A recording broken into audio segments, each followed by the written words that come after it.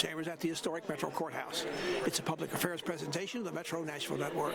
Good evening, everyone. I'm Pat Nolan, your announcer for this program. Tonight, the 15th Metropolitan Council holds its 97th business meeting of a four-year term. This is the 20th council meeting of 2023 and includes 5 special sessions this year.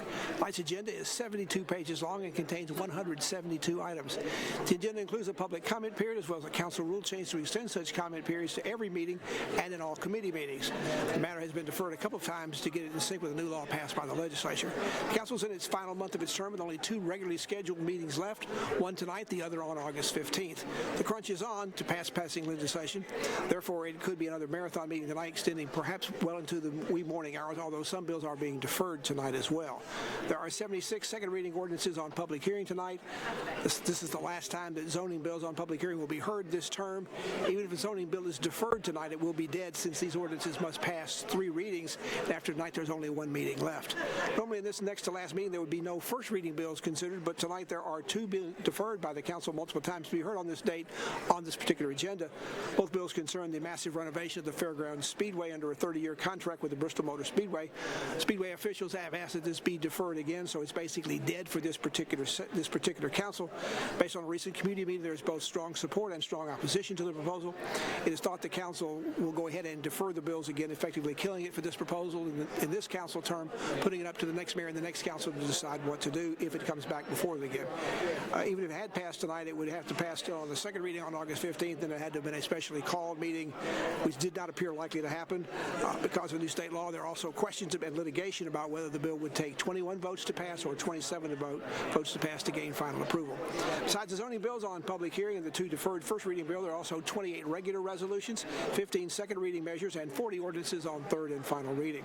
The council will consider appointments and reappointments made by the Mayor John Cooper to several boards and commissions. Those include 2 to the Metropolitan Development and Housing Agency and 1 each to the Metro Employee Benefit Board and the Transit Authority. The council itself will hold an election from among its own nominees to fill 2 vacancies on the Auditorium Commission. All those approved will serve multi-year term as unpaid volunteers. Under resolutions, RS 2023-2342 approves full implementation of the license reader program technology to be used by the Metro Police Department following a 6-month pilot program. That plan coming back from the police department was presented in committee today. It appears it will be deferred for any debate on that resolution tonight. It will come up at the council's final meeting on August 15th. RS 2023-3343 may also be controversial tonight. It approves the city seeking a $3.4 million grant from the state to fund school resource officers in all Metro public and middle high schools. The state is offering these funds across the state in the wake of the Covenant School mass shooting here in Nashville. Metro School Board has been reluctant to add officers to middle and high schools, while Metro Police say the department does not have the current officers available to do that without taking other officers off the street. One other resolution to watch is RS 2023-2340, approving a memorandum of understanding between the United States Department of Homeland Security and the Metro government for the city's participation in the E-Verify program, which has often been controversial regarding immigrants and undocumented individuals in the country. Elsewhere on the agenda, these 3 resolutions would provide almost $800,000 in grants to 3 local nonprofits for violence interruption services and community safety programs. The largest grant is $750,000 to the Why We Can't Wait program. RS 2023-2335 would accept a nearly $889,000 state grant for the Metro Sheriff's Department to provide litter pickup and litter prevention education within Davidson County. 2 memorializing resolutions to watch, RS 2023-1252 and 1253. 1252 requests that the Nashville Convention and Visitors Corporation study the feasibility of deploying alternatives to fireworks and pyrotechnics during special events to better safeguard environmental protections, animal welfare, and public safety. Resolution 1253 requests the Metro Human Resources Department study the use of the Consumer Price Index for determining cost of living adjustments in the future for employees getting raises in the Metro government and practicing modifying, and as well as they're also looking to practice the modifying step positions and step increment pay raises given when these come up during various pay plan implementations.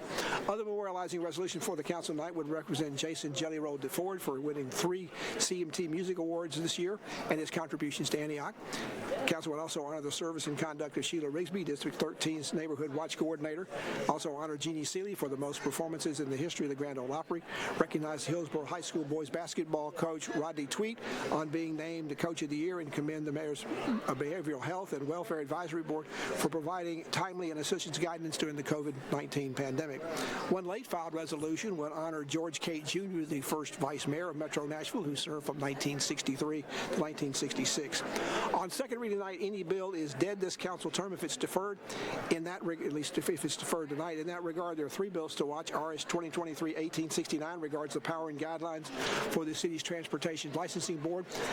What kind of leeway it would have in renewing and decreasing the number of entertainment transportation certificates in terms of public necessity and convenience for the downtown party buses. There are several amendments for the council to consider, including the council approval for any reductions. There could be some debate about that tonight. There was a move to indefinitely defer it in committee, but that failed. RS 2023-1993 would set up new rules and regulations for how the city would handle the situation now that all construction and demolition materials are being diverted from local landfills.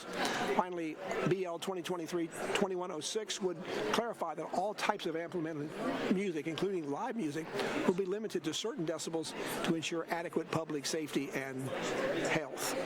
On third and final reading, it appears that BL 2023-1882, establishing a bicycle and pedestrian safety board advisory commission, is poised to receive final approval. If you want to follow tonight's council meeting as it progresses, you will find the agenda and the staff analysis online. Just go to the Metro Council portion of the Nashville.gov website, then on to the Legislative Information Center. We'll also be placing the bill numbers on the screen when they come up tonight so you can follow along and keep up with where we are on the agenda. Let's go now to Vice Mayor Jim Shulman. He'll be gaveling tonight's council meeting into order shortly.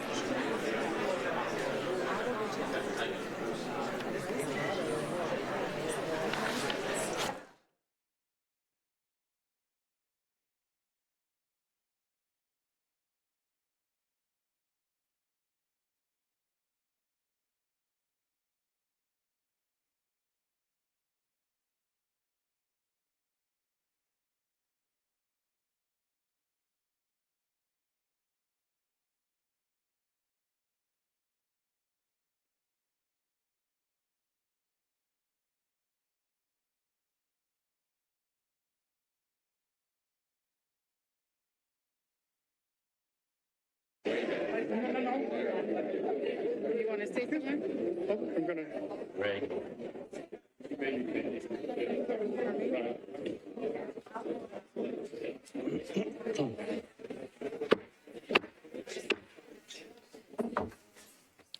Will the meeting please come to order? We welcome you to the Metro Council. Today is Tuesday, August 1st, 2023. Will all members of the council, as well as the public, please rise for invocation. Remain standing for the Pledge of Allegiance. Our invocation tonight is brought to us by Pastor Greg Bullard of the Covenant of the Cross Church, the guest of Councilmember Tanya Hancock. I invite you to keep your eyes open and your heads up and look around. We thank you, O Divine, because you have created us each in your indelible image. You have created us in such a way that we are called to be passionate and powerful, worthy of all that you created us to be. You have called us today because we are a people, not a person, not a political party, not a position, but a people of hope, a people of overcoming.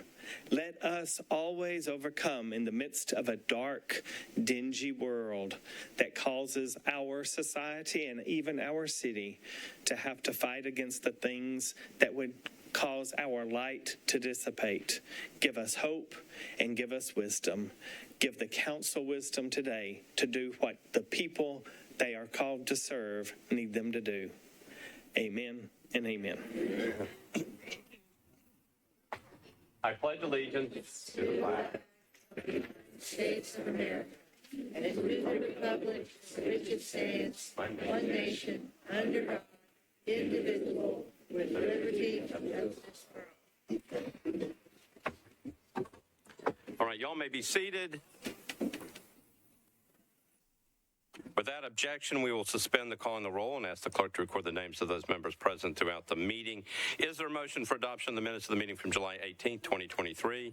I heard somebody move. Properly seconded without objection. Minutes of the meeting will stand approved as written. Mr. Clerk, are there any messages from the mayor? There are no messages from the mayor. All right. We allow candidates who are running for office to announce themselves, announce what position they're running for, and that's really what they're supposed to do and not go into a campaign speech. But anybody who's here that is running for office, if you want to, please come to that back microphone and let us know who you are. Ms. Hockett, you are recognized. Hello, thank you, Vice Mayor. I am Yolanda Hockett, and I am running for Metro Council at Large. On Thursday, I ask that you vote Hockett on the docket. All right. I'm Rob Harris, and I went to school with Yolanda, so vote for me. No, but I'm running for District 1, and I think that a couple of people in here know me. I used to be Mayor Cooper's City Council liaison, and I pray that everybody decides to make the right decision on Thursday. Take care. Thank you. Hi, I'm Dolores Vandervoort. I'm running for Metro Council at Large, and I don't have a rhyme for my last name, but consider me, please. All right. Mr. O'Connell?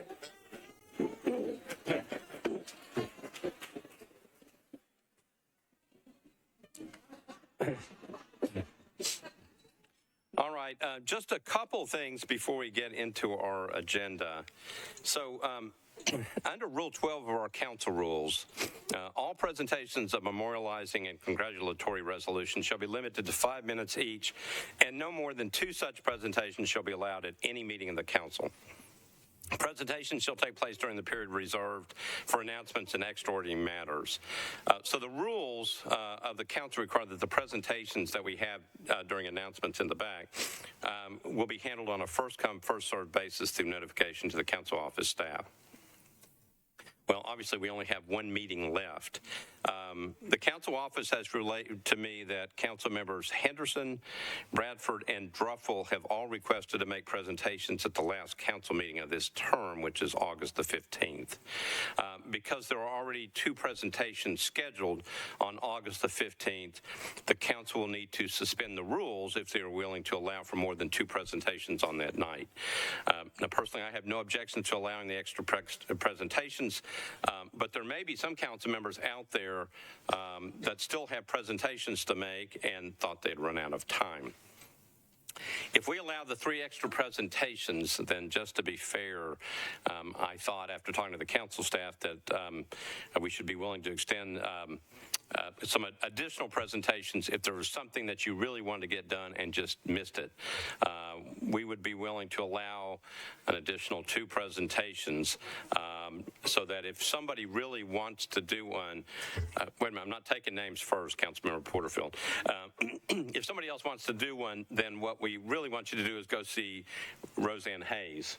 And we've got her hidden in the building, Councilmember Porterfield, so you got to find her, all right? Just kidding. So all other council rules would remain the same. So the question is, again, this is our last meeting will be August the 15th.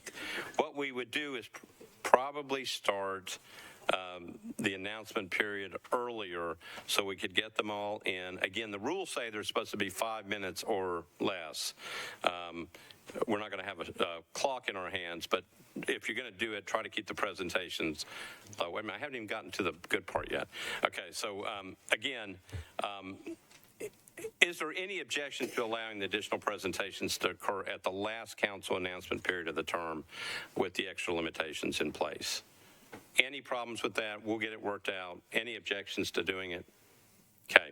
Then without objection, that will be the case. Now, Councilmember Murphy, you're recognized. I would have appreciated a comments or questions to that before you declared no the vote and asking for objections. I feel like that's something that should have gone to the Rules Committee for some discussion before we came to the floor.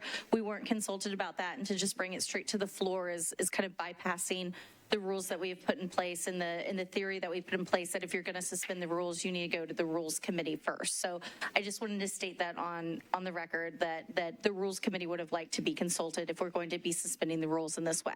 All right. Thank you. Your points are noted. Anybody else? Any other concerns about this stuff? Councilmember Hurt? I didn't want to say anything about that, but I actually have 2 announcements that I wanted to make. Did you not get to make them during the announcement period? No, I did not. Okay. And I was just going to ask people, especially since you were talking about elections, that my treasurer, Abby Rubenfeld, lost her brother, Paul Rubin, and many of you know him as Pee Wee Herman, on Sunday. And I just wanted to ask that the council and the viewing audience keep him and keep her in their prayers. And I also wanted to acknowledge that we have a new Mrs. in the room. Councilmember Taneka Virtue was married a couple of weeks ago, and we just wanted to congratulate her on her. She was amazingly beautiful bride, and I just thought it was wonderful, a wonderful ceremony, and wanted to acknowledge it. Thank you, Councilmember Hurd. Councilmember Virtue, do you want to be recognized? I've got your button pushed. Yep. No, thank you, Vice Mayor. Thank you. Just thank all the support from colleagues that was in attendance, you, Vice Mayor, and some others, Councilwoman Hurd, Councilwoman Johnston. I think I saw Honeysucker, Rosie. For those that I saw, just thank you for the support and sharing my beautiful day and finding my person. So thank you, Vice Mayor. You're welcome. It was a beautiful wedding. All right. Let's see. Again, if you're interested in scheduling a resolution presentation, check with Roseanne Hayes and do it quickly so we can get all this stuff straightened out. All right. Let's see. The only other announcement, as I usually say, please remember the people in the world in your thoughts and prayers, including the people of Ukraine. So many problems in so many places, a lot of stuff in the news just recently. Please keep hoping for peace and safety for everyone. All right, we are now ready for elections and confirmations. Councilmember Murphy, you are recognized. Thank you, Vice Mayor. We will start with the Benefits Board. So that's the reappointment of Mr. Thomas Curtis, and that was deferred to our next meeting. 4 in favor, 0 against. Then we had the MDHA appointments of Ms. Fletcher for a term expiring on July 1, 2028, and Ms. Salinas for a term expiring on July 1, 2027. Those were both approved, 4 in favor, 0 against.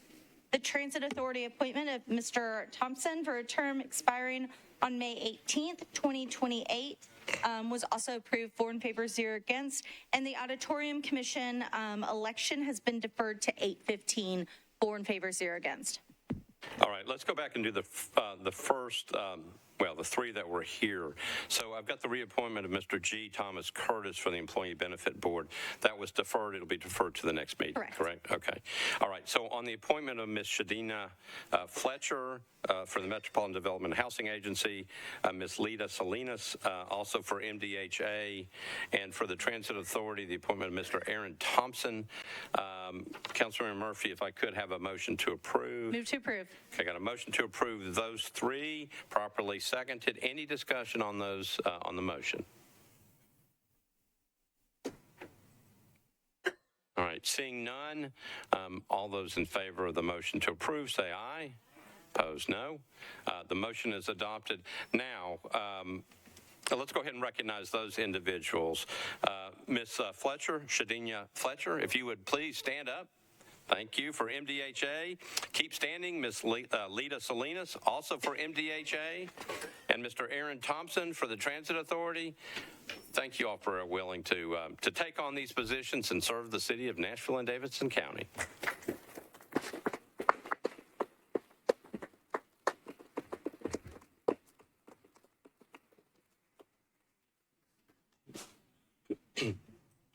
Matthew, you get him to come up and...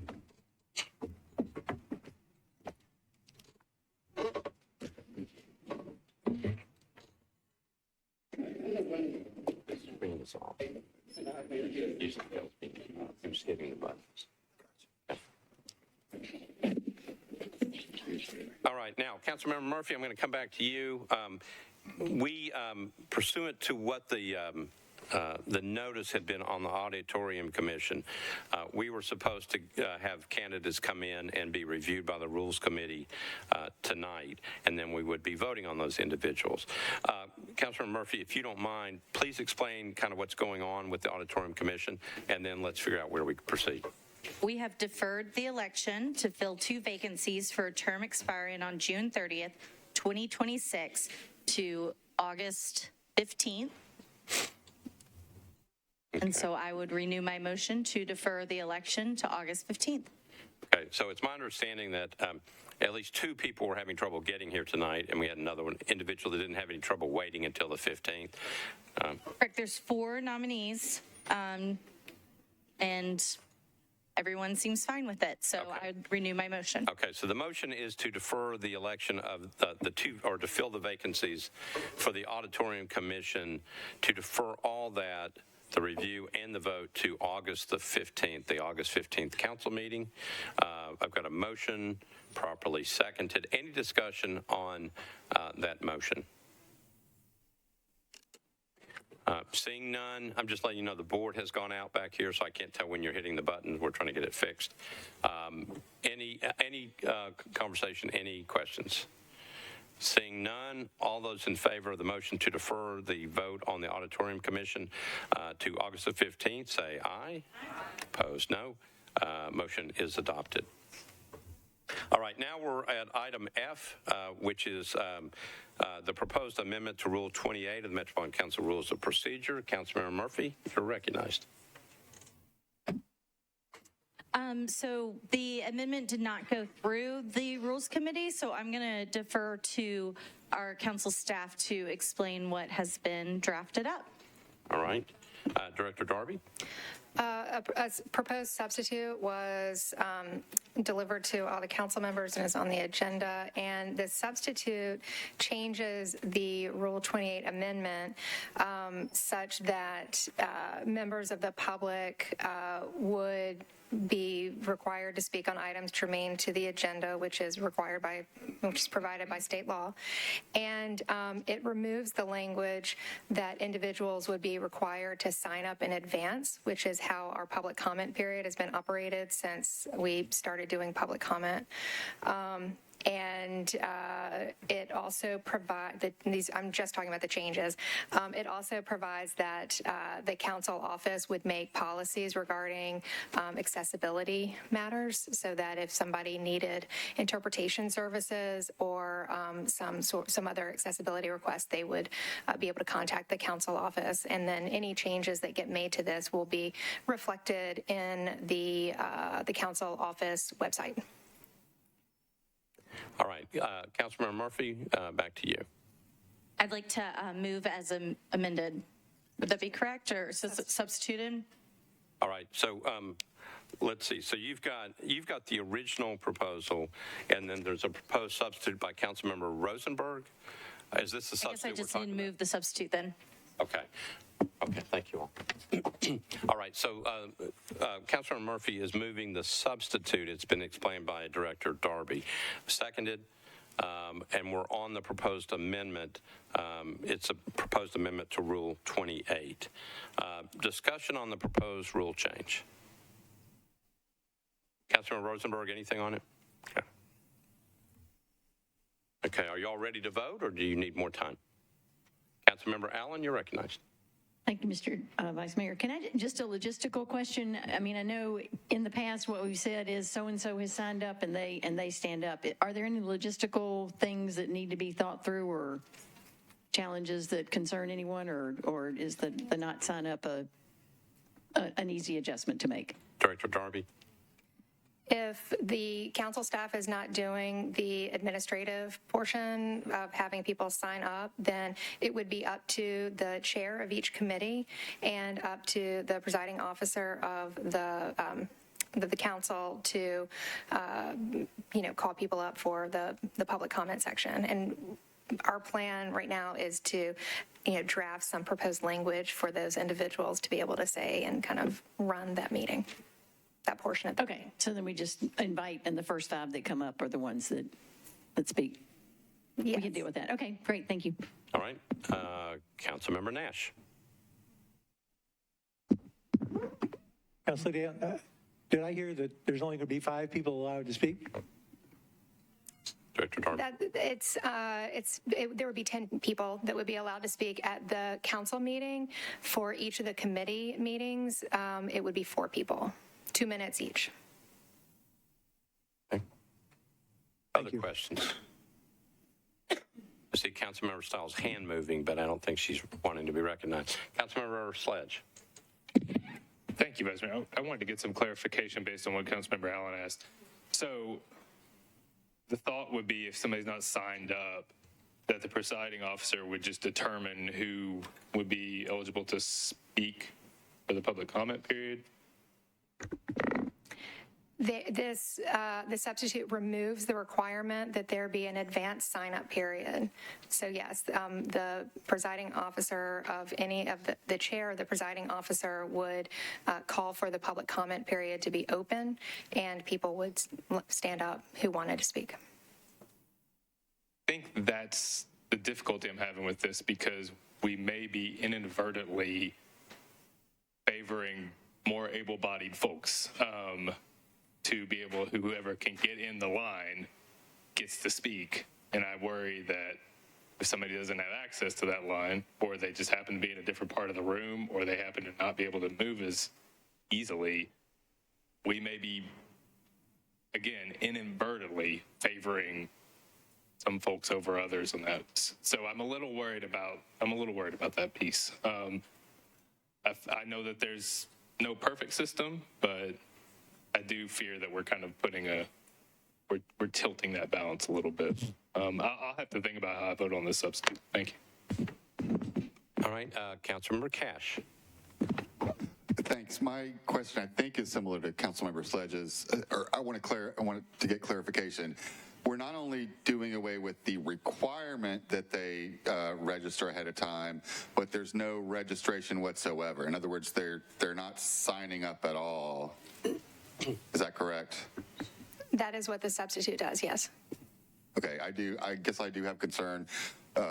Councilmember Sledge brought up one good one, I think. Mine is if we have some people signing up, not that other people can't if it's not filled up, but that we're able to provide information, and some people are able to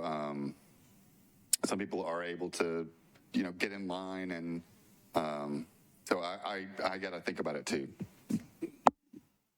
A lot of thinking going on. Councilmember Gamble. Thank you, Vice Mayor. I have a couple of clarifying questions. First, this does not impact the public hearing. This is only for public comment. Is that correct?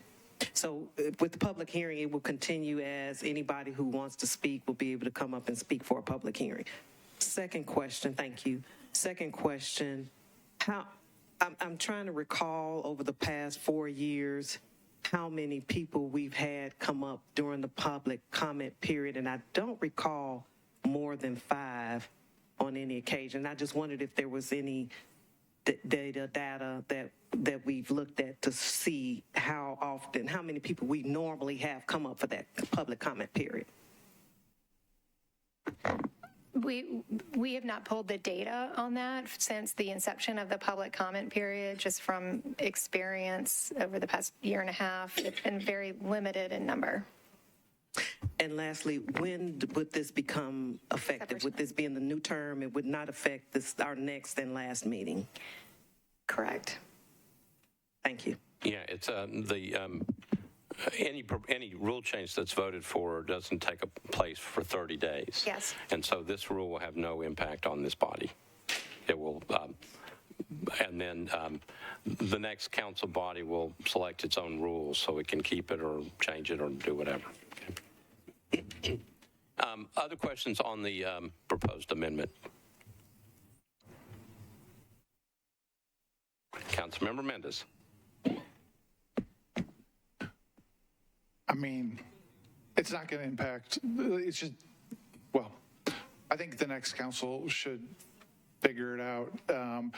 My personal opinion is if we as an elected body don't want to listen to the public, and now that we've got clear guidance that we have to have public comment at every meeting, we don't want to listen to the public, like, what are we doing? And I said the same thing out in the hallway at 5:30 a.m. after that hearing on the budget several years ago. So if not more than 5 people have signed up and that's the history, then what do we need the rule for? If we end up with a day where a lot of people want to talk, then that's what we're here for. Other discussions on the rule change? Councilmember Johnston. So, given all that, is it possible to indefinitely defer this? And if the next council wants to take this up, they can't? I'll move for an indefinite deferral. Okay, motion is to defer indefinitely, properly seconded. Councilmember Rosenberg. Thank you, Mr. President. So as it stands now, we're basically doing a version of this rule where we're limiting how many people who can sign up and saying that if you don't sign up by Thursday, if something emerges, you learn of it after Thursday, you can't come and speak.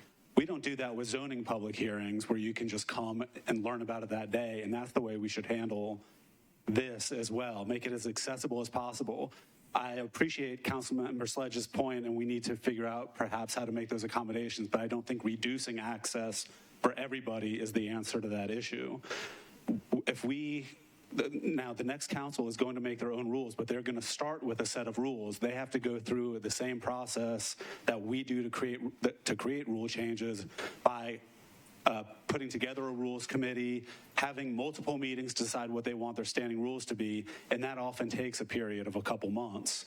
So in the meantime, a rule that will allow maximum accessibility while limiting the number of speakers like we're doing right now is at least a step in the right direction and something that we can go ahead and implement now. So I'd appreciate a vote against an indefinite deferral. Thank you. So we are on a motion to defer indefinitely. Comments, Councilmember Murphy.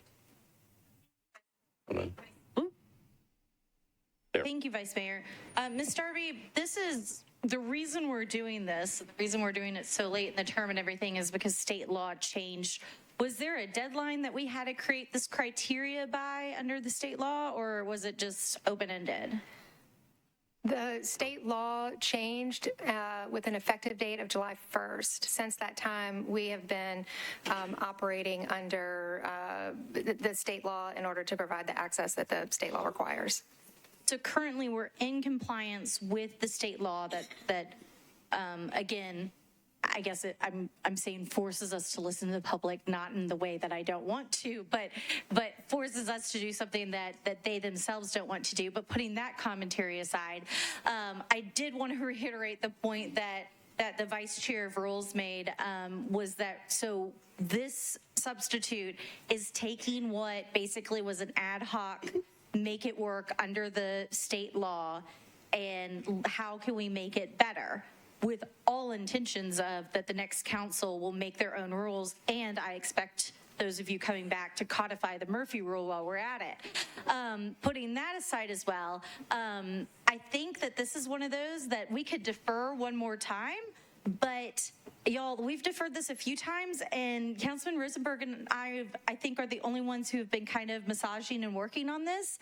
So I welcome your additions, your edits and things for the next meeting, but I think it's important that we make sure that we are providing access, and I think that the proposed substitute does better, has us doing better than what we currently are doing. Is it perfect? Not yet. But if you have suggestions, put it on paper and give it to the Rules Committee. Until then, let's make sure that we're doing the best we can under the state law. All right, I'm going to go to Councilmember Evans and then go back to Councilmember Johnston. Thank you, Mr. Vice Mayor. I actually want to, after hearing Councilmember Rosenberg's comments, I want to also say that I will not support an indefinite deferral, because I think the logic behind that is when you're being on the Rules Committee for 4 years and going through that process where we were creating the rules at the very beginning, if we could have several meetings, this next meeting and then a couple meetings into the new term to experiment, see how the rule goes, and then make edits based on actual experience. I think that would be better than indefinitely deferring it. Thank you. All right. Councilmember Johnston. Thank you. I'm going to withdraw the indefinite deferral, but move for a one-meeting deferral, because I do think we're close. But like Councilmember Mendez says, if we don't ever have more than a certain number of people that are signing up, why are we limiting it? So I think we're moving in the right direction, and I think I just think we can, now that we're engaged, apparently, because we haven't been, and to your point, I agree with that. And I do think it's important to possibly get something on the books before the next term so that we have something in place. But I do think that we can do better. And so I would move a one-meeting deferral so that we can get these suggestions into Councilmember Murphy and the Rules Committee and get it right the first time, hopefully. All right, so now we've got a motion to defer one meeting, properly seconded. Discussion on the one-meeting deferral. Councilmember Cash, you want to be heard on the one-meeting deferral? No, I was going to say I was against the indefinite deferral, and I'm ready to pass and ready to vote yes on the substitute. But well, now you're on the deferral motion. You have to decide that one. Yep. All right. Anybody else on the one-meeting deferral? Seeing none, we are ready to vote. The motion is to defer this one meeting. All those in favor of the motion to defer one meeting, say aye. Aye. Opposed, no. The motion passes. This one's deferred one meeting. All right. Speaking of public comment period, we are now on that. Pursuant to the change in the law, it's chapter number 300 of the Public Acts of the state of Tennessee. We do allow the public to comment, and we have the limitations right now are that we allow up to 10 people if they sign up in advance to come speak. And that's what we've got tonight. We have actually got 10 people that have signed up. They will have 2 minutes each in which to speak. They'll come to that back microphone, and we are ready to proceed. And they can speak on, it used to be that you could only talk on things not on the agenda. Now you can speak on anything on the agenda. Okay? So our first speaker tonight is Ms. Catherine Rogers. She is at 222 2nd Avenue South, and she is here, not sure, doesn't tell me why, what she's here. No, wait a minute. She's actually here on 2023-2106. I found it. Right. All right. Yeah. You are recognized, Ms. Rogers. Hi, yes, Catherine Rogers. I'm representative of Icon Entertainment. Icon operates the Johnny Cash Museum, Patsy Cline, House of Cards, among other things. And I'm here to address the noise pollution ordinance. There's been some discussion among stakeholders downtown, one that was hosted by Councilman Syracuse, and there is an amendment. That meeting resulted in an amendment of the bill, but this ordinance has major implications that have still not been thought out. Instead of addressing the overall problem of noise pollution downtown, this ordinance unfairly targets bars. And instead of addressing Metro's selective enforcement of the ordinance, we are now creating a new ordinance. The ordinance does not take into consideration the layout of different businesses downtown. Some businesses are inline, some are on the corner, some have multiple windows on the front, some have windows on the sides, on the back. And it doesn't address how noise will be measured from different buildings. This ordinance also poses issues of constitutionality. There are several exemptions for government-sponsored events, Grand Prix that's coming up, CMA Fest, 4th of July, New Year's Eve, where hundreds of thousands of people are present, and the threat to public health and safety would be much higher, yet these events are exempt, and this ordinance is being passed with the justification of public health and safety. Metro should be regulating overall noise pollution downtown, not just the direction of speakers, when there are other sources of pollution, such as pedal taverns, party wagons, food trucks with speakers on top of them.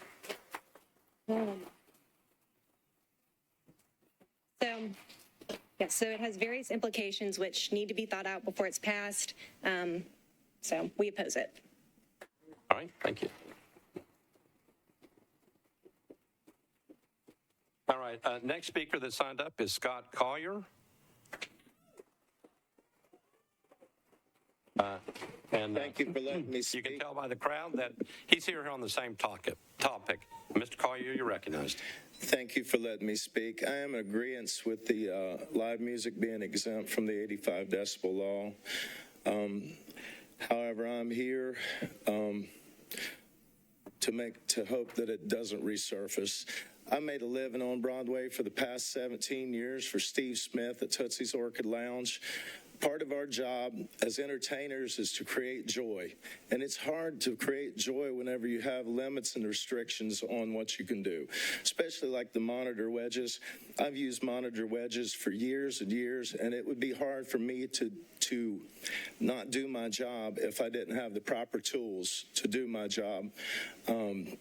I was at the George Strait concert, and I know that I was more than 50 linear feet away from the stage. If he would have abided by the 85 decibel law, half of that concert stadium wouldn't have been sold out. It's true. It seems like the city can have their CMA Music Fest and they can have all this stuff and there's no limitations on us, and it feels like us as entertainers on Broadway, we're being targeted by this law. And I'm here to speak on behalf of all of our musicians, Uncle John Taylor at Honky Tonk School, all of us on behalf of making sure that this law does not resurface. And the next time y'all come up with a law, I would love for us to be included in this and be involved in that, you know what I'm saying? So thank you for your time, and I appreciate you letting me speak. Thank you, Mr. Collier.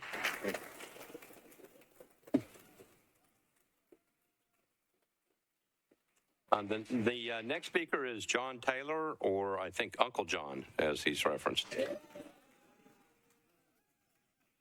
Mr. Taylor, you're recognized. Okay. I can't see that good. This really does upset us very much for somebody to come in and try to, close down music in Music City, USA.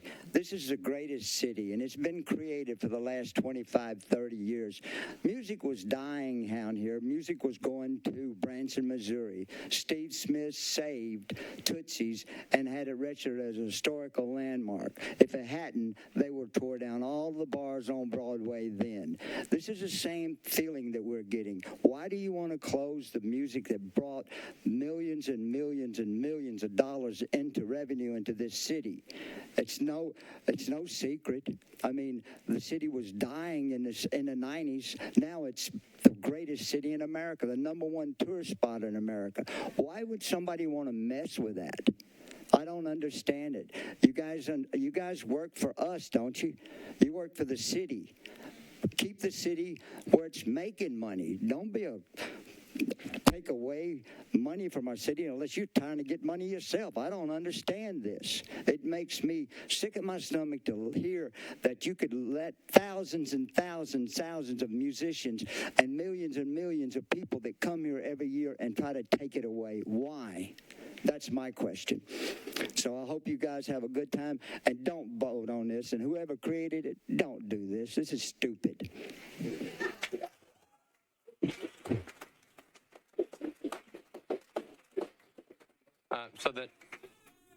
So the next speaker is Crystal Honecker. Crystal Honecker. Right. Next speaker is Isaac McNanny. Mr. McNanny, just come to the front. And you've got 2 minutes. Thank you. So I've been working as a musician in Nashville for a while now, and I just have a few points to make. Nightclubs seem to be exempt from this, and they run about 100 to 120 decibels. A whisper is 30 decibels. A normal conversation is approximately 60 to 65. Most Broadway venues average about 80 decibels without music. The streets of Broadway average about 85 to 90. Nashville is run on tourism. Tennessee is run on tourism, and there is no income tax in the state of Tennessee. It is all sales tax. The live music on Broadway is one of the largest attractions of tourism in the entire state, let alone the entire country. therefore one of the largest tax revenues for the local and state governments. If you clip the wings of the performers on Broadway by inhibiting our ability to not only be heard, but keep the energy level high, it will eventually lower the amount of tourism to the city and the amount of money spent by the tourists, therefore directly impacting the amount of tax dollars collected. On top of that, without a high energy level, the musicians that make their money playing downtown, like myself, will take a massive pay cut due to the lack of tips to the band, simply because the energy level will not be nearly as high. They will not be able to hear the band simply over their own speaking. If we can't afford to do our jobs, the music will die in Nashville and the musicians will leave town, once again heavily harming the economy of Nashville. If we cannot be heard, you cannot be paid. Nashville is made on tourism. Thank you.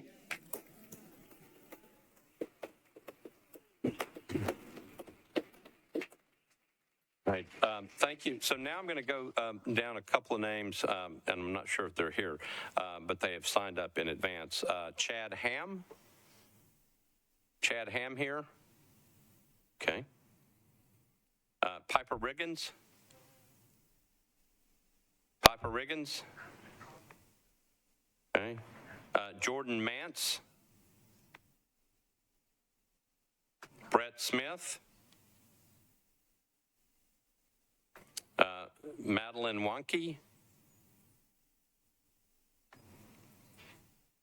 Lee Huffer. Okay, so those were the top 10 slots. What we do is, because we've got 10 spaces, I'll go through the next group, and if you're here and you want to speak, just come on up. Jack Stone.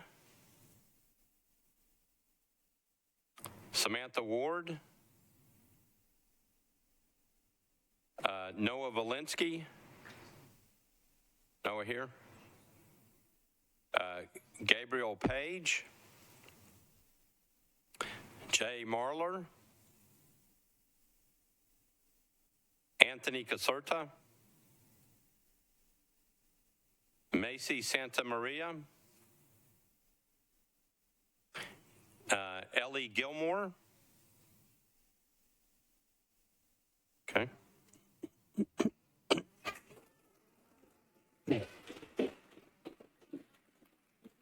And I'm sorry I pronounced it Ellie. It's Eli, correct? It is Eli, sorry. Okay. Mr. Gilmore, you're recognized. Pretty much all I wanted to say is approximately 2 years ago, I moved here.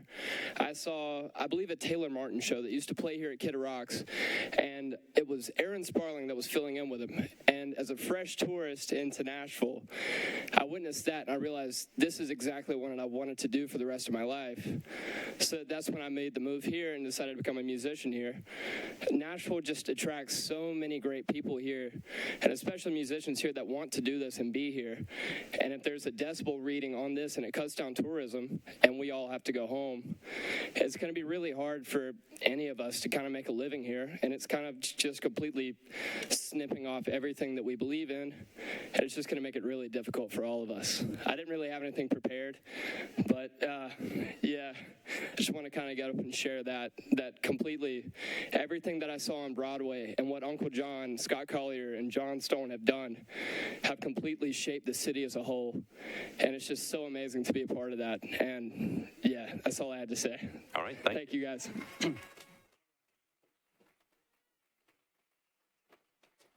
All right, next speaker, Emma Gullo. Emma Gullo. Kayla Tyler. Here she comes. Is this Emma or Kayla? Emma. Emma, come on up. Do I go here? Uh-huh. I've never done this before. I'm so sorry. That's okay. Okay. Hi. Oh, wow. I'm really nervous. Just take your time. Cool. Thank you. Thanks for letting us all speak. I think this is really important to hear people from your community speak. I moved here from Georgia specifically to come here to play music because I heard that this was, where you go to do your thing. If you like to sing, it's all I've ever known how to do. So to find a job and a community of people who love to celebrate that and do that every single day and every week. It's the joy of my life. Yesterday I got to be on stage and watch a little girl. We were singing to each other and I had my little pigtails on, and I look over 5 minutes later and she's putting pigtails in her hair too. And it's moments like that when you realize like this is what you're meant to do and this is the only place you can do it. So I highly consider you guys if you've never been down to a Broadway bar, come down and watch what we do. If you don't believe us or want to really see why we fight so hard for this and why we're here in a whole pack back there making a lot of noise. That's just what we know how to do. It's what we've always done, is we just make noise. And it's a noise of celebration and joy. We love music. We want to keep this as fun as possible for tourists and little kids that also want to do what we do. So please consider what we're saying. This is our job. This is how we pay rent. This is how we pay bills. It's how we make what we want to do and our whole lives happen. So thank you for letting us all speak. Yeah, we appreciate it. All right, thank you.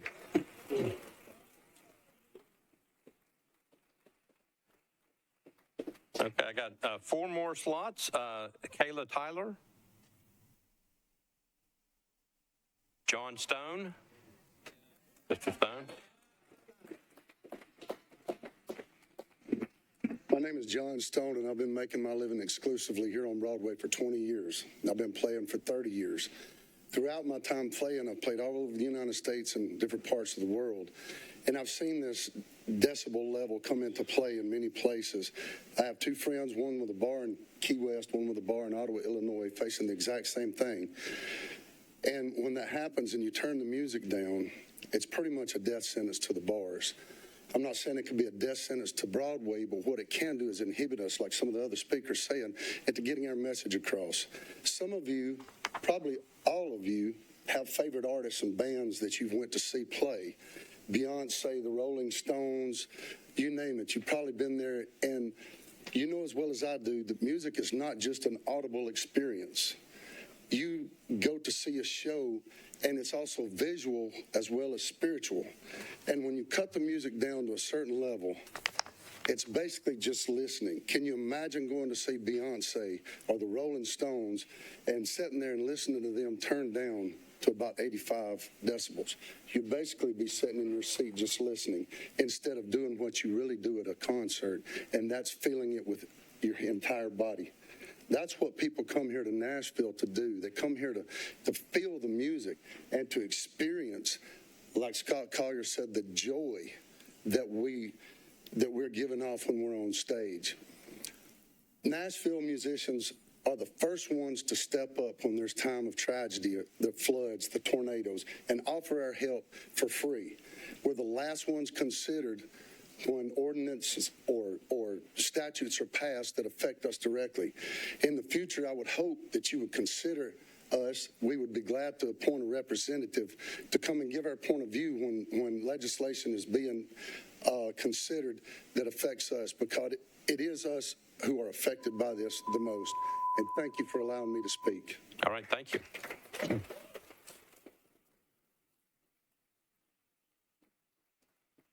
All right, next speaker, Stephen Kieran. Stephen Kieran. There he is.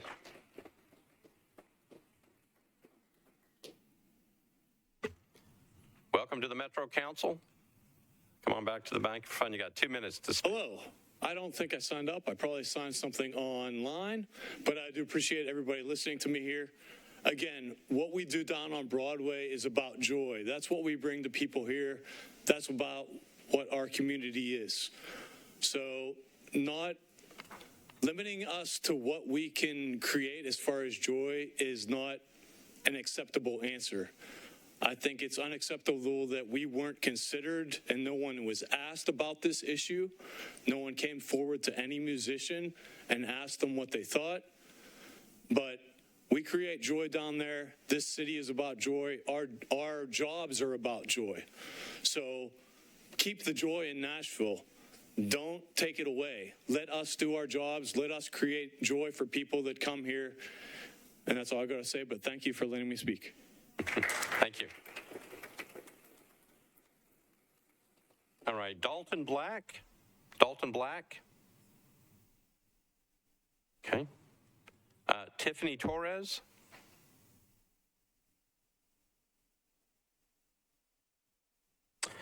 Thomas DeChamp.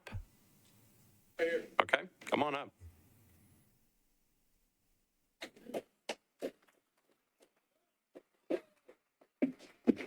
Hello, everyone. Like Stefan, I did not know I was going to speak, but I'm happy to. I'm also a musician on Broadway. I'm going to keep it really short. Psalm 98. Shout for joy to the Lord, all the earth. Burst into jubilant song with music. Please don't restrict joy, people. We love what we do. And that's why we do it. We do it for happiness and for joy and to share that. It's a communal experience. And putting a restriction on it, it's like you're trying to tell people they can't clap. I mean, it's awkward. It's really awkward. So, that's really all I got to say. Just let the word speak for itself. So thanks for letting me speak. And I love you guys. All right, thank you. Cheers. Go Broadway. Next speaker, Mac Greer.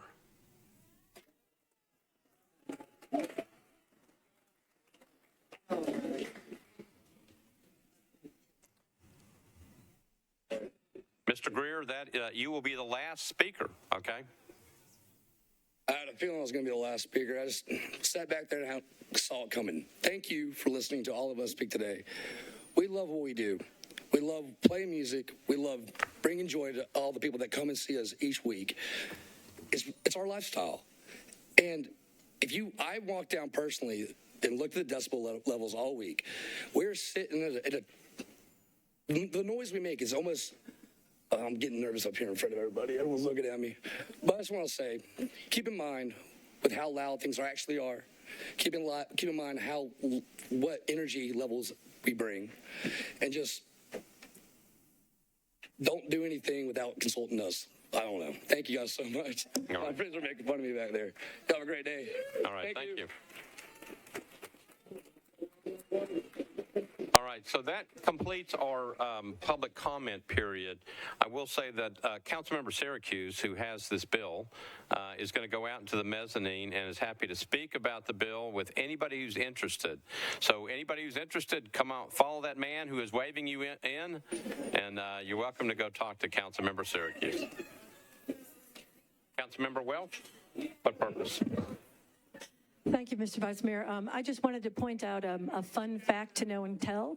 According to Rosie, 300 people signed up to talk about this music bill tonight. We've got 300 people signed up, and we had to cut it down to 10. So just something to think about. We have got a long list of people, right? Okay. Thank you, Councilmember Welsh. All right, so we are now ready for bills on public hearing. We do have an individual here who will do Spanish interpretation services if necessary. I think it's Ms. Wiesner. Ms. Wiesner, if you don't mind, if you would come to the back microphone and please let people know that you are here to assist. So I'm going to say it in Spanish. That's correct. Mi nombre es Gertrude. Hay algunas personas acá que hablan español, que no hablan inglés. Yo soy su intérprete de inglés, de español a inglés, de inglés a español. Gracias. Gracias, thank you. All right. Yeah, Ms. Wiesner, just have a seat over there, and if somebody needs your assistance, they'll come get you, okay?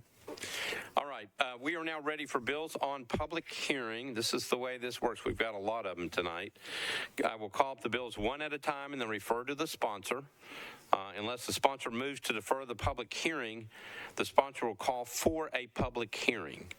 I will then ask for a show of hands for those who are here in favor of the bill, and then I will ask for a show of hands for those who are here in opposition to the bill. If anyone in favor of the measure wishes to speak, I'll ask you to come forward just the same way as we've done before. Find that microphone. introduce yourself, give us your address, and then you'll have 2 minutes in which to speak. I will then ask if anyone opposed wishes to speak, and we'll do the same process on that side. After that whole process, I will close the public hearing and refer back to the sponsor. All right? We are ready for the first bill. First one up is BL 2023-1820 by Councilmember O'Connell and Sledge, and it can be taken with number 2. BL 2023-1821, that's the companion bill. 1820 is an ordinance to amend Title 17 by changing from CF to SP zoning for properties located at 1609 McGavick Street, 115 16th Avenue South, and 114 and 116 17th Avenue South. And the companion bill, BL 2023-1821, ordinance to authorize building material restrictions and requirements for BL 2023-1820. Proposed ordinance requires certain materials to be restricted in the construction of buildings. Councilmember O'Connell, you are recognized on both those two bills. Thank you, Mr. President. Going to withdraw both of these. Okay. There were notice problems anyway, but both of them are withdrawn. Okay. So those two bills, for people who are watching, both items 1 and 2 are withdrawn. Okay, we are now on item number 3, BL 2023-1858, an ordinance amending Title 17 of the Metropolitan Code by deleting section 17.32.020B3 and 17.40.510C, and adding new language in those sections clarifying that signs regulated by the Metropolitan Department of Codes are to be maintained so that all sign panels remain complete and intact. Councilmember Withers, you are recognized on your bill. Thank you, Mr. Vice Mayor. I'd like to open the public hearing, please. Okay, declare the public hearing open. A show of hands of those who are here in favor of this measure. Show of hands of those who are here in opposition to this measure. Didn't see anybody on either side. Declare the public hearing closed. Councilmember Withers, you're on your bill. Thank you, Mr. Vice Mayor. Could I move the substitute, please? You could. Do we have a substitute on this?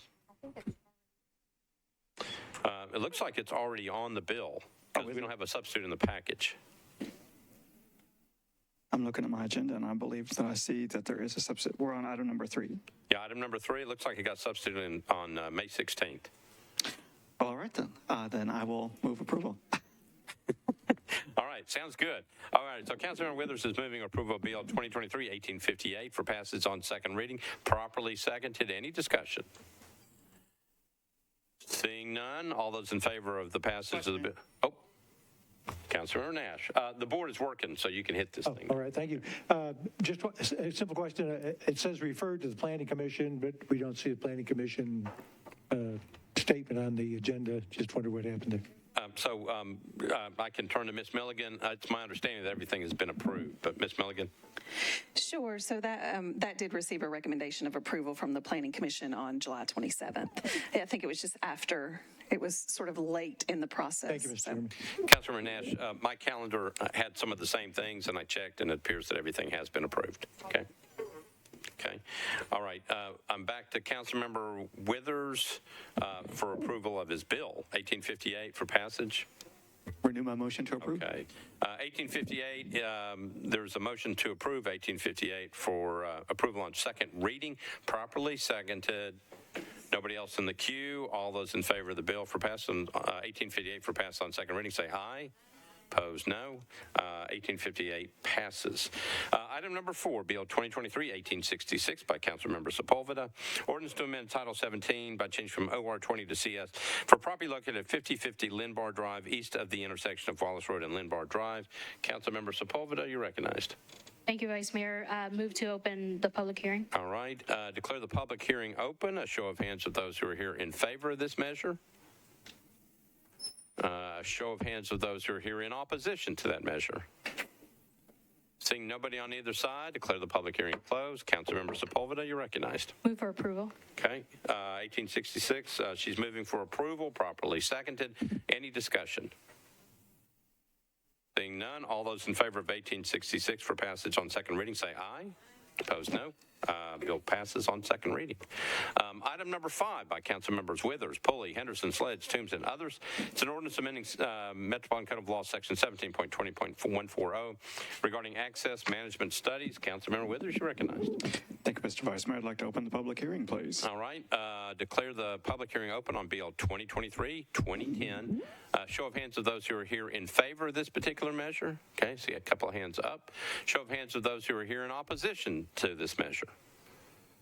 Anybody in favor wish to speak? Okay.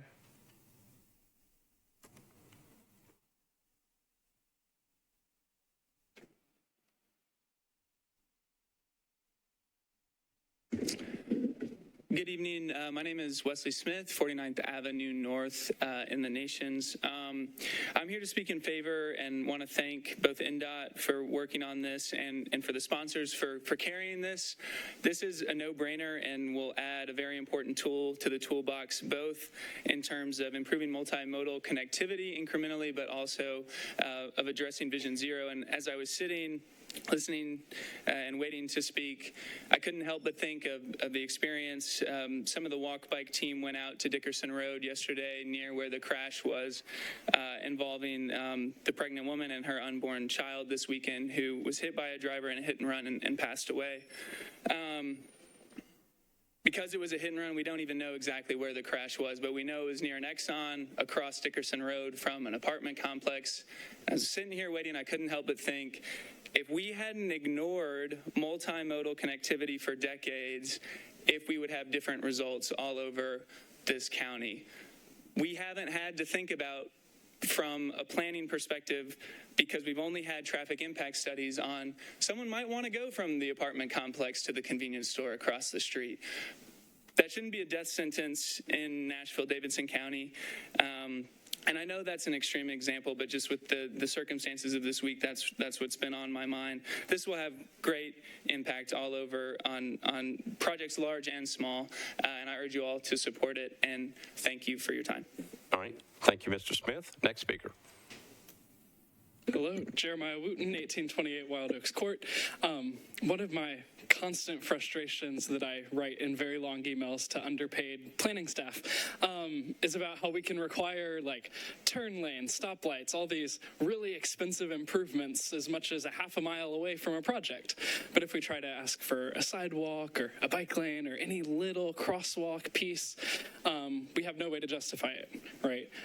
While there's certainly a lot of policy work for those of you who are being reelected to do in regards to sidewalks, bikeways, and allowing us to require those, this is a really important first step to even beginning to look at what are the effects of a development going to be on people not driving cars everywhere they go. So I'm super excited. I'm also excited to see in the substitute actually kind of improves and adds some additional strength to those options, kind of taking away a little bit of what I would say is an opt-out that was in the original legislation. So I encourage you to support the substitute and support the bill. Thank you. All right. Thank you. Anybody else wishing to speak on this particular bill? Okay. All right. And I don't think anybody was here to speak in opposition. Got that right? Okay. Declare the public hearing closed. Councilmember Withers, you're recognized. Thank you, Mr. Vice Mayor. This time I do have a substitute to move. Okay. All right. So Councilmember Withers is moving a substitute, properly seconded. Back to you for an explanation of the substitute. I will look for nods from the planning table or from others, but my understanding is that this one was considered by the Planning Commission. We did recommend approval. The council office staff are kind of working with different departments on clarifying some of the language a little bit on it, which is primarily what the substitute is, unless there's anything more substantive specifically. From Ms. Milligan? No, that's correct. The substitute does not change the Planning Commission recommendation. We see it simply as providing clarification and additional detail, but consistent with what the Planning Commission reviewed.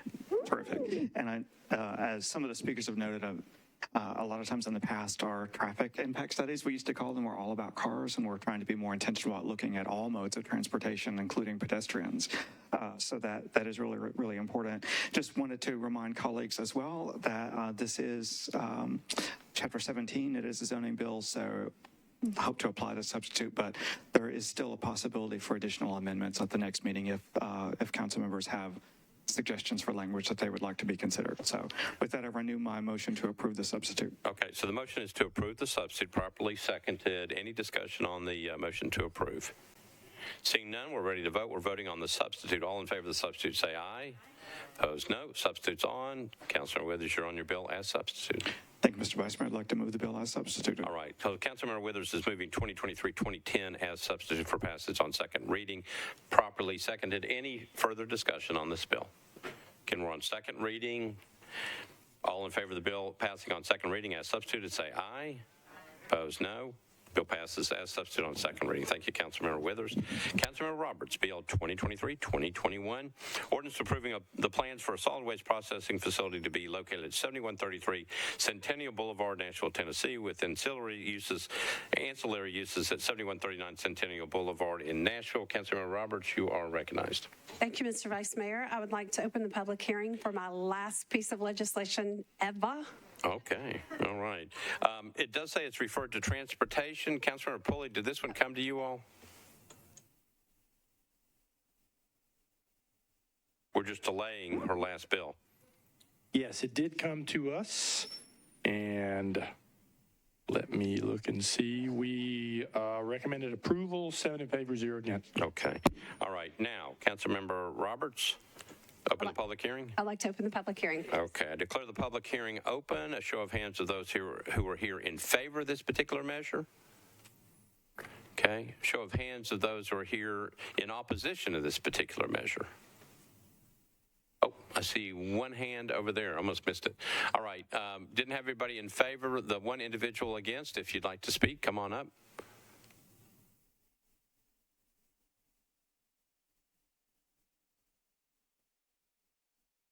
Name, address, 2 minutes. Dolores Vandevort, 5515 Rome Avenue. I don't know if I'm for or against. I just saw this tonight before I came.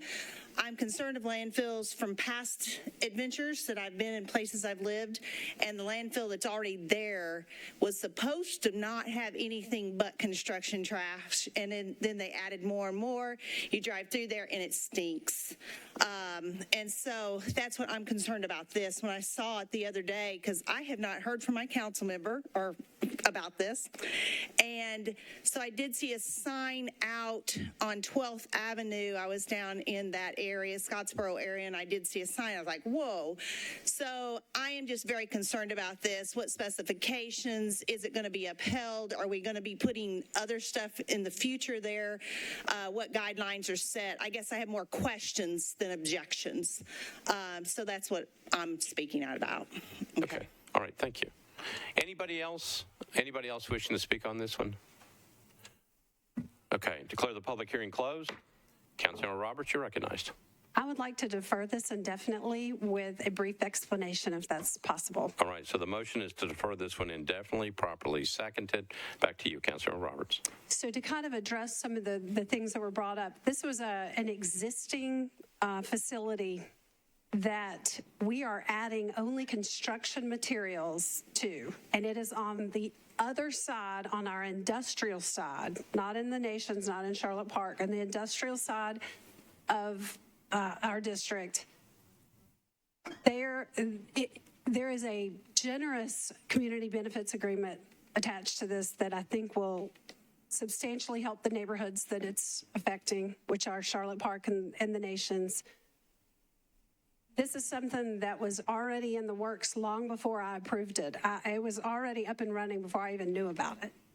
The only thing that we're approving is when they shut down the Bordeaux facility, which is in the process, these materials have to go somewhere. And this is where they belong. It's in my industrial side of mine. There are no residents around it. Nobody wants this. This is such a NIMBY kind of thing, but this is something that I think has to go somewhere. And my proximity to downtown and that it's in a park that's really all industrial, I think this is where it belongs. So with that, I'd like to renew my It's a motion to defer indefinitely. Indefinite. Okay. Again, it was properly seconded. Any discussion on this? Seeing none.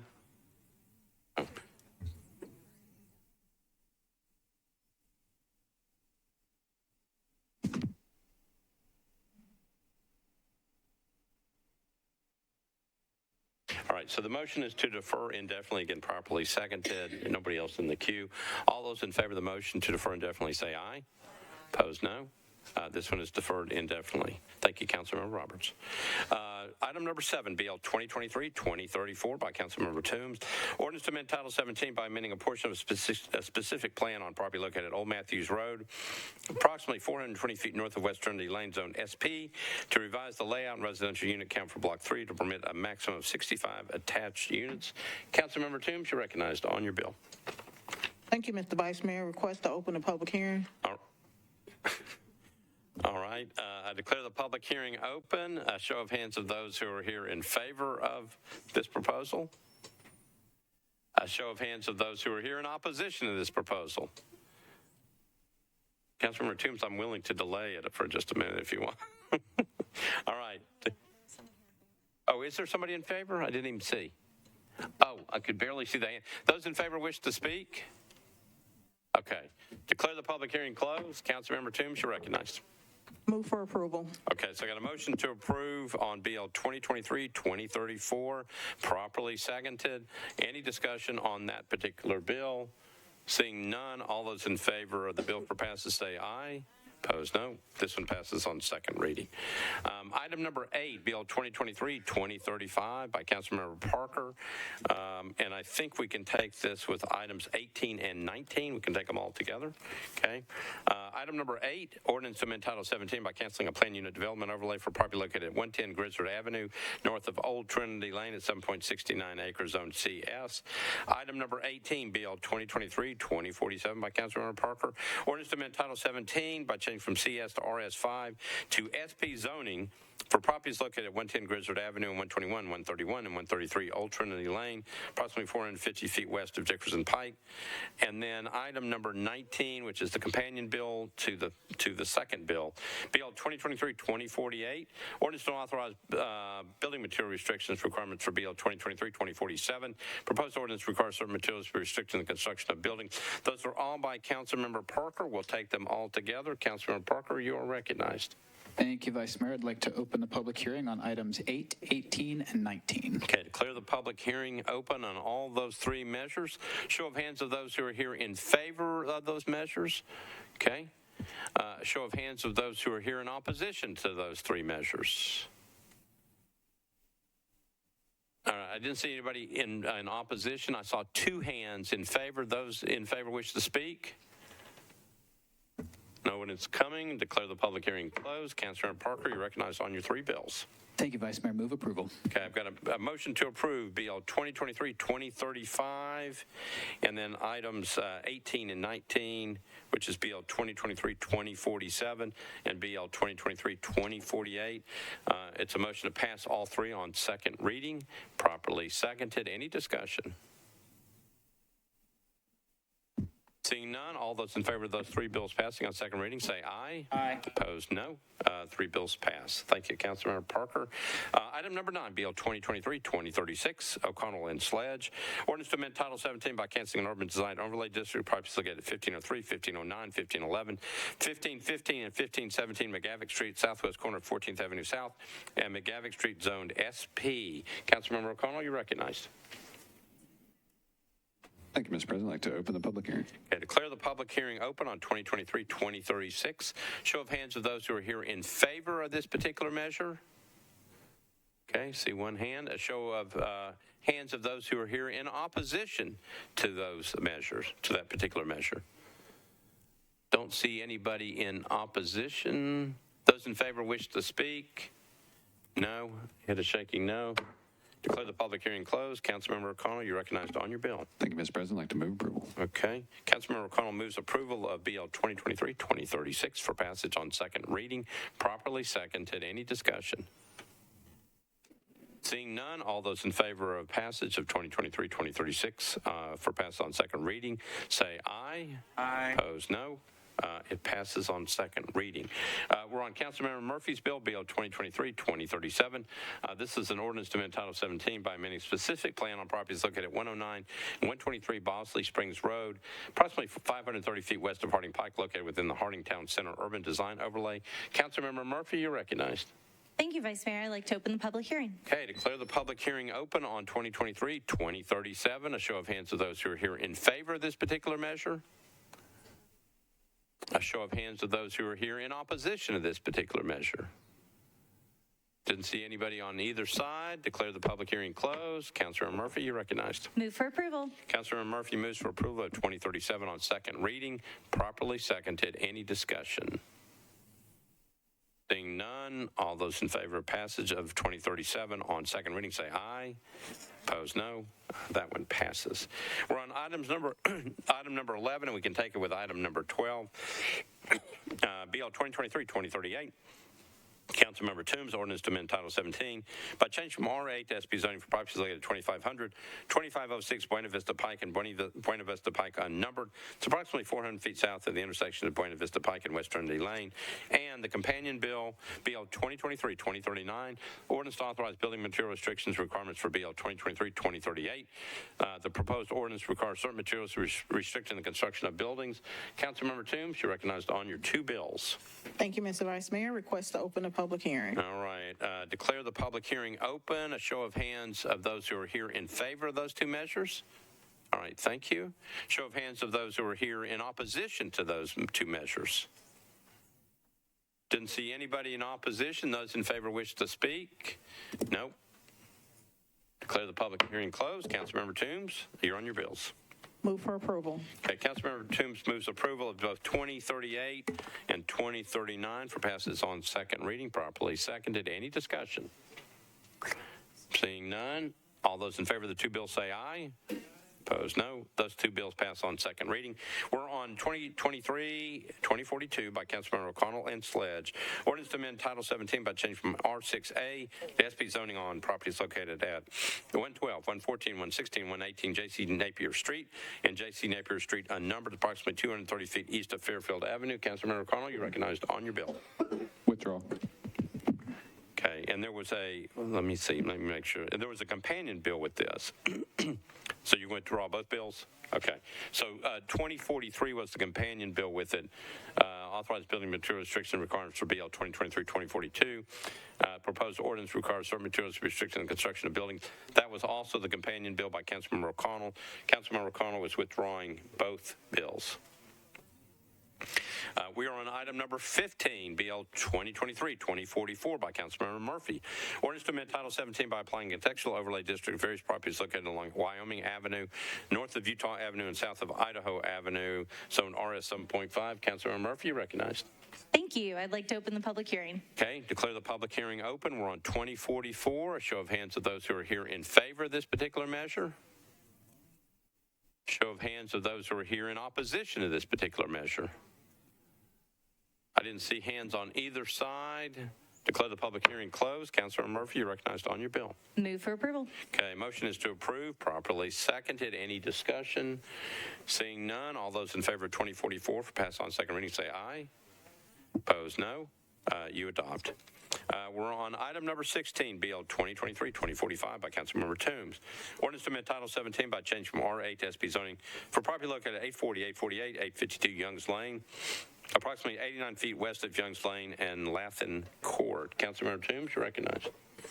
Thank you, Mr. Vice Mayor. Request to open the public hearing. Okay, and it looks like you've got a companion bill. Let me see. Item number 17 is also the companion. BL 2023-2046. Ordinance authorized building material restrictions and requirements for BL 2023-2045. Proposed ordinance requires certain materials restricted in the construction of buildings. We'll take both of them at the same time. Declare the public hearing open on 2045 and 2046. A show of hands of those who are here in favor of those two measures.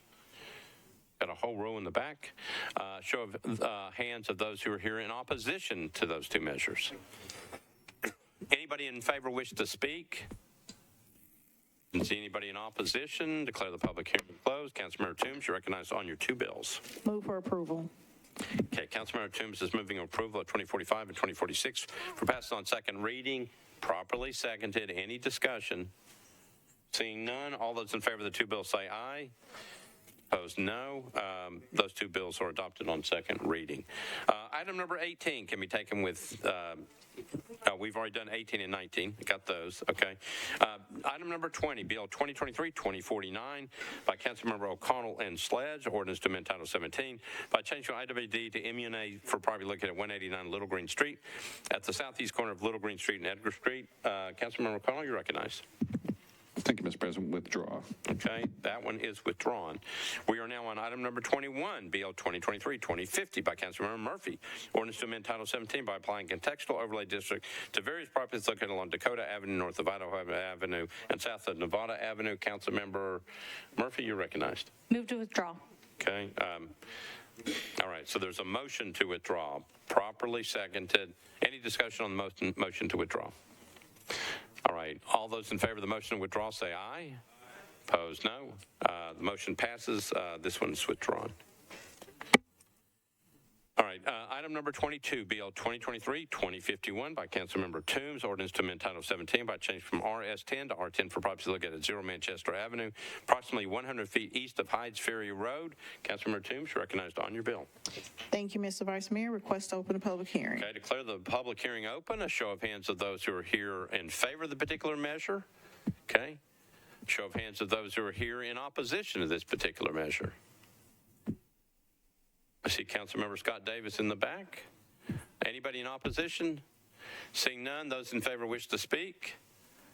Councilmember Davis, you want to? No, don't want to come up. Declare the public hearing closed. Declare it closed. Councilmember Toombs, you're recognized on your bill.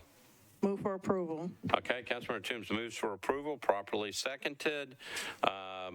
Any discussion on the bill? Seeing none, all those in favor of 2051 for passage on second reading say aye. Opposed, no. Bill passes on second reading. And I think I see our trustee back there. Erica Gilmore, are you back there? There you are. So thank you for being here. All right. All right, we are on BL 2023-2052 by Councilmember Parker. Ordinance to amend Title 17 by change from RS10 to RM20A NS zoning for properties located at East Trinity Lane, unnumbered at 623 East Trinity Lane, approximately 205 feet west of Oakwood Avenue. Councilmember Parker, you're on your bill. All right, we're going to go on. We'll go on to the next bill, 24 and 25. These are by Councilmember O'Connell and Sledge. Ordinance to amend Title 17 of the Metropolitan Code by applying a historic preservation overlay district to various properties located along 3rd and 4th Avenue North, southwest of Dedrick Street, zone DTC, 4.49 acres. And the companion bill, BL 2023-2054, ordinance to authorize building material restrictions and requirements for BL 2023-2053. Proposed ordinance requires certain materials restricted in the construction of buildings. Councilmember O'Connell, you're recognized on your two bills. Thank you, Mr. President. I'd like to open the public hearing. Declare the public hearing open on 2053 and 2054. Show of hands of those who are here in favor of those two measures. All right, thank you. A show of hands of those who are here in opposition of those two measures. We got people on both sides. All right, so those in favor, anybody who in favor wishes to speak, if you would, go ahead and line up. Come on up to the front. I need your name, address, and then you'll have 2 minutes in which to speak. And then we'll repeat the speaking assignment for people who are here in opposition. Again, these are in favor of the particular measure, name, address, and then 2 minutes in which to speak. Thank you. Meg Hershey, Summit Ridge Drive in Green Hills.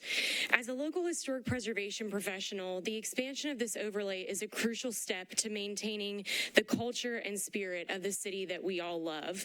You heard moments ago people that are passionate about the music, but we also have to be passionate about the historic buildings and the historic resources that have led to the culture that we love today, and that includes the music.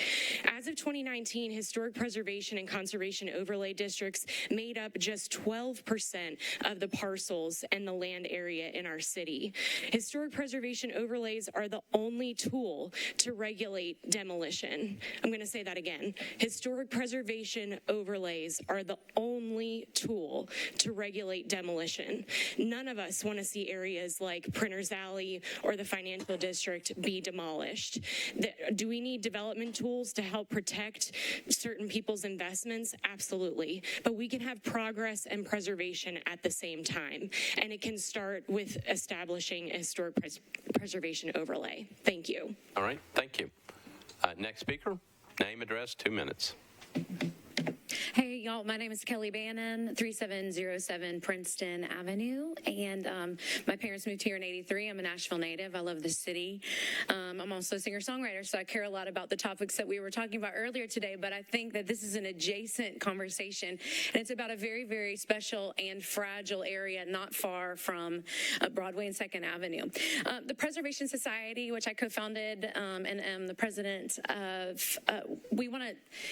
Honestly, we really want to declare our full and unwielding support for this proposed expansion. This area encompasses architecturally significant historic structures that are the really only tangible reminders of our city's history. And this specific area is 83% historic structures, which is really a staggering number. So it's so concentrated, and it is so powerful. Tonight, you may hear opposition from commercial property owners in this expanded area. And some of them may claim that the MDHA design review process is adequate to preserve the area, but that agency's focus is not historic preservation, and most importantly, it doesn't review or regulate demolition. As the previous speaker mentioned, this is literally the only tool that can prevent demolition. The Preservation Society also wants to just really say strongly that two things can be true at the same time. We wholeheartedly support this expansion, and we think it's a vital tool for preservation, but we also know Nashville is a growing economic center. So we believe that advocacy for some other tools like the bonus height program are also really needed, and we will be advocating for those in the future. These two things can work together. We need them both. This area is the Federal Reserve, American Trust, Nashville Trust, and Printer's Alley. And we thank you for considering this tonight. Thank you. All right, thank you. Next speaker. Members of the council, I am Cyril Stewart, 3813 Whitland Avenue. I appreciate your attention to this matter. You know, it's really interesting. Over 60 years ago, Jane Jacobs wrote the definitive book, The Bible of Urban Planning, and she devoted an entire chapter to how important historic preservation is, and that's become even more important as time has gone by. This is such a beloved part of our city. The reason that 2nd Avenue survived all those decades was because of the work done in the 70s and 80s to put an overlay on that area, and it's guiding the rebuilding of 2nd Avenue as well. Such an important tool to have to keep this beloved street. The current downtown overlay only has 2 properties. Only 2 properties. So if you think of all the wonderful places on 3rd and 4th Union, different places downtown that have no protection, it's pretty remarkable. This bill will ensure the protection of some of our most historic areas, including what was once called the Wall Street of the South. As well as 3rd Avenue, 4th Avenue, and Union. City records show that 80% are either supportive or not opposed to this bill. Numerous economic development studies have been done across the country as well as here in Nashville. They've all shown that property values increase in historic preservation areas with an overlay. So I urge you to pass this bill to preserve the authenticity that is Nashville, that is so important not only to our native Nashvillians like me, but also to our newcomers as well. Thank you. All right, thank you. Next speaker, name, address, 2 minutes. Nick Dryden, 1107 Carruthers Avenue, 37204. I'm an architect in Nashville. Very much pro-development. My business depends on it, but also understand the importance of preservation, and the downtown district is a very important, this overlay is a very important tool, I think, to help control and preserve some very important history. As brought up earlier, there's a high percentage of historic structures in downtown. A majority of the buildings downtown, and very few of those are protected. And I do agree. I think there are some development tools that can be added to overlays such as this to support bonus height programs. We are actually working on some projects in this district as well that could actually use those, but also at the same time be positively impacted by this overlay. So I'd would encourage you to support this bill. Thank you. All right, thank you. Anybody else in favor wish to speak? All right, those in opposition, if you all would come forward, go ahead and line up. Anybody in opposition yet? Come on up to the front, and I'll need your name, address, and then 2 minutes. Good evening. Mark Morrison, 4100 Valewood Drive, 37215. I am one of the owners of 323 and 325 Union Street. We object to the expansion of the historic zone as it includes our buildings and other properties along Union Street. You may want to pull the microphone just a little bit over. There you go. And other properties along Union Street. These Union Street properties are on the periphery of the proposed zone and are separated by large numbers of non-contributory buildings. And therefore, it's not appropriate to expand the zone to include our buildings. 323 and 325 are on no historic registry. They're not part of any of the other zones that most of this other property is in. I understand that Councilman O'Connor is considering changes to the borders of the proposed expansion to remove some of the properties along Union Street, and I would like to thank him for considering that matter. I would also like to thank the Metro Planning Commission for recommending that changes possibly be made to the Union Street properties. As the owners of 323 and 325 Union Street, we do not object to historic zoning. And as evidence that, I can tell you in 2009, the facade on 323 started to collapse. We demolished it and replaced it under MDHA's approval. Spent $350,000 in 2009 dollars. I don't know what it would cost today. We're not objecting to it. What we're saying is at this point it's not appropriate to include the Union Street properties, and particularly until it's clear what these incentives, bonus height plans, and other things are. I have to explain to my partners why we should do this, and right now it's not clear. So I would request that these properties be excluded. I have been authorized by Danny Duncan, the owner of 423 Union, that she also does not wish to have her property included in the expansion. Thank you very much. Good night. All right, thank you. Next speaker, name, address, 2 minutes.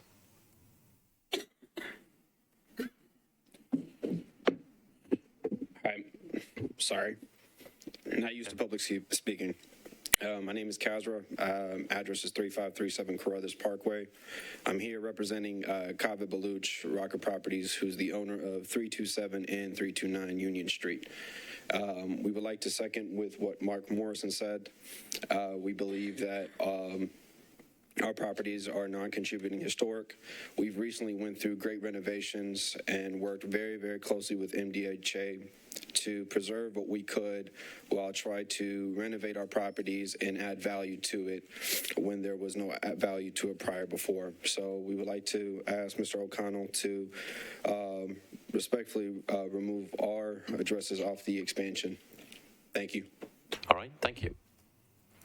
Next speaker, Mr. Sloan. Doug Sloan, 6354 Torrington Road. Unfortunately, I'm standing here in opposition to the bill as it is today. I appreciate Councilman O'Connell hosting a community meeting where a lot of the property owners came out and were able to talk with the historic and go over what the guidelines are. I represent property owners of 12 different properties that are covered within this overlay, and unfortunately, they can't support it today. They are all supportive of a historic overlay, the expansion of the historic overlay, but much like the other two speakers, they feel like that right now it's not quite ready. Some comments were made a moment ago about the opportunity to increase the entitlements to these properties through changes to the DTC and the bonus height program, which I know this body is very familiar with. The bonus height program right now doesn't really offer the sort of incentives for historic building preservation that it could, that could actually bring value to these properties in a way that will pay them to preserve those properties and make these properties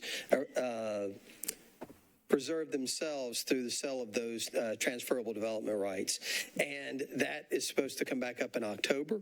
And what we would ask is either the properties that are concerned about this be removed from the bill, or that the bill be deferred until after we've had a chance to have a deeper conversation about the DTC. Again, None of the property owners that I've spoken with oppose the overlay expansion. They just feel like that we need to get these incentives in place to protect the property owners before that happens. I do want to point out that at none of these hearings that we've had, whether it's here or at the Planning Commission or at Historic, have we had any property owners come and speak on behalf of in favor of this overlay. That the only speakers so far have been in opposition at this time. So, thank you. All right. Thank you. Anybody else wishing to speak in opposition? All right. Declare the public hearing closed. Councilmember O'Connell, you're back on your two bills. Thank you, Mr. President. And I would like to move approval. Brief comment, please. Okay, so Councilmember O'Connell has moved approval of 2053 and 2054 for passage on second reading. Properly seconded. Back to you. Thank you. If you walk out of City Hall and the Metro Courthouse to the southwest corner, you'll be standing at the intersection of 3rd Avenue North and Union Street, and you will be standing right below the Stallman and Hotel Indigo buildings, and just past there, the Federal Reserve and the Cash and Ore buildings. And the Hotel Indigo, some of you will recall, went through a process a few years ago, as did the Federal Reserve building, to increase height as you go around that corner down 3rd.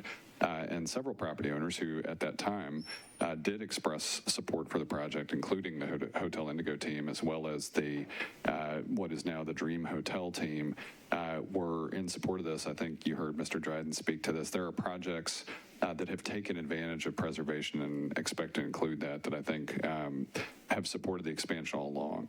I am very sensitive to the concerns raised by some of the property owners here, and I will say I hope to both further amend the map before third reading, but also include in the recitals, if no other way, an indication that we do need to come back and further refine incentives through the bonus height program and further maturation of a transfer of development rights scenario. But this is a really sensitive area right now. There is nothing landmarked in that corridor.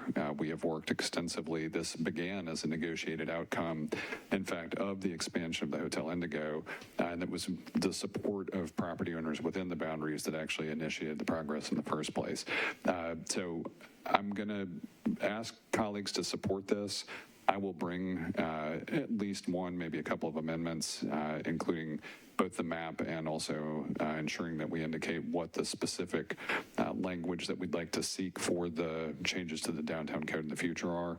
But it's not like we just started this conversation. It actually began before COVID, and that certainly slowed some things down. But I'm eager to get this concluded in a way that I hope satisfies more property owners and expect the conversation to continue, even if this does go forward. So with all that in mind, I think I would like people to consider, as you move from Representative John Lewis Way through the Arcade, Bankers Alley, Printers Alley, that there's a network of alleys downtown through a historic fabric that becomes a part of our cultural tourism opportunities, the boutique hotel district that's emerged in that area, and gets you all the way to the riverfront through Butler's Run along a restored 2nd Avenue, where Cyril Stewart, who spoke, has been one of the chief stewards of that process. I think there is a lot of value here in the long term in making sure that this is not just an area that gets demolished and replaced with glass boxes. I think there's a lot of character here worthy of our attention, and encourage colleagues to support. Thank you. All right. Thank you, Councilmember O'Connell. Councilmember O'Connell has moved, again, passage of Bill 2023, 2053, and 2054 for passage on second reading. They were properly seconded. Any discussion on these two measures? Seeing none, we are ready to vote. We're voting on 2053 and 2054. All in favor of passage on second reading, say aye. Opposed, no.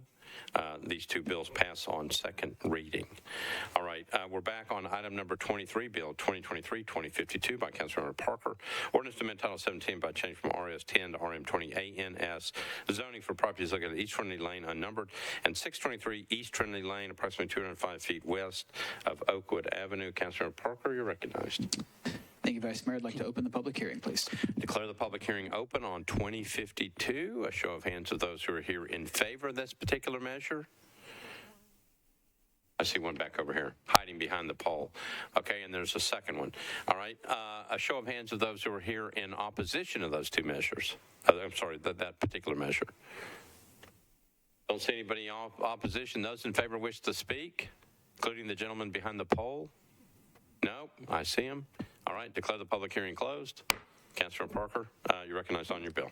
Thank you, Vice Mayor. I'd like to move for approval. Okay, Councilor Parker has moved approval of 2052 for passage on second reading. Properly seconded. Any discussion? Seeing none, all those in favor of 2052 for pass on second reading say aye. Yep. Opposed, no. You adopt.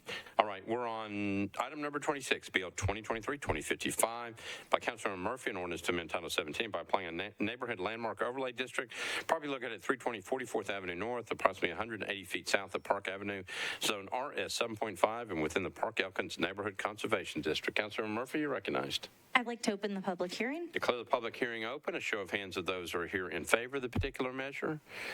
All right, thank you. A show of hands of those who are here in opposition to this particular measure. Didn't see anybody in opposition. Anybody who is in favor wish to speak? All right, seeing none, declare the public hearing closed. Councilor Murphy, you're recognized on your bill. Move for approval. The motion is to approve on second reading 2055, properly seconded. Any discussion? Seeing none, all those in favor of 2055 for passage on second reading say aye. Opposed, no. You adopt. BL 2023-2056 by Councilmember Toombs. This is an ordinance to amend Title 17 by changing from IWD to MUGNS for property located at 501 Mainstream Drive, north of the intersection of Mainstream Drive and Great Circle Road at 16.90 acres. Councilmember Toombs, you're recognized on your bill. Thank you, Mr. Vice Mayor. Request to open the public hearing. Declare the public hearing open. A show of hands of those who are here in favor of this particular measure. All right. Show of hands of those who are here in opposition to this particular measure. I got one hand on both sides. Looks like they're sitting with each other. They're close. Those in favor wish to speak? Oh, they were close. They just looked like you were sitting with each other. Mr. Sloan, you know how to get to the microphone. Come on up. Anybody wishing to speak in favor, come on up. 2 minutes. Yes, Doug Sloan, 6354 Torrington Road. And so this is as a part of Metro Center that is designated in the land use policy for mixed use development and has seen quite a bit of that in recent years. This is a continuation of that redevelopment of what has traditionally been an industrial park and business park, but it is also an area that is connected by a greenway and by the transit line that goes right into downtown. And that's why, in great part, this area was identified for mixed-use development and land use policies in Nashville Next. And we simply would ask that the council support Council Lady Toombs and pass this measure. Thank you. All right, thank you. Anybody else in favor wish to speak? Okay, those in opposition, come on up. Name, address, 2 minutes. My name is Robert Holland. My address is 241 Cargyle Lane. I'm here on behalf of Cardinal Health, who is a tenant in the string of office space located at 529 to 539 Mainstream Drive. And the objection here, or the opposition here, is really a lack of information, because we have a lease that's in place. We're not sure that the change in zoning will impact the use and therefore somehow have an impact on our continued right to lease the space. And we haven't had any information from anybody regarding that. So we're in opposition at this point in time simply because we don't really understand enough about what's going on. And it's also unclear to me exactly whether the address of 501 encompasses 529 through 539, which is a string of buildings, but it looks like it's in the 16.9 acres. So that is the basis of the objection. All right, thank you, Mr. Holland. Anybody else who wishes to speak in opposition? Mr. Holland, you may want to talk to Councilmember Toombs at some point, and that way you can get that clarified. Okay. All right. Anybody else wishing to speak on this one? Seeing no one else, declare the public hearing closed. Councilmember Toombs, you're recognized. Thank you, Mr. Vice Mayor. I will follow up with that gentleman. Move for approval. Okay. The motion is to approve 2056 for passage on second reading. Properly seconded. Any discussion? Seeing none, all those in favor of 2056 for pass on second reading say aye. Opposed, no. Bill passes on second reading. Councilmember Parker, I've got item number 28, Bill 2020. Councilmember Parker? Yeah.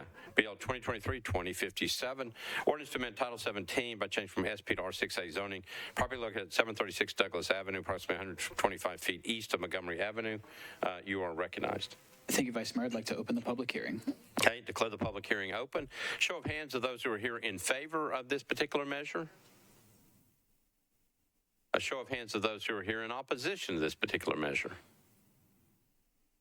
Seeing none either way, declare the public hearing closed. Councilmember Parker, you're recognized on your bill. Thank you, Vice Mayor. I'd like to move for approval. Okay, the motion is to approve 2057, properly seconded. Any discussion? Seeing none, all those in favor of 2057 for pass on second reading say aye. Opposed, no. You adopt. Item number 29 can be taken with item number 30. Councilmember O'Connell and Sledge, 2058. There he is. Ordinance to amend Title 17 by changing from ORI to SP zoning for properties located at 1 and 7 Music Circle North, southern corner of Music Circle North and Music Circle East, permit a mixed-use development, and then the companion bill, which is BL 2023-2059. Ordinance authorized building material restrictions requirements for BL 2023-2058. Proposed ordinance requires certain materials to be restricted in the construction of buildings. Councilmember O'Connell, you are recognized on the two bills. Thank you, Mr. President. I'd like to open the public hearing. Okay, we're on 2058 and 2059. It's items 29 and 30 in your agenda. I declare the public hearing open. A show of hands of those who are here in favor of those two particular measures. All right, thank you. A show of hands of those who are here in opposition to those two particular measures. Didn't see anybody in opposition. Those in favor wish to speak. Declare the public hearing closed. Councilmember O'Connell, you're recognized on the two bills. Thank you, Mr. President. I'd like to move approval. Okay, the motion is to approve properly seconded. We're on 2058 and 2059.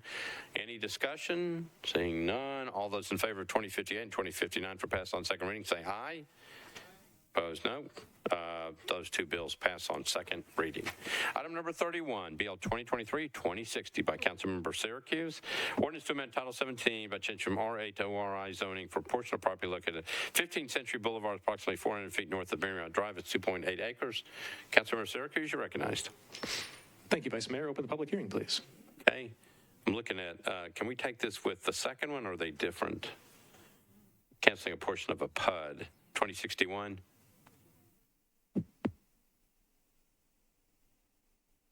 Okay, if any problems, Councilmember Syracuse will take the 2061 with it. BL 2023-2061, Councilmember Syracuse, ordinance to amend Title 17 by canceling a portion of a planned unit development on property located at 25 Century Boulevard and a portion of property located at 15th Century Boulevard at southwest corner of Century Boulevard and McGavick Place. We'll take those two bills together, 2060 and 2061.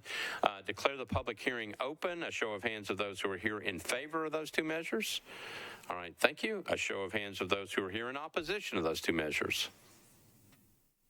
Seeing nobody in opposition, those in favor wish to speak. Declare the public hearing closed. Councilmember Syracuse, recognized on your two bills. Move approval. Thank you.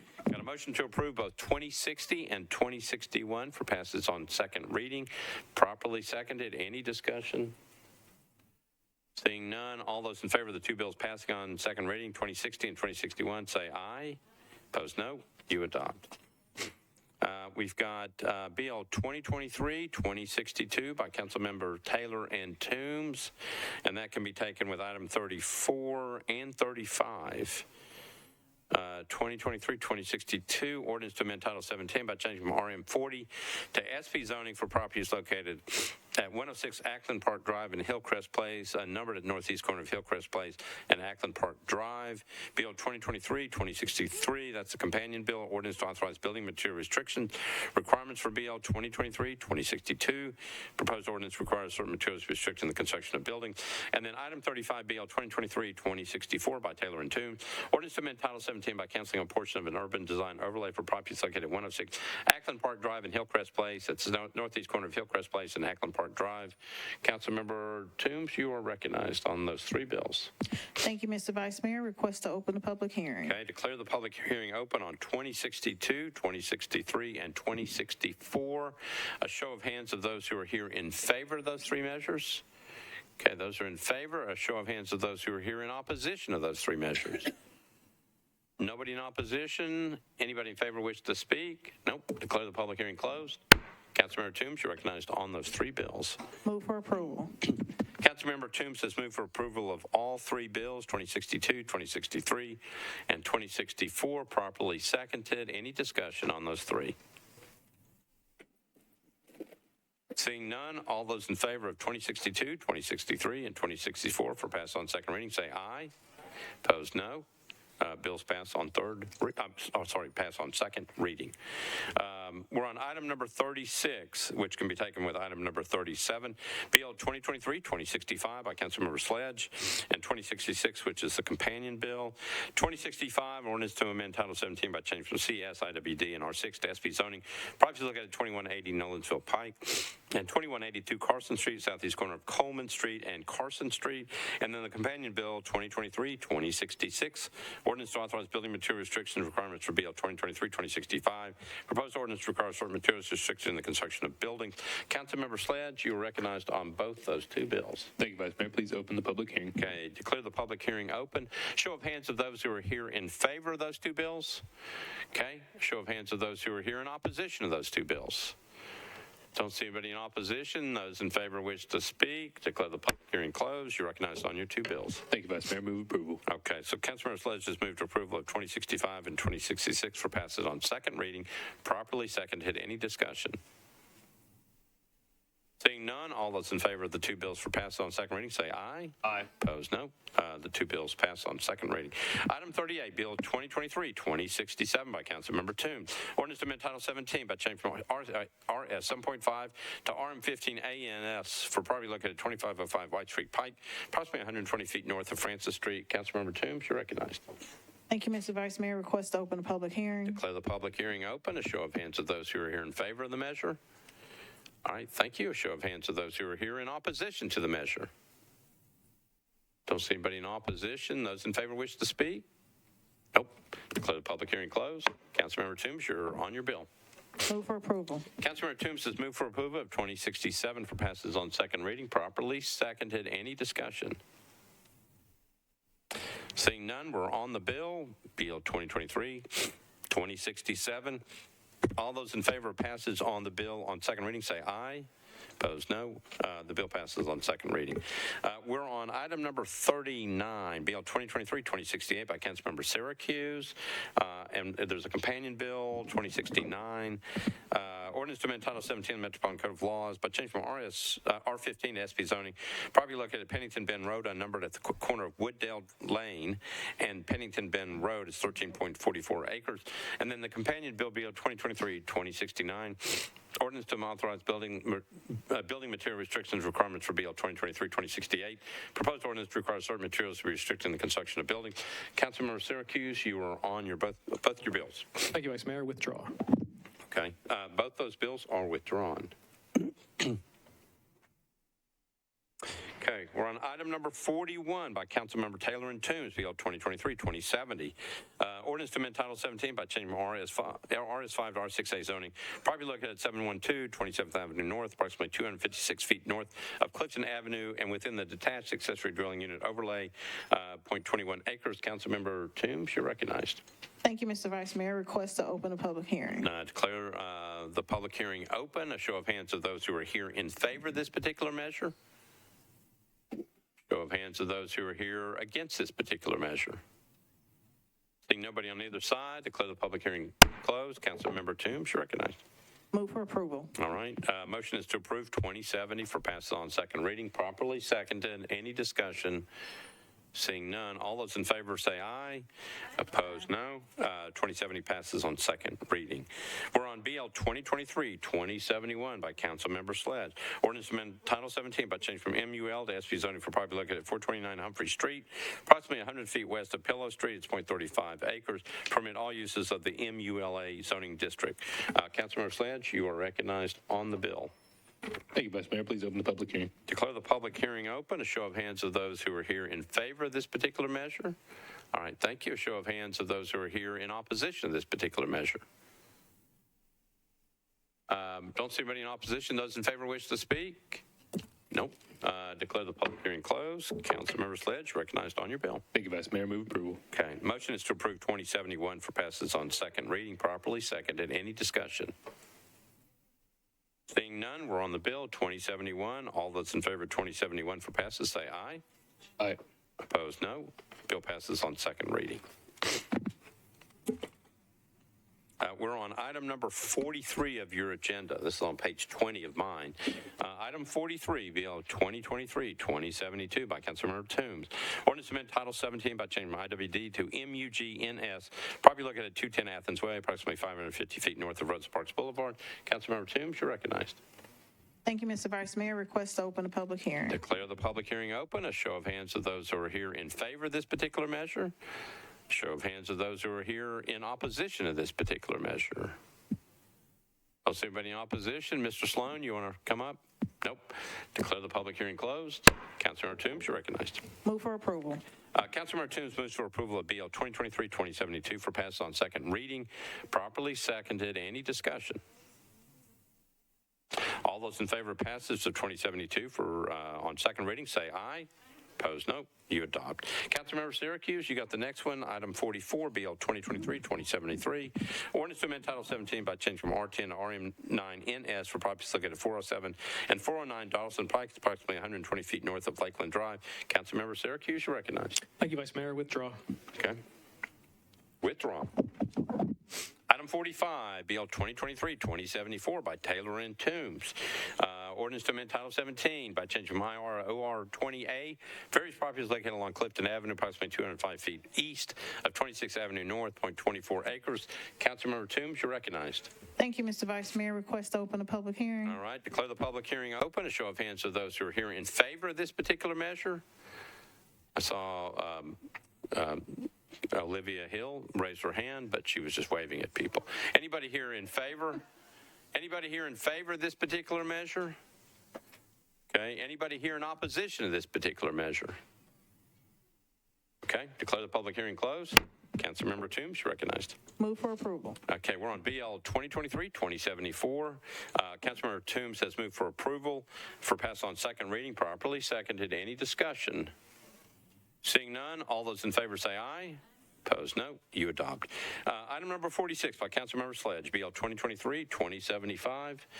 This is an ordinance to amend Title 17 by change from SP to MULANS for properties located at 1108, 1110, 1114 4th Avenue South, approximately 100 feet south of Mildred Chute Avenue. It's 0.41 acres. Councilmember Sledge, you're recognized. Thank you, Vice Mayor. Open the public hearing, please. Declare the public hearing open. We're on 2075. A show of hands of those who are here in favor of this particular measure. All right, thank you. Show of hands of those who are here in opposition to this particular measure. Didn't see anybody in opposition. Those in favor wish to speak. All right, declare the public hearing closed. Councilmember Sledge, you're on your bill. Thank you, Vice Mayor. Move approval. Motion is to approve 2075 for pass on second reading. Properly seconded. Any discussion? Seeing none, all those in favor of 2075 for pass on second reading say aye. Aye. Opposed, no. That bill passes. Bill 2023-2076 by Councilmember Toombs.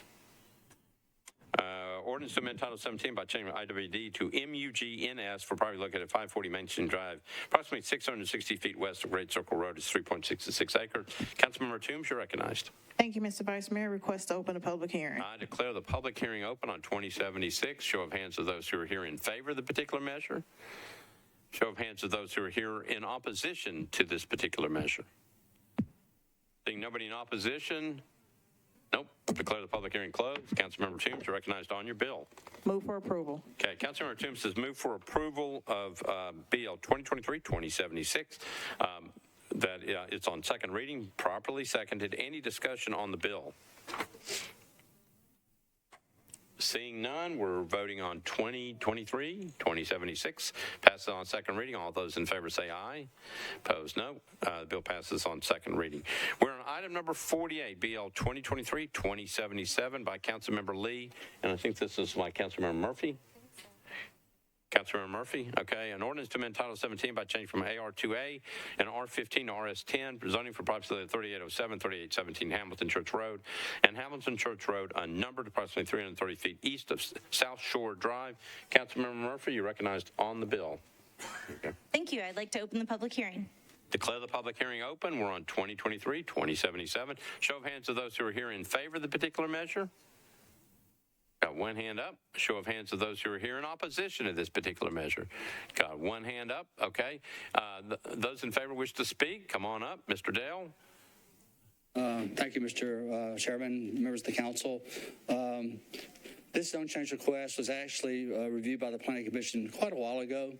It was approved and met all the conditions. It met the land use policy. There's an old plan unit development that's a part of this. There's a bunch of old Clayton mobile homes, and I think this is going to help correct that. It's going to provide a secondary point of access, which will be good also. And I think there may be a companion with this. Like an architectural companion, maybe it's at item 76, I think. So I appreciate very much the Councilmember Murphy taking care of this for Councilmember Lee. She held a community meeting. It all went very well. We appreciate what she's done. She's a great council member. Thank you. All right. Thank you, Mr. Dill. Anybody else wishing to speak in favor?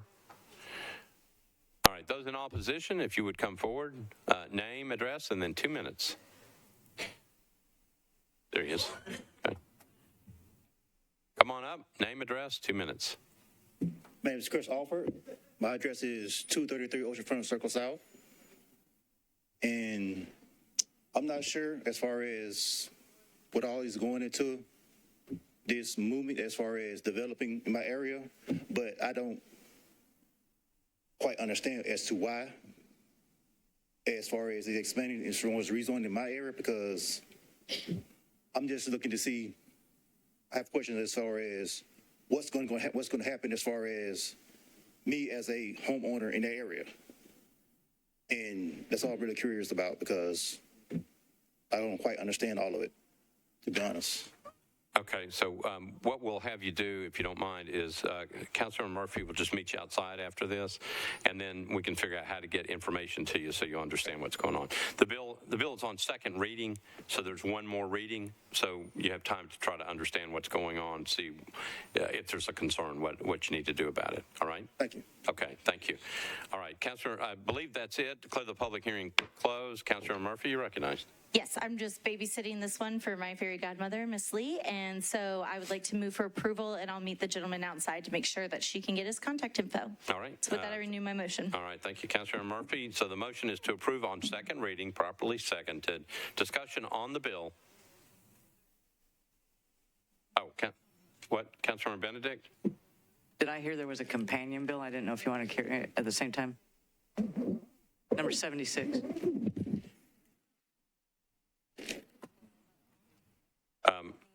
It doesn't need to be taken. Okay. So we didn't have it listed down. So apparently it's not necessarily connected, but thank you. All right. So again, the motion is to approve, properly seconded. Any other discussion? Seeing none, all those in favor say aye. Opposed, no. This one is adopted on second reading. Item number 49, BL 2023-2078 by Councilmember Withers, can be taken with item number 50. There is a companion bill. 2078, ordinance to amend Title 17 by change from MUGA and IWD to SP for properties located at 690, 1106, 1130, 1400 Davidson Street, approximately 730 feet east of South 6th Street, and the companion bill ordinance to authorize building material restriction requirements for BL 2023-2078. It's Bill BL 2023-2079. Proposed ordinance requires certain materials restricted in the construction of buildings. Councilmember Withers, you are recognized on both those bills.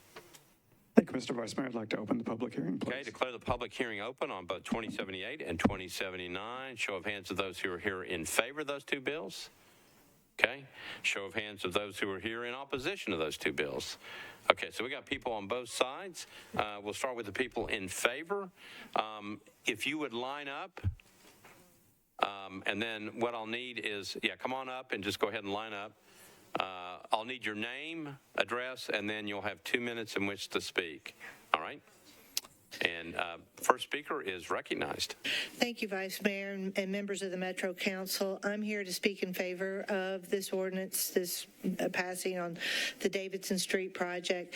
I've been a resident of East Nashville, Inglewood for the last 36 years. My now adult children have grown up going to Shelby Park, golfing, playing football, baseball, biking and running on the Greenway.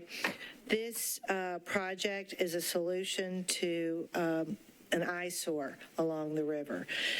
I've looked at it, I've studied it, it appears well designed, it's well planned, it's placing density where it belongs, where it should be. The land is going to be changed to fit in much better with the unique eclectic flavor of the neighborhood. It improves walkability and access to the river. It addresses Nashville's need for housing, directly combating the shortage that we currently have and talk about quite frequently. Our city needs to deal with its growth, and it needs to deal with it in an intelligent way.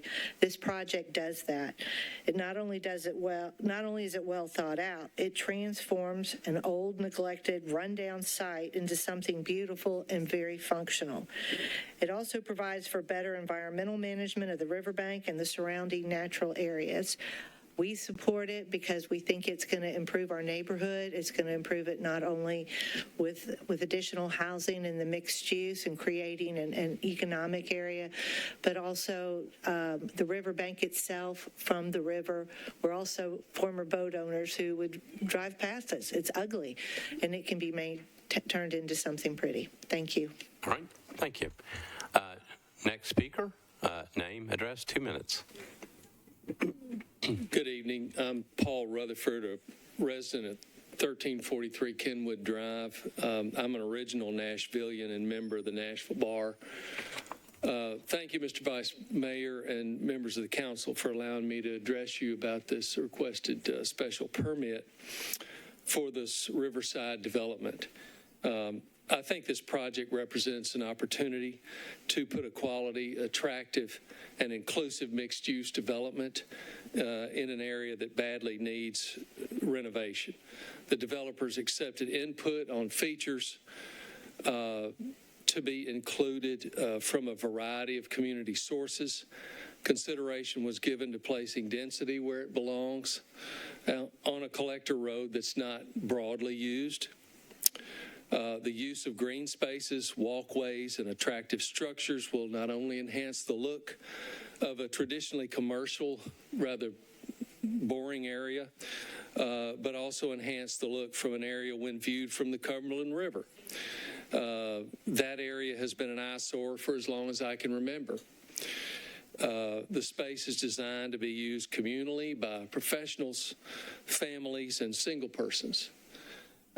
We are persuaded that this revitalization project will respect the historical nature of the east side of town while bringing needed density and revitalization to the district. The planned commercial spaces will support local small businesses, and the walking green spaces will increase mobility and facilitate outdoor activities. So this is the kind of revitalization project that I, as an original citizen of Nashville, who raised a family here and still works here, would like to see installed in a location so close to downtown. I urge you, honorable members, to support this special permit. Thank you for your time. All right, thank you. Next speaker, name, address, 2 minutes. Good evening. My name is Erica Garrison with Bradley, and my address is 712 Bowling Avenue. This rezoning request for Davidson Street is consistent with the policy in place. It was unanimously approved by the Planning Commission, and if approved tonight, it will allow for the development of up to 1,750 multifamily housing units that are desperately needed in the city since we have a housing shortage, putting development where it belongs on a wide collector road that can handle it, and putting development in a place where there is no displacement and the site is currently underutilized. This project began because we believe the site presented a unique opportunity to do something better than the base zone. We met with the councilman and various members of the Shelby Hills board beginning in earnest in January to see what they envisioned for the site. We quickly learned these were the priorities: access to the river, greenway development, the prohibition of STRPs, an activated streetscape, and a mix of uses. So far, we have had at least 7 project-specific meetings concerning the site with the community and a series of additional visioning sessions. We've got a packet on your desk explaining that outreach and the benefits of the project. This began in January, and through that process, we have modified the design to come up with what's before you today. We believe this is a strong proposal, unanimously approved by the Planning Commission, consistent with the policy, and we ask that you move it forward today. Thank you. All right, thank you. Next speaker, Name, address, 2 minutes. Good evening. My name is Jeremy Ritchie. I'm with Gresham Smith Architects here in Nashville. We're at 222 2nd Avenue South. First, I'd like to say that we've had a great community engagement process. We've received some meaningful feedback, and we would like to address a couple comments that will likely come up tonight. The first item we'd like to discuss is, why are we asking for taller buildings? More than anything else, we want to create a vibrant mixed-use community that prioritizes visual and physical connectivity between the riverfront and the existing Shelby Hills community. Approximately 50% of the site area is dedicated to easements and setbacks, limiting the area where we could place buildings. While this is great for flood control and maintaining the natural character of the river edge, it limits how the site can be developed. For example, to utilize the allowable development area at the western half of the site, we would need to build a 7-story extrusion of the entire buildable site area. While this type of building is permitted in the base zoning, it would do little in the way of creating ground-level public space, view corridors through the site, and pedestrian access to the river. To put our money where our mouth is, we are not asking for more development area. We are simply asking to build to the height allowed by policy so that we could free up space of the ground plane. Simply put, we are shifting the shape of buildings, not asking for bigger buildings. These are not just good ideas, but they're supported by the site's T5 Mixed-Use Center Transit designation. We care about the ground plane because vibrant public life happens at the ground plane. Everything we love about living in urban areas is at the ground plane. The thing that's so exciting about this site is the opportunity to create a series of riverfront public spaces with a distinct East Nashville character that connect this community back to the river. These types of spaces can only be realized if we have the height to create some space in between buildings. Thank you. All right, thank you. Next speaker, name, address, 2 minutes. Good evening. My name is Brandon Bell. I'm an architect with Gresham Smith. Our address is 222 2nd Avenue South here in Nashville. We're proposing the following design features to address the concerns of height on this project. First, we're proposing setbacks to reduce the perceived height of the street wall along the entire length of Davidson Street. Second, we have proposed to limit the maximum building height to 7 stories at 1200 Davidson, where the site is closest to the single-family homes of Shelby Park. Third, while there's no perfect place to locate taller buildings, the topic was discussed at several of the community engagement meetings, and it was generally concluded that if taller buildings are required to help create a vibrant ground plane, then the westernmost parcels are the preferred location. The consensus from those meetings was that the height was more tolerable as you move west towards the city and further away from the single-family homes. This is a preference we have followed in what we proposed in the SP. Lastly, we have created shadow study diagrams that illustrate how shadows from taller buildings will affect single-family houses, and we have shared these studies with the community. The results indicate that some houses at the bottom of the hill along Davidson Street will be affected by shadows for portions of the day during winter. However, almost all of the adjacent community will be unaffected by shadows throughout the year. We believe this is the most effective approach to rezoning. The most effective approach to rezoning is through the SP process. The SP process allows the site to be organized as a cohesive master plan that thoughtfully addresses building heights, ground floor activation, open space, river access and views, greenway construction, flood control, and pedestrian safety, all at once for the entirety of the site. We've committed to addressing all these issues as shown in the SP document and in the additional conditions recommended by the various Nashville planning agencies. Thank you. All right, thank you. Next speaker, name, address, 2 minutes. My name is Andrew Reed. I'm a civil engineer. I'm with Thomas & Hutton. Our address is 511th Avenue North. The specific plan zoning effectively guarantees various aspects of the site that are important to the community. Will also be included in the final specific plans for each phase during the permitting process. Some of these specific items that are codified in the specific plan zoning bill and through the associated Planning Commission minutes are providing up to 1,750 new much-needed housing units, providing new shops and restaurants within walking and cycling distance of the Shelby Hills community and Casey Homes redevelopment by requiring 75% of the Davidson Street frontage to be dedicated to active uses, reconnecting the Shelby Hills community back to the riverfront with new publicly accessible open spaces between buildings on our site that will connect Davidson Street to the Greenway, providing a new greenway adjacent to the river along the entire length of the site that will eventually connect the Shelby Hills community and Casey Homes redevelopment to Shelby Park and to the redevelopment at the East Bank. Providing enhanced pedestrian-level public infrastructure, including new sidewalks, new street trees to shade sidewalks, safer pedestrian crossing at Davidson, and enhanced protected bike lanes. Increased percentage of pervious surface to increase rainwater absorption on site, as the existing site is almost completely building and parking lot. Many of these items would not be required or potentially pursued under the existing zoning. The specific plan gives teeth to Metro Nashville and to the community to require any developer building on these sites to provide these benefits. Thank you. All right, thank you. Next speaker, name, address, 2 minutes.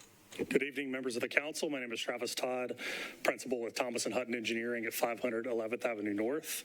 Between this project and several others, we have experience with the planning, design, and permitting of over a mile of riverfront on the east bank of the Cumberland River.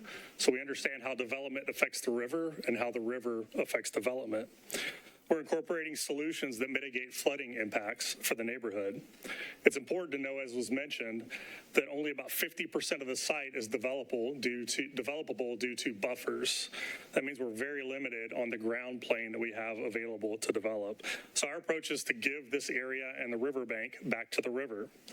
We will remove existing buildings and pavement from the buffers. We will be increasing the green area on the site significantly. Finally, there will be no stormwater impacts on surrounding properties, as all of the on-site stormwater will drain directly to the river. We look forward to developing a project that will contribute to the health of the river and bring the community back to it. Thank you. All right, thank you. Next speaker, name, address, 2 minutes. Hello, my name is Beth Ostrowski. I'm a professional engineer with KCI Technologies, located at 500 11th Avenue North. For this project, my traffic engineering team coordinated closely with NDOT throughout the process, beginning with the project scoping meeting. Our traffic impact study met the requirement set forth by NDOT and was ultimately accepted. We have agreed to NDOT's conditions for this project, which include improvements to the roadway cross-section, multimodal improvements, including pedestrian and bike facilities, and traffic calming. Right-of-way is being dedicated per the MCSP standards to accomplish these improvements. It's worth noting that the daily traffic volume on Davidson Street is currently quite low, meaning the road has abundant vehicular capacity. We are hoping to reappropriate that capacity to better serve bicycles and pedestrians in all modes throughout this area. With the addition of this project, the road capacity on Davidson Street and throughout the neighborhood remains more than sufficient to handle the anticipated traffic. Thank you. All right, thank you. Next speaker, name, address, 2 minutes. My name is Christian Cohen. I live at 542 Fatherland Street. I just want to say, as someone who grew up in East Nashville, my grandparents still currently live in the area. I grew up in 37206. I think that a lot of people don't consciously think of the future of certain areas, and I think that East Nashville being a very desired area to live in, a lot of homeowners that have been there for a long time, people often forget about future generations who grew up there, who want to continue to live where their families live, where they grew up. And I feel the solution to that is creating more density. No one is trying to take anyone's homes. The project is proposed for a parcel that has warehouses there, and those warehouses have been there for years. That area of East Nashville has been neglected, no sidewalks, barely a bike lane, and I think that the revitalization of neglected areas, not only in East Nashville, but in the city as a whole, makes Nashville a city that people want to go to and live in.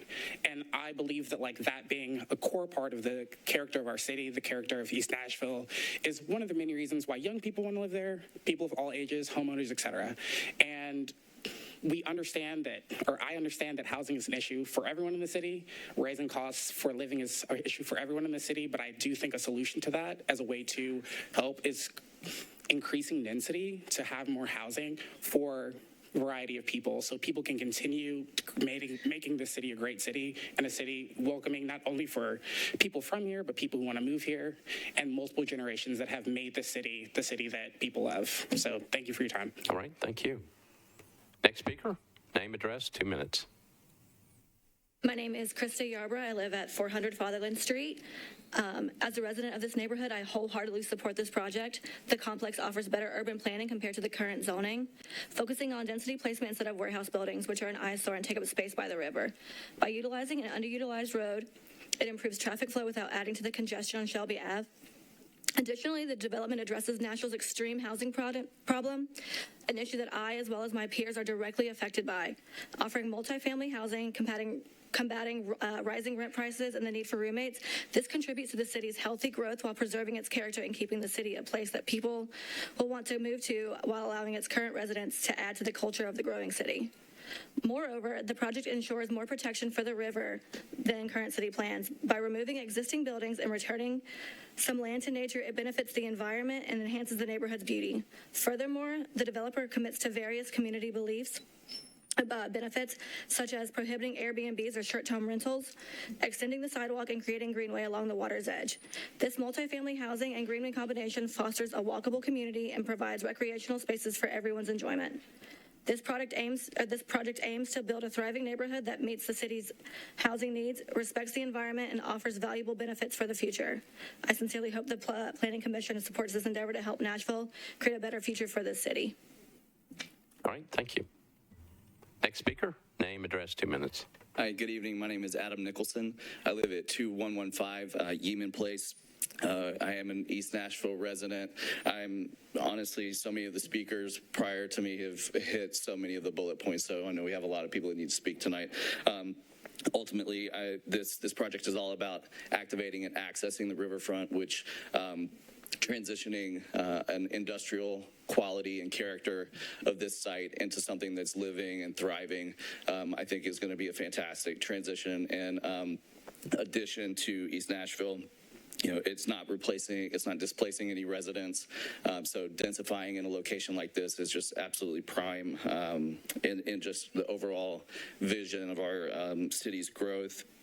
We've talked about the sensitivity surrounding the placement of height in closer proximity to the downtown core, away from single-family residents. This is key in this proposal. I really greatly appreciate that the design and proposal here is based on a series, not a series of community engagement opportunities, and those elements have been clearly incorporated into the design. So just wanted to show up and support it tonight. Thank you for your consideration. All right, thank you. Next speaker, name, address, 2 minutes. Good evening. My name is Chris Weinman. I live at 1424 Greenwood Avenue.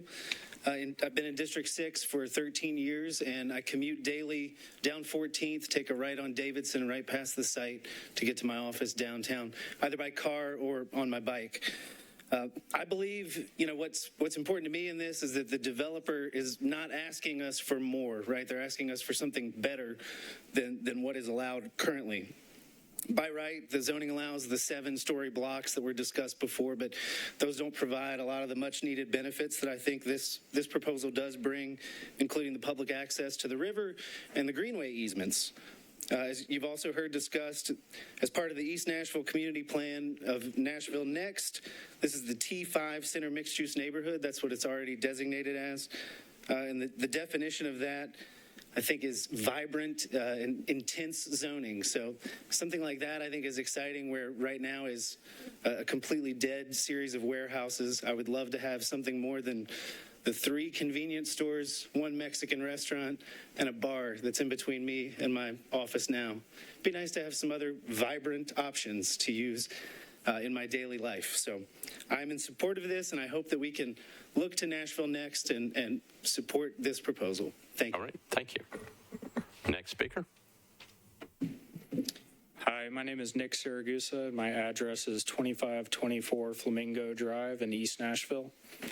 I want to express my support of this project because of the much-needed housing it provides along a significant corridor in our area. As Nashville continues to grow and existing residents are faced with rising costs, providing more options for housing will allow costs to remain reasonable and attainable for the people that already call Nashville home. A mix of residential options is good for a neighborhood, especially one as interesting and diverse as ours. This project will set the framework for what creative housing opportunities can look like in East Nashville. It will also help ensure that existing homes and neighborhoods are preserved by redeveloping underutilized industrial land versus moving development into existing residential areas. I ask you to review this proposal in light of the much-needed housing that it will bring to our community. Thank you. All right, thank you. Next speaker, name, address, 2 minutes. Hi, my name is Christopher Hull. I'm an architect and 13-year resident of East Nashville. I care deeply about the urban development of my community. Housing is one of Nashville's biggest and most important challenges. It's just too expensive and too scarce. Luckily, the solution is simple and straightforward. Building more housing is the best way to alleviate the current pressures on the city and the people. The number of units that the project contributes to the city, I think, is the most important benefit. But I think that the design improves significantly on the baseline of what could be built on that site.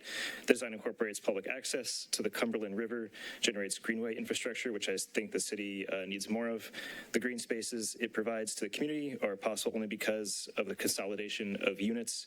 And finally, the mass of the buildings is sympathetic to views from the community to the river from public roads. Thank you. All right, thank you.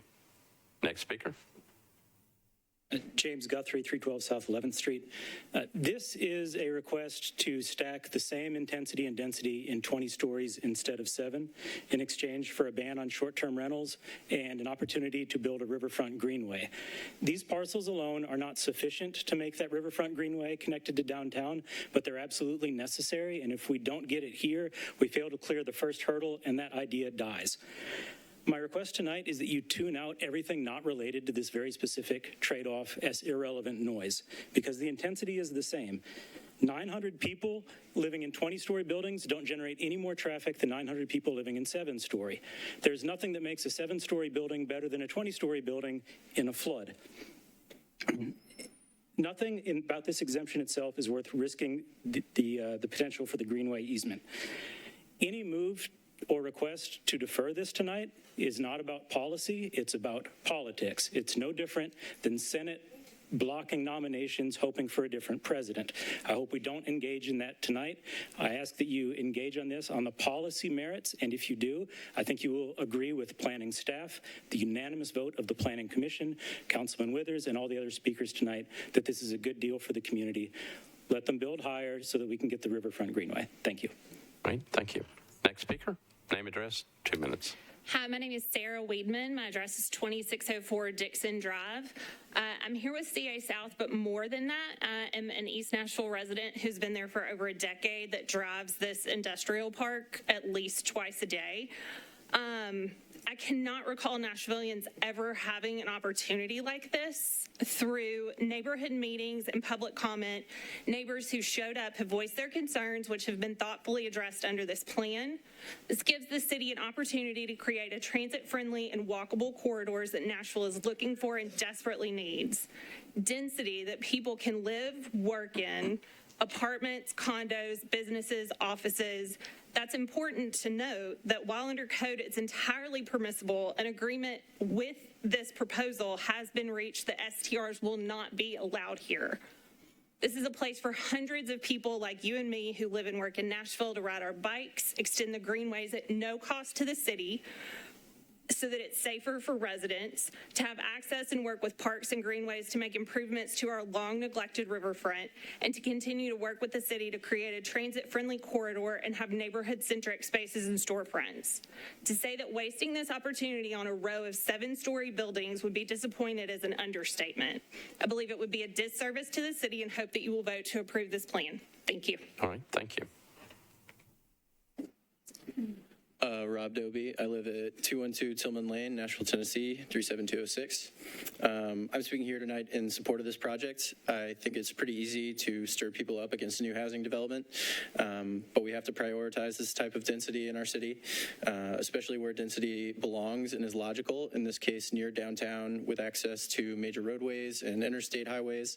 For many young people such as myself, the idea of getting into a bidding war for a single family home in East Nashville is not at all realistic. I've spent my entire life in Nashville and would like to stay here, but we need a greater supply of housing options, and the addition of more than 1,000 apartment units in close proximity to the urban center, close to jobs and transit and schools and parks, is a step in the right direction. This site in question is also very accessible. Davidson Street is well suited for the additional traffic that would accompany this project, and the traffic study demonstrates that. I also believe that the sidewalks, crosswalks, and green space that come with this project will benefit all of us in East Nashville, not just the neighborhood or new residents. This project will enhance our collective access to the Cumberland River with greenways and retail options that currently don't exist. And for all of these reasons, I urge you to approve the SP. All right, thank you. Next speaker. Name, address, 2 minutes. Good evening. My name's Andy Wildman, 1136 Greenfield Ave in District 7. I went to multiple of Councilmember Withers' public engagement sessions back in February and March. You may hear some members in opposition say that we haven't had enough time. It's been about 6 months that the community has been engaged, has been told about this, and has had input to the developer to get the things that we want in exchange for some of the things that they want. And so everybody comes out ahead. Deferral is an option, but it shouldn't be, because ultimately if we kick the can far enough down the road, CA South may pursue development by right. And by right, they could build a 7-story block between us and the river that's full of short-term rentals. And that wouldn't benefit us either. For all these reasons, I ask you to support this plan. Thank you. All right, thank you. All right, anybody else wishing to speak in favor? All right, we'll turn to the folks who are in opposition. If you would come on up, line up, and right behind the microphone.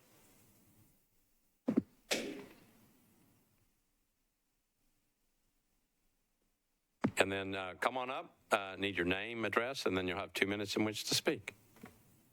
Good evening. My name is Brian Kelly. I'm a 10-year East Nashville resident. I live on Ozark Street in the neighborhood affected by this project. I urge you to defer this rezoning decision. Let's not rush to approve this questionable proposal until we have certainty that it is in Nashville's best interests. Approving this rezoning exposes East Nashville to future unbridled development by setting a bad precedent. In other words, you'd be signing off on a bad deal for the adjacent neighborhood, for the East Nashville community, and for the metro area.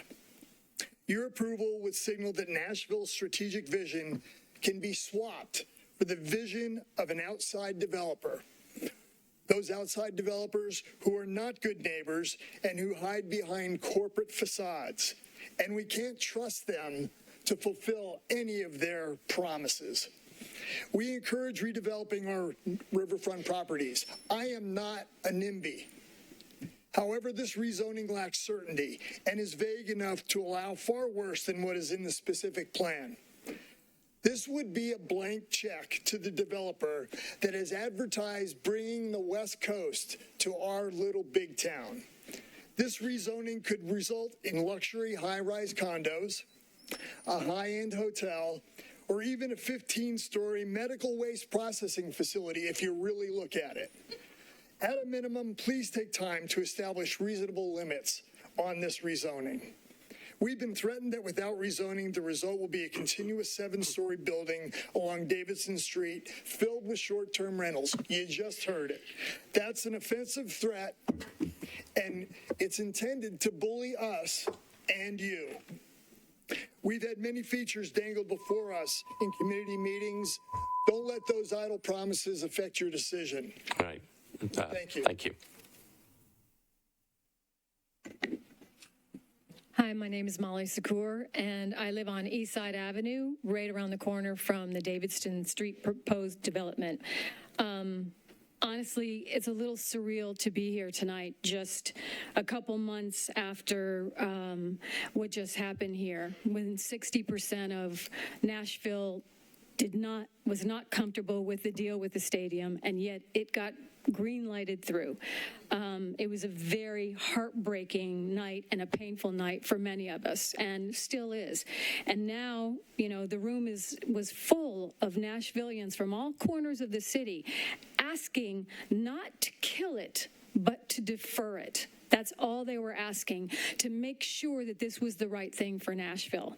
And within a couple of weeks, or actually a couple of months, we now have learned what we know. We now know that there were a lot more factors involved, and it's not the great deal for the city. And many of you learned that the hard way. We all learned that the hard way. It was very painful. So here we are again with Davidson Street. It's been a very pummeling, painful process for everyone, including Councilman Withers, I would imagine. Every person in this room knows that we need housing. We need affordable housing. And the way forward is development. We all agree with that. We all want development. And it's so, so the community got behind these 5 to 7 stories. That's what we were sold in the beginning. And we were all for it. That is true. Everybody, and I don't know anyone that's against this development, but I do know many, many, many East Nashvillians that want to put a pause on it so that we can work some things out with this developer. But when the community met with Councilman Withers a couple of weeks ago, we were told that one of the buildings on the riverfront, instead of 5 to 7 stories, was now going to be 20. Ms. Occurs, And that was a non-negotiable. Sorry, we were floored. All right, thank you. Delay. Good evening. Michelle Flynn. I live at 1904 Fatherland Street. And I actually want to talk about the question about who actually owns this property. When I checked with the Secretary of State, I was told, in fact, that with a limited liability corporation or an LP, that you cannot find out who owns the property. They're not listed. The investors are not listed. And so the only thing that's listed is a registered agent. And the registered agent for these properties, for 3 of the 4 properties, is CA South, California South. Their website does say that their CA South planted its flag in Nashville in 2016 to redevelop and re-image for the new demographic of people moving to Nashville from the coast. I want to point out that the fact of the 20-story building, CA South has not done anything more than 6-story buildings. You can go on their website, you can look what's there. They don't do anything this large. So if you are handing over a 20-story development to people who have no experience with this on the river, and you're trusting your resources to this, or you're trusting our land to this, it's really a concern. Also, I want to point to the fact that I'm not against development. I'm not anti-development, but I don't believe density at all costs is what makes sense. We need housing for people here, but this housing will be designed for people that have high resources. This is not for medium income people. We've got the riverfront that's very valuable, extremely valuable. There has been research done of actually the articles, 2 articles, you can go look them up, 11, 17, 21, 4, 2, 23, in Tampa and Clearwater, Florida. This company has held this community ransom. They actually bought this property when the city council there did not allow the kind of development they wanted. What they do is they basically now will not allow anything to happen on that property, and that riverfront is dead now, and they can do that to Nashville. That's the threat. If we don't do what they want them to, they want to do, which is 20 stories. That is, your time's up. Sorry. All right, thank you. Hello, my name is Tor Fosterwood. I live at 1112 Glenview Drive, which is actually in the neighborhood that's going to be affected by this, as opposed to everybody that's been speaking for it. Even the people who live in East Nashville, they live really far away from where this development is going to be happening. I am urging you to please consider deferring this ordinance today. As probably everybody behind me, we're in favor of redevelopment of these riverfront properties, but there are several problematic aspects of this rezoning proposal. I believe that a deferral would provide additional time for the developers, residents, and the incoming new District 6 council member to address the most pressing issues. I'm really concerned about the proposed 20-story high-rises that are going to loom over the neighboring one-story houses. You've been hearing from the pro people that the tall buildings are not close to the one-story houses. That's a blatant lie. And I think this will have a very negative effect on the quality of life of its residents. I'm concerned that multiple other current development projects within District 6 are being proposed with a much lower footprint. There are two developments, one at Foster Street and one at 800 Main Street, that are proposed to be 8 and 10 stories or around there, and then we're facing a 20-story development. The lack of consistency regarding new developments in the same district is troublesome. I also fear that allowing this project to move forward would set a dangerous precedent for future developments in East Nashville. I truly worry about the potential snowball effect for the community. Again, I am very much in favor of developing the riverfront, but it has to be done the right way with the right intentions. Profit should not win over our community's best interest. We should not rush into rezoning, and I urge the council members to defer this rezoning until a more suitable and better plan is presented. All right, thank you. That 2 minutes goes pretty fast. Name, address, 2 minutes. Bridget Lynch, 1107 Davidson Street. Just to be clear, I'm not opposed to the development. I think like most people in line behind me, I'm just asking you to defer the vote. Just defer it.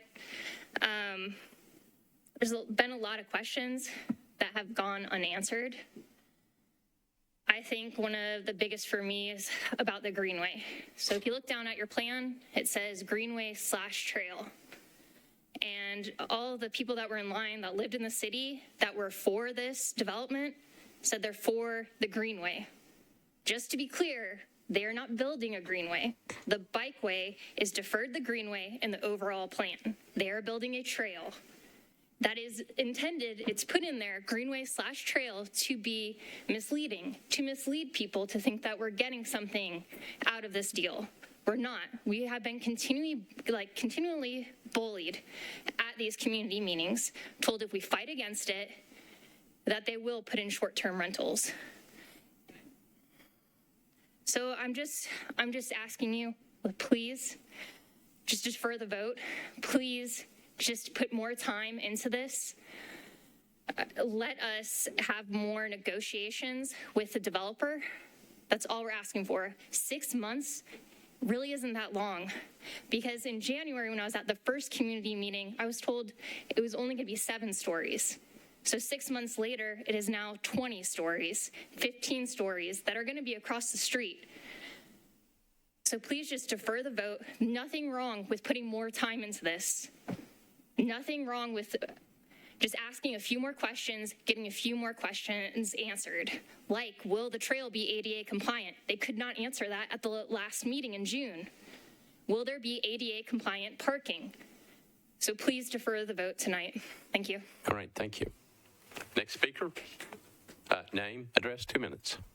Ryan McKay, Davidson Street. 2 minutes isn't really long enough to address the gish gallop of half promises from the developers. I'm all for development on my street and getting rid of the warehouses in favor of housing, but the developers told us they are developing along the riverfront without consulting an environmentalist. The traffic expert couldn't answer questions about the impact on any street besides Davidson, as if people would never go anywhere else. They are not planning to help clean the river to make it so anyone would actually want to use it. So I am just asking for you to delay the vote to get a more thought-out plan than this one. Thank you for letting me speak. All right, thank you. Next speaker. Good evening. Nolan Croy, 907 South 12th Street. Thank you all for the time tonight. We are asking for a deferral on this plan tonight for a few reasons. One, there's a significant give from the city in terms of impact on the residents with added height. And what are we getting in return? We're not getting added units. They're still building the same amount of units by right. There's talk of access to green space, which there hasn't been any commentary tonight that within eyeshot of this is 300-acre Shelby Park, where there's presently access to the river, plenty of green space, et cetera. To the comment on the traffic study, the only way to a grocery store from these parcels is via South 12th or South 14th Street, and the traffic studies failed to consider or study the impact of traffic on those streets. So that's another key consideration. And then lastly, I know there's been comments around the Greenway and what are we actually getting there. We're getting a riverfront trail, and I believe if you go through the language in the documentation, the existing protected bike lane on Davidson Street is technically deemed the Greenway moving forward. So we're not getting this illustrious riverfront experience where people can bring their boats, et cetera. It's ultimately the developer trying to paint a picture of a utopia for residents purely for their financial benefit. So I urge you to think through all these considerations and what are we as Nashvillians getting in return for this proposal. As of now, it's a pretty lopsided deal. And with me, my neighbors, folks that are impacted by this, we really want to make sure we get a fair deal so our quality of life is only impacted for the positive. Thank you all. All right, thank you. Next speaker, name, address, 2 minutes. Hi, I'm Brian Letcher, 919 South 12th Street. So I'm like a block and a half from where they want to do this.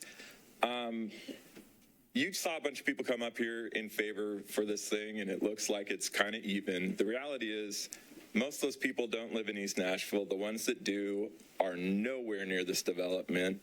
We, half of the people for it were also hired by the developers. They're literally working for them. So this isn't something, we have oh my gosh.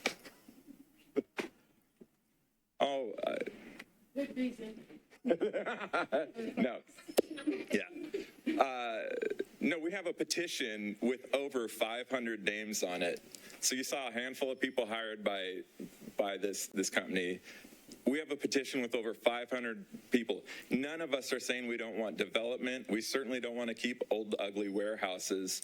But a 20-story building that's literally a half a block from single-story houses, I don't know how it made it through zoning and planning. It just doesn't make sense. You can't find anywhere this happens. And so that's our concern. That's our big concern, not Greenway or all the things we were told we supposedly wanted. That would be nice. We just don't want towering buildings. And if you picture yourselves in our same situation, I don't think any of you would want these giant buildings right next to your little neighborhood. So thank you. All right, thank you. Hi, I'm Allison Letcher. I live at 919 South 12th Street. That was my husband you just heard from. He said we're a block and a half up from this development. We're really 5 houses up from Davidson Street, and South 12th Street dead ends right at where this development would be. So, we're pretty familiar with how this neighborhood works, traffic patterns, and what my neighbor said about, going to the grocery store, drugstore, most of the restaurants in East Nashville, you're going to have to take 12th or 14th. I had a lot of concerns about the traffic, and at the last community meeting, I spoke to the traffic engineer who you heard from earlier about those concerns, and she agreed with me that because it's such a steep grade on 12th Street there's really just no options for traffic calming right there. Even though traffic calming was mentioned as something that would be included, I guess that would only be on Davidson Street, maybe 14th. They've got some flat areas, but that steep area cannot accept traffic calming. I also just want to say that, the right to build something does not impose upon this developer a minimum that they have to build. If this area is like so complicated with the property layout, let's just be thoughtful about it. They're going to make their money. I really ask that you defer this so that we can have some transparent conversations with this developer. So far, it's been a lot of bait and switch. Do you want access to greenway space? It'll have to be a little taller. Oh, wait, surprise, it's going to be 20 stories tall. Or, do you not want Airbnbs there? Well, that's fine. We'll agree to that. But surprise, we're going to build a hotel. So, at this late hour, we're just getting all these big surprises, and we just want to have some extra time to work through this with the community's concerns, because obviously we've got some pretty valid concerns that have not been addressed. Thank you. All right, thank you. Next speaker. Hi, my name's Lori Kelly. I live on 1105 Ozark Street, and I would like this proposal to be deferred because, mainly because, you know, when you drive over the bridge into East Nashville, you drive into coolness, and 20 stories, 15 stories is not cool. That's all I have to say.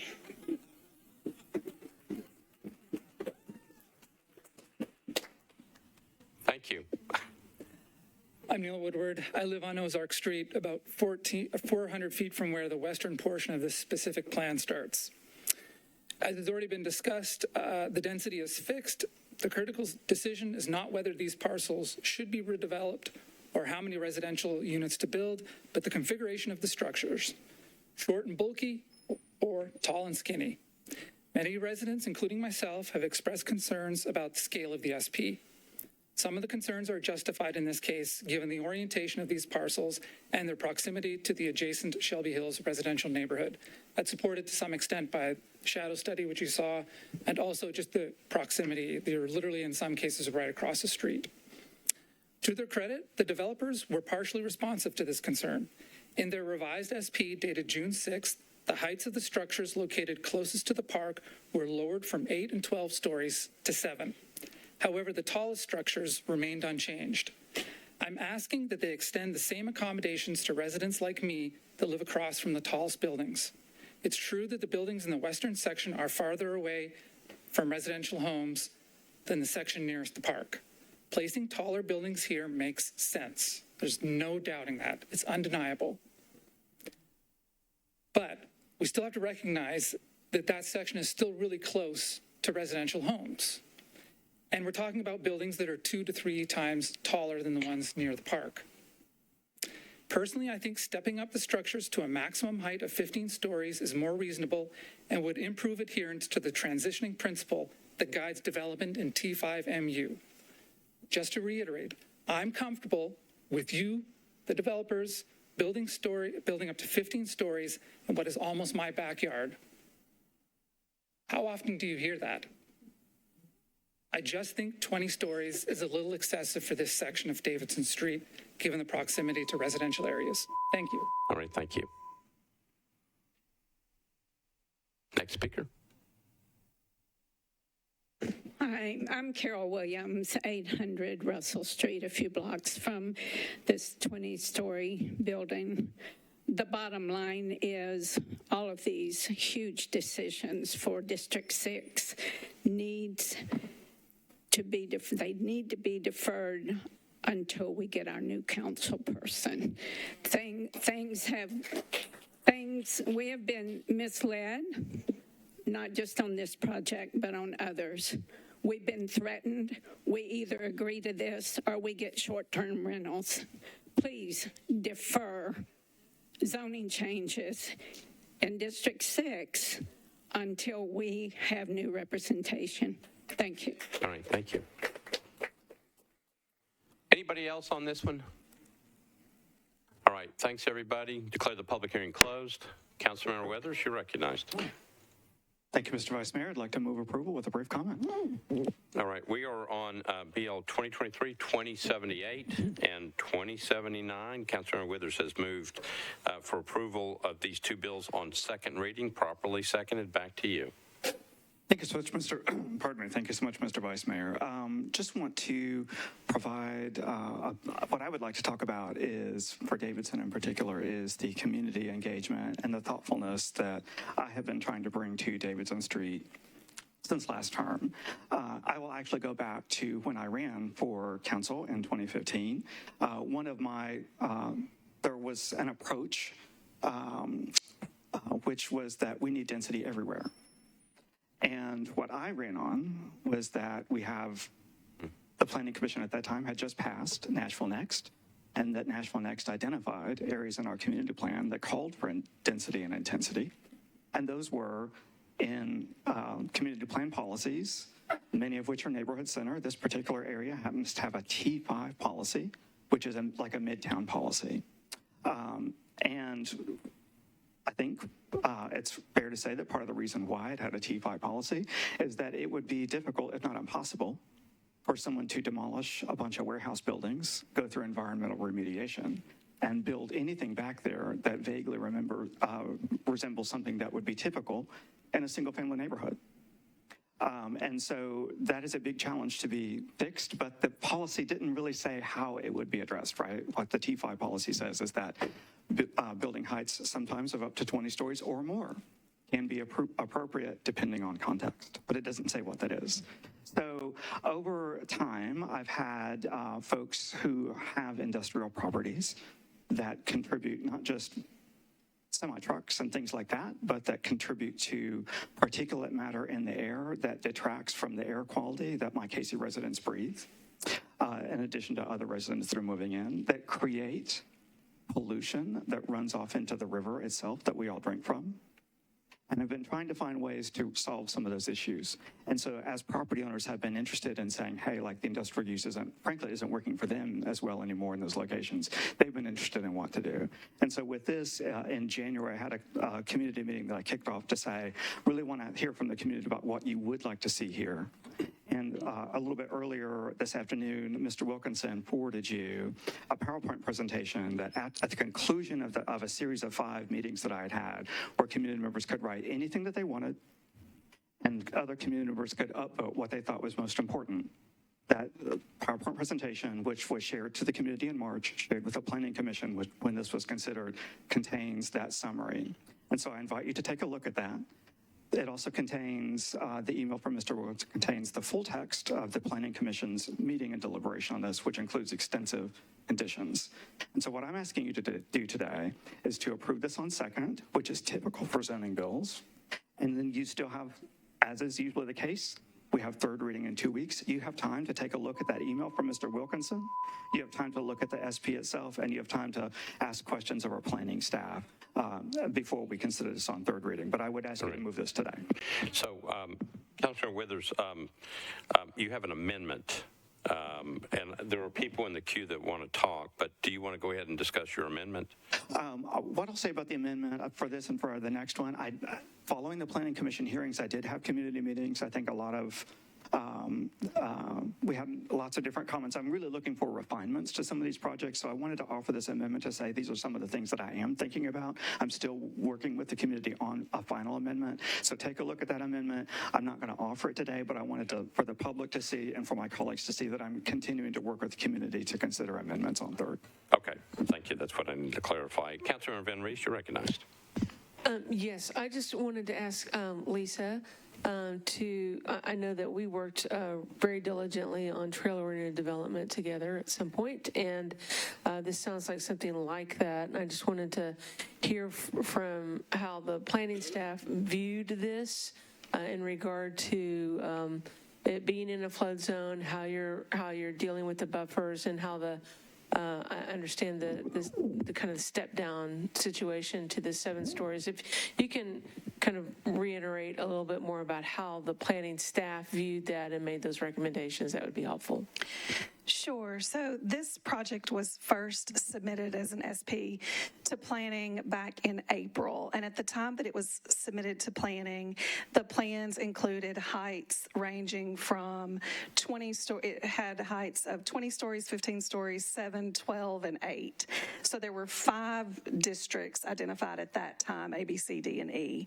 And so there were heights of 12 and 8 closer to Shelby, 20 on the westernmost end.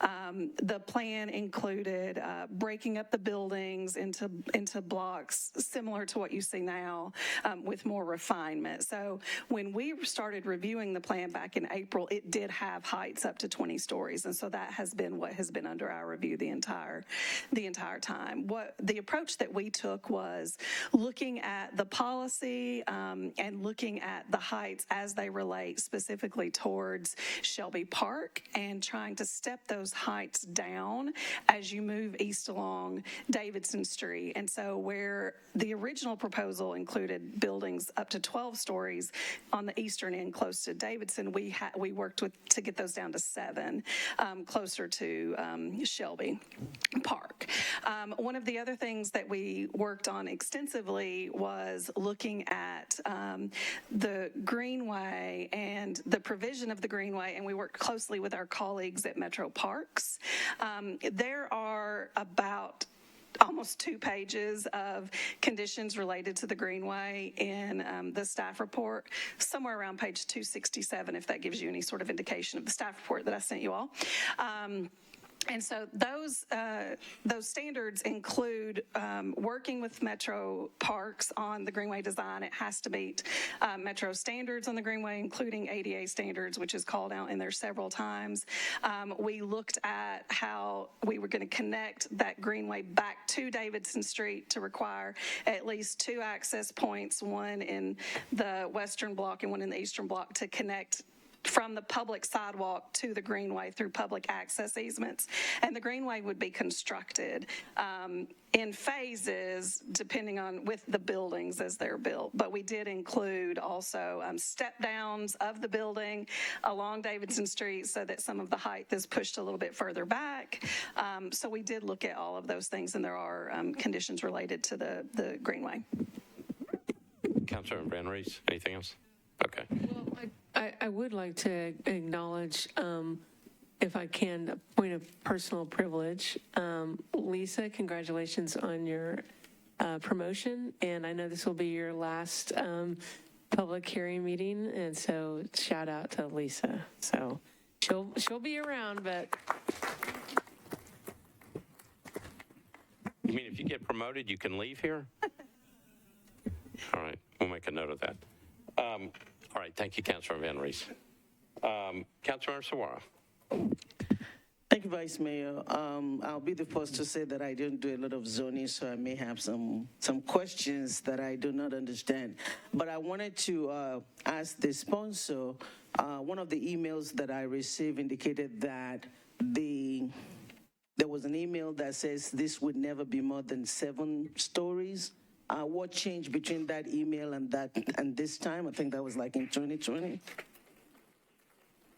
Councilor Withers, you recognize. Thank you so much, Mr. Vice Mayor. So this, for the 2 of these parcels, the ones that are furthest to the west, which is 690 and 1106, that was kind of what I was referring to, where I've been trying to be responsive to industrial property owners where they're wanting to wrap up their industrial stuff and switch it over to mixed use, which meets the community plan.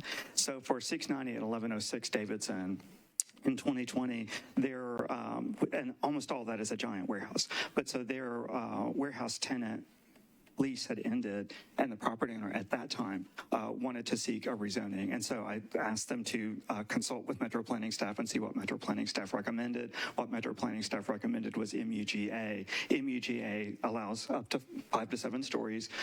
Now, this is back when we were having virtual community meetings, but the Shelby Hills Neighborhood Association does have and did have community meetings during those times. And so we did have discussion about it in the Shelby Hills Neighborhood Association. And so that back in 2020, that is when the MUGA replaced industrial warehouse, and that does allow 5 to 7 stories. But that was back in 2020. And so since that time, that property has sold. And the person who, the company that bought that has actually been holding on to that property for a long time and been interested in pursuing additional properties so they could do a more meaningful riverfront development. And so that is what you see today, is that in January, we began to have community meetings because they had acquired the parcel right next to the park. And so it was appropriate to go ahead and have community meetings about how we do that transition that I went back to, where the policy technically says maybe up to 20 or more, depending on context. How do we do that transition? And so through a series of community meetings initially, the feedback was people wanted more open space and were willing to trade more height for open space generally, although we didn't have a proposal in place. That was the community feedback that we received at that time, which is summarized in that PowerPoint presentation. And so then the proposal was brought forward in March. We had meetings since then, and those heights have been reduced in response to community feedback as well as planning department feedback. But it's a separate buyer, separate owner from the 2020 transaction. Okay.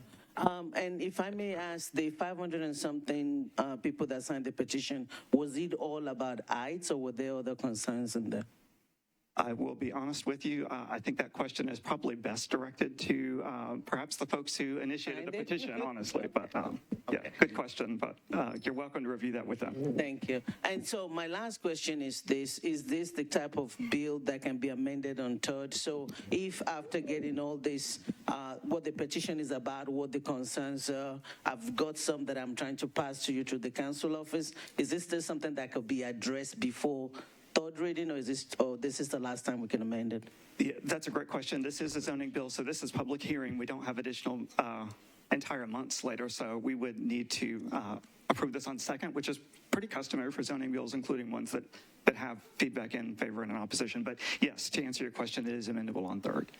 What I would ask is that for folks who are submitting amendments to, if you can, try to run them by Mr. Wilkinson and maybe Ms. Milligan to get planning feedback on them. But yes, we can consider amendments on third. And Council member. thank you. And one last question is that if we pass now on second and all the amendment did not get in or something happened, we can defer on third if we so choose. That is a possibility, yes. Thank you. Thank you. Councilmember O'Connell. Thank you, Mr. President. I've got a lot of folks I know in East Nashville on both sides of this one, some of them obviously closer to it. I guess a couple questions. I guess I'd ask the sponsor, is he planning any amendments yet that I'd address this, or is this kind of going to be a let's see what comes in approach? Councilmember Withers.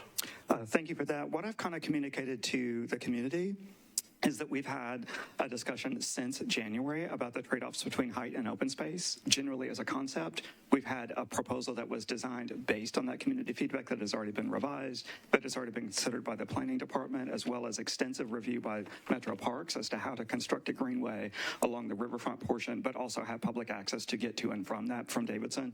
So my sense, for me personally, is that height, I don't think is, I regard that as a settled question. However, I do have an amendment that is already proposed. We had a community meeting to try to gain some additional community feedback about prohibited uses. I know, for instance, one of them is bar nightclub. We don't have a separation in our zoning code between bar and nightclub. So if you want to have a bar, you sort of almost have to have the other one. However, we can talk about performance standards and hours of operation. So there's still, I think, very constructive feedback that we can get to that addresses community concerns about some things. But my personal view is that a height is a settled matter, and we should work on refining it further. But again, the body has the ability to submit amendments that could be considered on third. Great, thank you. And my follow-up question, I guess, to that is, I've detected a little bit of skepticism about the hotel as a use, and having been through a pretty complicated rezoning request, we did wind up actually restricting that use, and I don't know if there's been discussion similarly in that conversation as well. So. Councilmember Withers. Thank you for that. I mean, what I would say is that the initial proposal from the applicant did include some short-term rentals. We had sort of discussed potentially capping the number of them or something like that as a way partly to make the numbers work, but B, the overwhelming community feedback was that neighbors in the area are hoping to see some ground floor businesses and things like that, and you sort of need a certain amount of recurring foot traffic to make a lot of those businesses work. And so there's been a lot of discussion about that, how to do that. And meeting with some of the members of the Shelby Hills Neighborhood Association board, the feedback that we received was that they were generally more comfortable with a hotel approach because there would be a concierge or there would be someone who would be a point of contact rather than a bunch of condos that could each have their own management. However, and this may be a question for Ms. Milligan, but the scope of this project does limit the total amount of commercial square footage in the project, and also requires that a very high amount of that be on a ground floor. And so that is something to assess, but it would tend to limit the size of all commercial uses, but including that one. We haven't capped it at a particular square footage. If we need to do that, we can definitely consider that on third. Thank you. Thank you, Mr. President. I'm going to be interested to see what amendments land. Thank you. Okay, thank you. All right, Councilmember Hart, you're recognized. Thank you, Mr. President. I, too, was going to ask questions that Councilmember Suarez, because I too received those emails. But the one thing I was concerned about is the greenways and being able to sustain and maintain those. Is that going to be addressed in the amendments, or how is that going to be addressed? Bless you. Really good. Sure. So there is, there we are. There is language already in there's language already in the conditions related to the greenway and the maintenance thereof. And there's, we worked with parks to ensure that there was language related to entering into the standard easement and maintenance agreements with parks that they require of all developments. And so, or all new developments. So that language is in the staff report already. So Parks is going to maintain them? No. It would be an agreement with the developer. Oh. Yeah. Okay. Councilmember Hurt? Good. Yes, that's fine. Thank you. All right. Councilmember Withers, back to you. You're the last person in the queue. Thank you for that. This has been a great discussion. I know a lot of times I'm usually up here encouraging folks to save discussion about zoning bills for Planning and Zoning Committee. Obviously, there's a lot of public interest in this.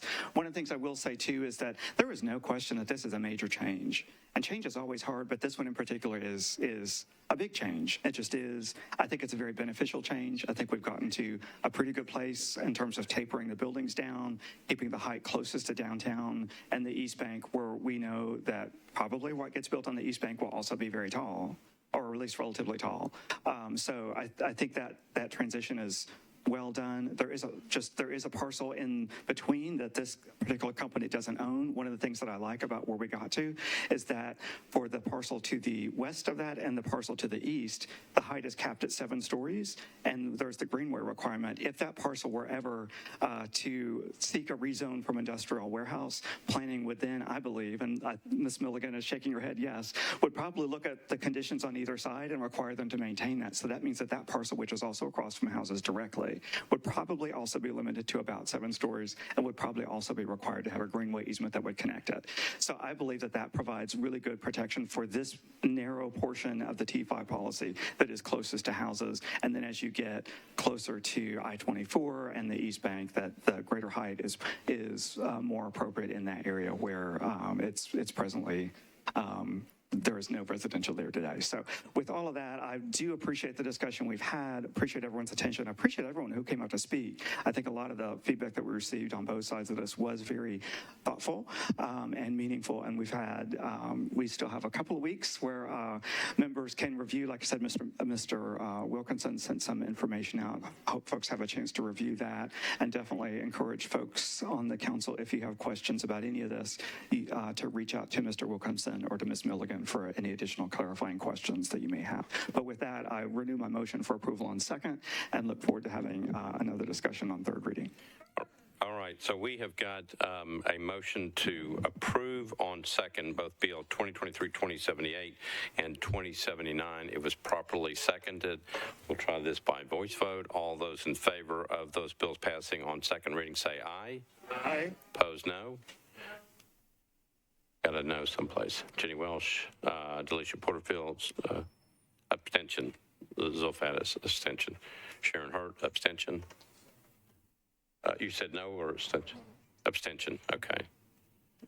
Joy Stiles, abstention, okay. Okay, anybody else? Councilmember Henderson?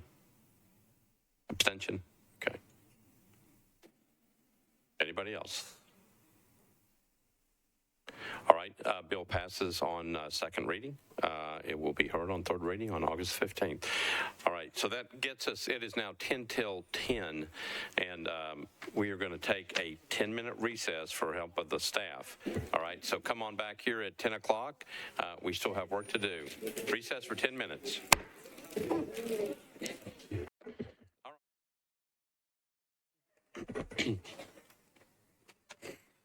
All right. right, we are on page 23 of my agenda. We are on item number 51.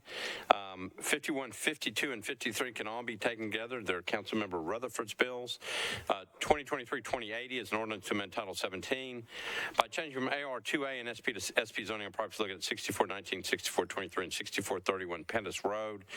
BL 2023-2081 is the companion bill. Ordinance to authorize building material restriction requirements for BL 2023-2080. Proposed ordinance requires certain materials restricting the construction of buildings. And item number 53, BL 2023-2082, ordinance to amend Title 17 by changing a specific plan for a portion of property located at 8001 Warbler Way, southwest of the terminus of Tanager Drive, Zone SP. Councilmember Rutherford, you are recognized on your bills. Thank you, Mr. President. If there's no objection, you can also take item number 63 as well, because I intend to withdraw all four of them. Okay, hold on. Let me just read it. Item number 63 by Councilmember Rutherford. Ordinance to amend Title 17 by changing from SP to R40. Zoning for property located at 6397 Pettis Road, northeast corner of Warbler Way and Pettis Road. Councilmember Rutherford, you're on all four bills. Withdraw all four bills. Withdraw. Okay, so it's 51, 52, 53, and 63, right? That's correct. Okay, thank you, Councilmember Rutherford. We are on item number 54 by Councilmember Evans, BL 2023-2083, and the companion bill, BL 2023-2084. 2083, an ordinance to amend Title 17 by changing from RS 7.5 to SP zoning. Properties located at 1325, 1329, 1333, and 1337 Tulip Grove Road, east side of Tulip Grove Road, approximately 250 feet north of Central Pike. And the companion bill, 2084, an ordinance to authorize building material restrictions and requirements for BL 2023-2083.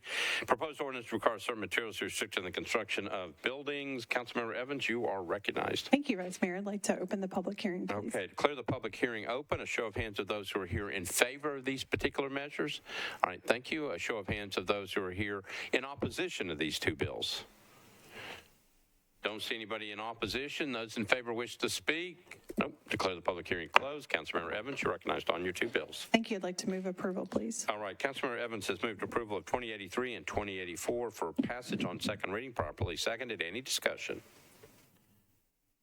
Seeing none, all those in favor of 2083 and 2084 for passage on second reading say aye. Aye. Opposed, no. You adopt. We are on BL 2023-2085 by Councilmembers Lee and Murphy. It can be taken with item number 57, 56, 2085, an ordinance to amend Title 17 by changing AR 2A to SP zoning for properties located at 3654 Hamilton Church Road and Hamilton Church Road unnumbered. And then the companion bill, BL 2023-2086, Lee and Murphy, ordinance to authorize building material restrictions requirements for BL 2023-2085. Proposed ordinance requires certain materials restricted in the construction of buildings. Councilmember Murphy, you are recognized. Thank you. I'd like to open the public hearing. Okay, declare the public hearing open. We're on items 56 and 57. That's 2085 and 2086. Show of hands of those who are here in favor of those two measures. All right, show of hands of those who are here in opposition to those two measures. Don't see anybody in opposition. Anybody wishing to speak? All right, declare the public hearing closed. Councilmember Murphy, you're recognized on those two bills. Move for approval. Got a motion to approve both 2085 and 2086 for passage on second reading. Properly seconded. Any discussion? Seeing none, all those in favor of the two bills passing on second reading say aye. Opposed, no. You adopt. We're on item 50A, which can go with 59. Councilmember Withers is the sponsor. 2087, ordinance to amend Title 17 by change from MUGA to SP for property located at 800 Main Street, approximately 210 feet west of South 9th Street, and located in the Gallatin Pike Urban Design Overlay District. And then item number 59 is a companion bill, an ordinance authorized building material restrictions requirements for BL 2023-2087. Proposed ordinance requires certain materials to be restricted in the construction of buildings. Councilmember Withers, you're recognized on those two bills. Thank you, Mr. Vice Mayor. I'd like to open the public hearing. All right, declare the public hearing open on those two, 2087 and 2088.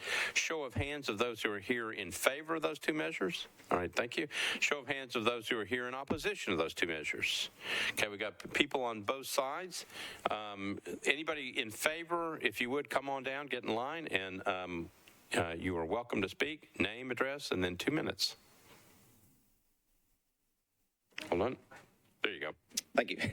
My name is John Gore. I'm a principal with Bard Civil Associates. My address is 1212 Fatherland Street.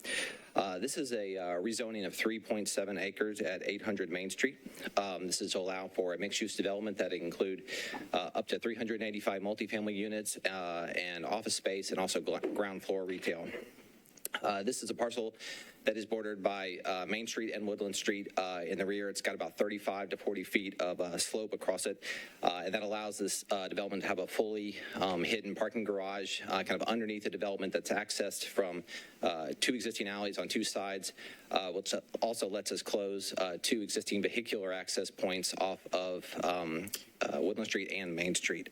The proposed development would have a public plaza, which steps down from Woodland Street to Main Street, that has a public access easement to make sure it's always allowed for the public to use as open space. And it will also include all new streetscape and hardscape improvements to both Woodland Street and Main Street, as well as some pedestrian safety improvements to the crossing in Main Street, which we've coordinated with WeGo and TDOT and NDOT. This site is also within MDHA's East Bank Redevelopment District, and it's currently zoned MUGA. The SP that we're proposing only has a couple of differences from what's allowed in MUGA. The first is that short-term rentals, both owner-occupied and non-owner-occupied, have been excluded as a use from this property, which they are not excluded from the existing zoning. The second is that the SP is written to allow variation in the height of the towers. MUGA, as you've heard tonight, allows for up to 7 stories of height. The 3 towers that we are proposing are 3 stories, 6 stories, and 10 stories. The 10-story tower sits at grade at 10 stories off of Main Street, but as Main Street kind of steps up to Woodland Street, it's effectively only 6 stories at Woodland Street. We've heard some concerns about the height, and we've addressed those, and we appreciate your time. All right, thank you. Next speaker, name, address, 2 minutes. Hi, I'm Megan Sigler, a professional engineer with KCI Technologies at 500 11th Avenue North.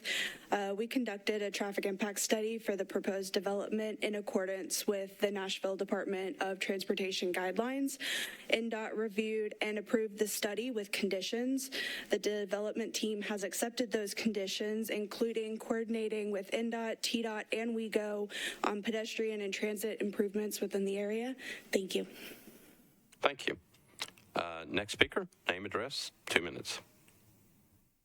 Good evening, Nick Dryden, 1107 Carruthers Avenue, 37204. Dryden Architecture and Design. Architect, wanted to just speak to the quality and the character of this development. The stats have been kind of talked about by the engineer's perspective, but I think that this development is really a model for an urban infill mixed-use development consisting of residential and commercial uses. As described, this is a very dynamic site that is between Main Street, high-density corridor, and Woodland Street, kind of more of a neighborhood scale development. So the project has been conceived to be massed within consideration of both of those different urban conditions, lower scale on the uphill side on Woodland Street, and higher density and higher scale on Main Street, which I think consistently reflects the policy. The project is consistent with policy. Project received 100% unanimous approval from planning. Councilman Withers has done a great job helping assist with the team with meetings with MDHA and planning and community meetings as well. I think that a lot of things that are desired by a lot of neighborhoods are really accomplished with this development. Otherwise, most developments that we see going up around Nashville are generally bigger block developments. This particular design was broken up into 3 smaller blocks with the intent to really develop some interstitial public space that connects Woodland Street and Main Street and helps activate those zones and create green space, and also promote healthy natural light and air between those buildings for healthier living and working conditions. Thank you. Thank you. Next speaker, name, address, 2 minutes. James Guthrie, 312 South 11th Street. So I'm about half a mile from this site, and I'm really excited about the proposed development, mostly because of the hundreds of new homes that it will create where there are presently none. So it's totally non-displacement. It is underparked by traditional standards, so it's the kind of development that we're trying to get with moves like Councilman Sledge's parking minimum waiver that we just passed last year. It's mass timber, which is taking advantage of the Councilmember Parker's bill. So it's really exciting on both of those fronts.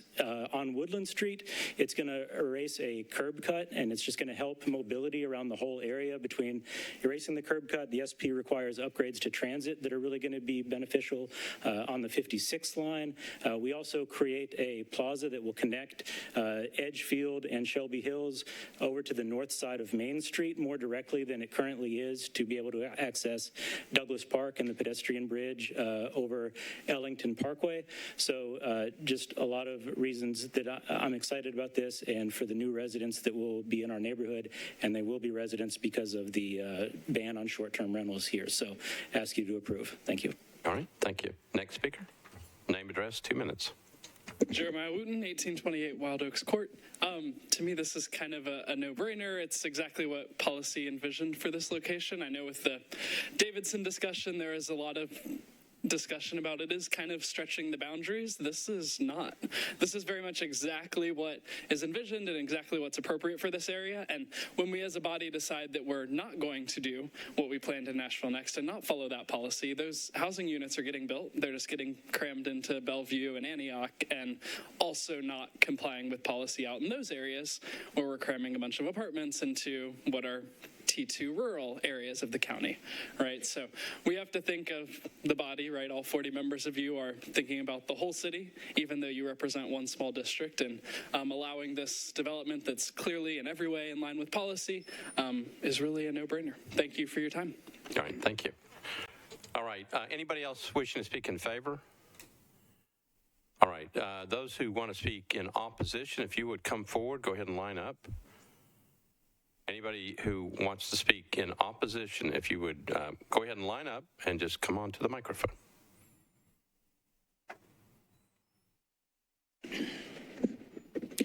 My name's Jim Hubler. I live at 607 Fatherland Street. And basically, I think it's a fairly good plan. My main objection, though, is why do you always allow people to violate zoning? They want to go up to 10 floors on this. Why don't you just allow them to move that square footage onto some of the lower rise buildings? They'll get the same square footage and you won't be violating zoning. It's a no-brainer. And I hope you will vote that way. I understand councilmanic privilege and courtesy, and I know that you probably won't. Thank you, Mr. Hubler. Next speaker, name, address, 2 minutes. John Guider, 606 Fatherland. It's past my bedtime, so I apologize. I don't really object too much to this particular construction, but what is bothering me is, one, I don't feel that the neighborhood was properly informed. And two, we have other construction proposals on 10th and Fatherland and Shelby Street. And I think that the combination of the three are really going to ruin the character that East Nashville historically has tried to achieve. So I think when you can, if you approve one, but if you approve all three, then I think we are going to be compromised. Thank you. All right, thank you. Next speaker. Michelle Flynn again, 1904 Fatherland Street. So I just want to take a moment to talk about, yes, the question, why are you going from 7 to 10? If you're not getting out of that housing for moderate income people, the reason they're going 10 is so that they can make more money. It's about profits. I understand developers want to make a profit, but when the RUDAT was first set up many years ago after the tornado, and when an overlay was put in this community, there was a desire to have a more limited height. The other thing I want to speak to about that, and it is connected, which is that now you're going to be really moving downtown into East Nashville, which is what people over and over have said they don't want to do. When this goes up to 10, you know, everything else with developers are going to come in that area and ask for, I want an exception and I want to go up to 10. So then it's 10. We have 20 now going to be going out on Davidson. You've already approved 408 Woodland to be changed from 7 to 11 stories. So what you've done is the main arteries into East Nashville, Woodland, Main, Davidson. We don't know what else you're going to be proposing for us, but it's all about higher heights. Okay, that may make sense to you all in other areas, but for us, many of us who really believe affordable housing and housing for moderate income people who live here, who work here, they can't, it just is quite disturbing that zoning is the one way that you have to negotiate with developers about what they are building, and you keep giving the zoning increases to folks without getting in return real housing for real people who live here. So that is really my main concern about this development. It's just more of the same, and you're just going to move. It's not even slow. It's moving fast into downtown, into East Nashville. Okay, thank you. Okay. I'm back, and I'm wasting my words after your last vote, but it's important for me. As an East Nashvilleian since 1946. I've lived in my home since 1975, and it's one block from this development at 800 Woodland. The land needs to be developed. That's not the issue. The issue is the same as I mentioned before. There are good civil neighborhood meetings, and there are bad disturbing meetings, and we've had both. The disturbing meetings usually have to do with lack of information and overlooking the voice of the neighbors, as I feel this council often does, as I feel planning often does. Our councilman is on the planning commission, so we can assume that he's going to get past what he needs to get past. But we are told by our council member he had already received MDHA approval. The Planning Commission, where he's a member, had denied Edgefield a deferral, nixing any chance for neighbors to have a second meeting before the planning vote. A second meeting, however, was called without adequate notification after planning approval. Developers presented their plan, we were told. The plan is 1 year out. Demolition will take 3 months. Blasting will occur. The 10-story main portion does not face Main Street. 385 rentals. Retail space. Average rent begins at $2,000. This is not affordable housing. 20 stories on Davidson is not affordable housing. So don't be misled by there's so many questions, so many unspoken remarks, suggestions, parking issues, no regard for community, neighbors, local schools, nor businesses. Please defer and let our new council person have a meeting, a civil meeting, okay? Thank you. Anybody else wishing to speak on this one, either for or against? All right, declare the public hearing closed. Councilor Withers, you're recognized. Thank you, Mr. Vice Mayor. I'd like to move approval with a brief comment. All right, we are on Bill 2023-2087 and 2088. Councilor Withers is moving approval of both of these for passes on second reading properly. Seconded, back to you. Thank you so much, Mr. Vice Mayor.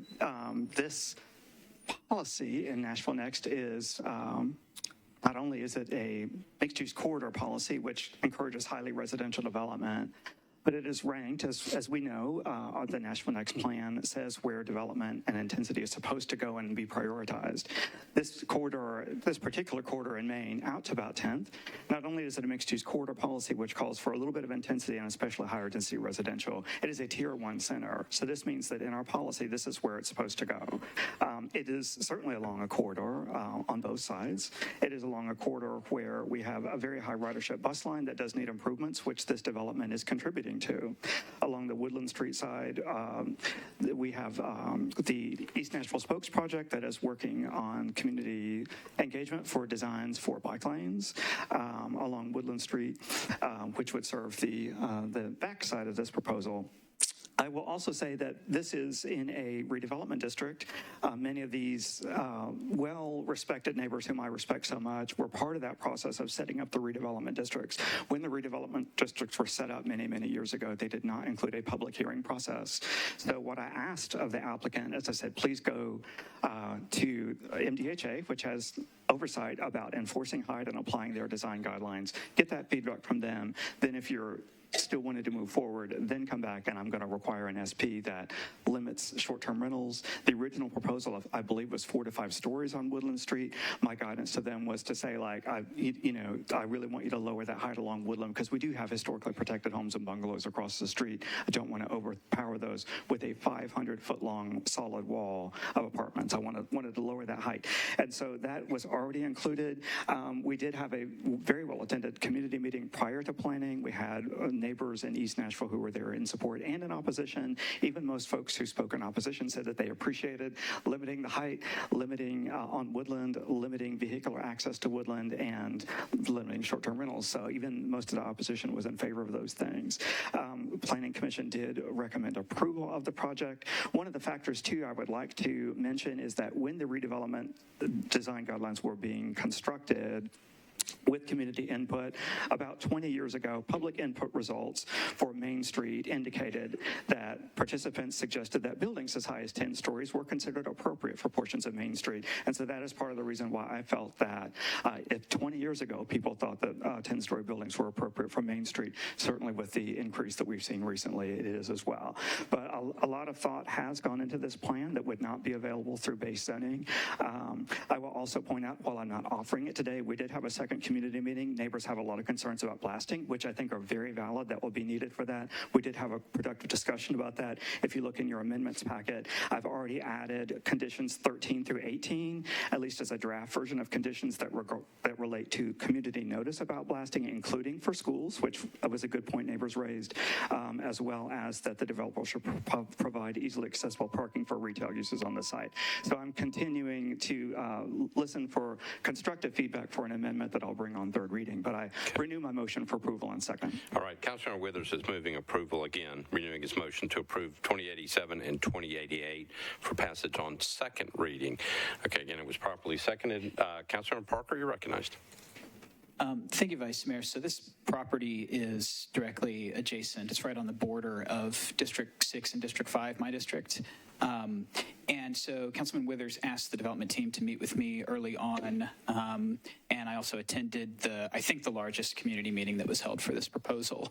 I won't repeat anything that Councilmember Withers has said, but I do want to comment a little bit about what this does for connectivity in the area, kind of between the districts. If you look at all the kind of planning documents and existing infrastructure from like East Park over to the Oracle campus, there is emerging and being planned and being invested in sort of a pedestrian superhighway. We don't really have a name for it yet, but there's a pedestrian bridge that crosses Ellington in my district from Maxwell Heights to McFerrin Park, and you go across that bridge right now, you go up 8th, and you just end up in a sort of dead-end T at Main Street. Like there's sort of a crosswalk there, there's sort of not. It's not very easy to get across. This project will improve that crosswalk. Additionally, there will be sort of a linear plaza type thing through the property that will be publicly accessible. So you'll be able to go up 8th, bikes and pedestrians will be able to go straight through the property and get up to Woodland Street. that's an enormous connectivity benefit for bike and pedestrian access. So I'm very excited about that. The other things that I hit on with the developers when I met with them were short-term rentals, which ended up being excluded, and then the sensitivity to the height along Woodland Street facing those historic homes. So I think this is a good project. I'm excited for it. I think the architectural design looks really great, especially compared to some other things that are going on in the area. So I'm going to vote in favor of this one enthusiastically. Okay. Thank you, council member. Anybody else wishing to be heard on this one? Okay, I've got a motion to approve both 2087 and 2088 for passage on second reading. Okay, ready to vote? All those in favor of passage on second reading of 2087, 2088, say aye. Aye. Opposed, no. Any abstentions? Okay. All right, those bills pass on second reading.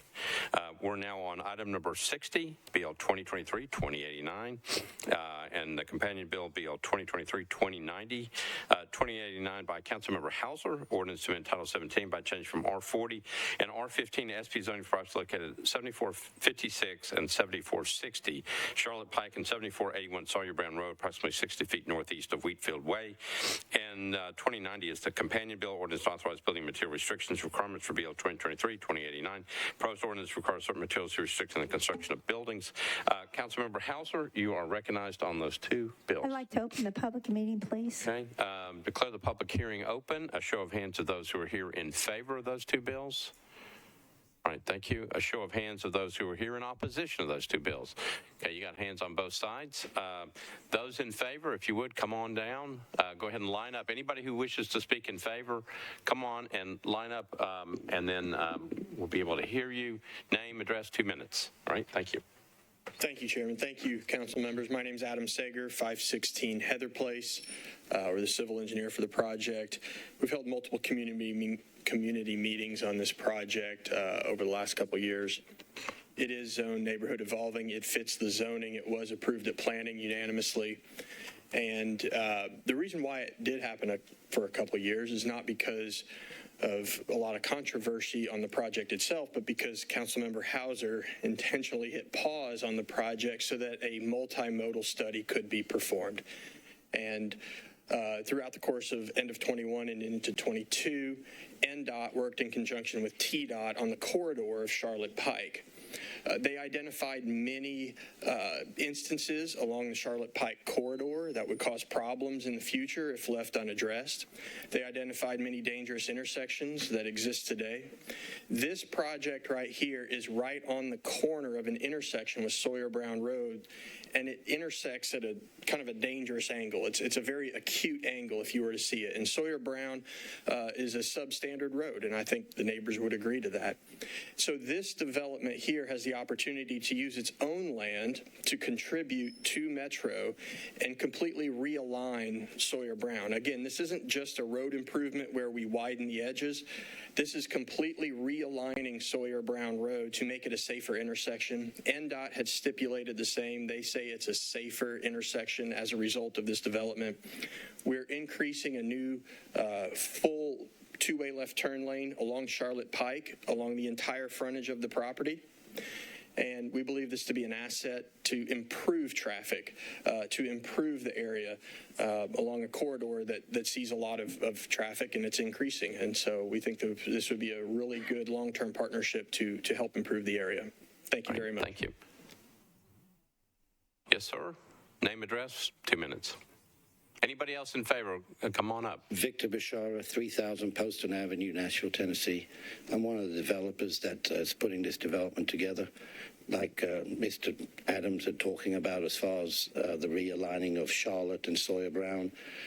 Council Gloria Hauser wanted to have a traffic study done before she would make her decision, which we waited properly, which was done by Metro, probably took 8-9 months to get done. And it basically showed all the hot spots of where the traffic, where the accidents and where the bad areas were. And we waited for that to get done. And it did come back showing there was some area at Sawyer Brown and Charlotte Pike, where there was it was a very bad hotspot. So we did agree to realign that, widen Sawyer Brown, like Adam was saying, and Charlotte. Initially, we had probably 4 or 5 community meetings, and during those community meetings, we obviously spoke with the neighborhood next door, and we changed the site plan probably 3 or 4 times to accommodate the neighbors. Originally, we had townhomes along Charlotte. We changed that all to single-family homes. We added the intersection where they didn't want the entrance to the subdivision coming on Charlotte, so we changed that and put it on Sawyer Brown, where we're widening and straightening the road up. So we feel like we've done a lot of work with the neighborhood to please them, and I'd ask for you guys to approve it tonight. Thank you. All right, thank you. Next speaker, name, address, 2 minutes. Hi, my name's Judd Tashi, 2909 Poston Avenue. I'm also involved with the development, albeit late and albeit a novice. But I'll tell you that there has been 2 previous developments adjacent to this one that have been very successful and very well received by the community, I might add. And this one, while it's a little bit different, a little bit down the road, it does meet a need. And Councilwoman Hauser has been very helpful in guiding us and directing us to what she believes and what the people of the community want and need, which is a specific right-of-way, which we're granting, as well as a widening of Sawyer Brown, which I think everybody would admit is this blind turning lane there. And I think this will benefit the community, as well as having single-family houses, which we also listened to and have implemented into the plan. And I think this will be very well received, and it'll be a nice, it'll be a boon to the entire community. And also, I've been in that neighborhood since moving here, since 2014, up until very recently. And so I understand the area and its needs. So thank you for listening. All right, thank you. Anybody else in favor wishing to speak? All right, those in opposition, if you would come on up. Anybody in opposition on this one, come on up to the microphone.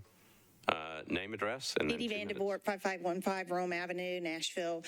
I'm not in opposition of this, but I did want to make some statements. Charlotte Pike is horrible. Traffic, horrible. It bottlenecks. It's gone from 4. We keep yelling for bike lanes, this. There's no room for them on there. There's nothing. We're not following any of the setbacks on the road. And I have stood in front of the Planning Commission myself and have been told that you know more what's best for my neighborhoods and my area than I do.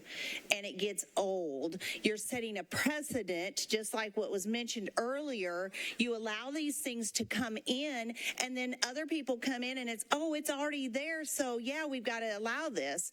And Mr. Withers has done this where he bunches property up and he allows all of these variances on overlays. I'm in an HPR overlay, and so it's two houses on one lot if you have over 6,000 square feet, not 15 on 2 lots.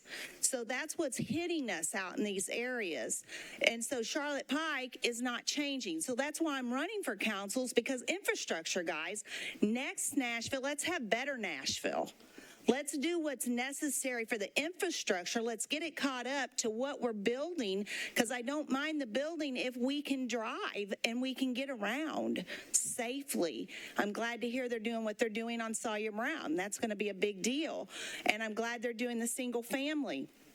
But infrastructure, that has to be part of it too, as you're setting a precedent for more people to come in and the infrastructure's not there. All right, thank you. Next speaker, name, address, 2 minutes. Brian Knoop, 2325 Traymore Village Place. After 31 years in Williamson County, I recently moved back to Davidson County, in an area of Davidson County that is convenient to shopping, Bellevue Place, West Nashville, convenience to the interstate. It's an ideal location, and yet there's green space still in the area.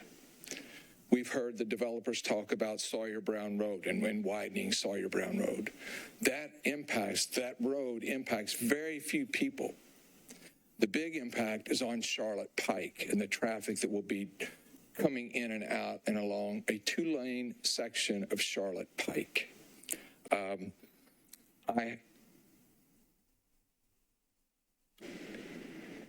understand, I don't understand the rezoning to SP.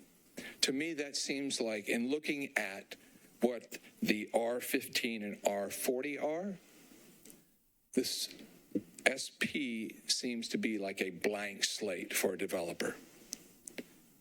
That concerns me. The Metropolitan Planning Commission recommended to you that this can be approved with conditions or disapproved without all conditions met. There are certain materials be restricted in the construction of this project.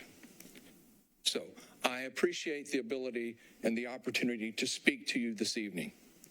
However, I hope that you as council members perform your due diligence in making sure that all of the conditions have been met before you approve this bill this evening.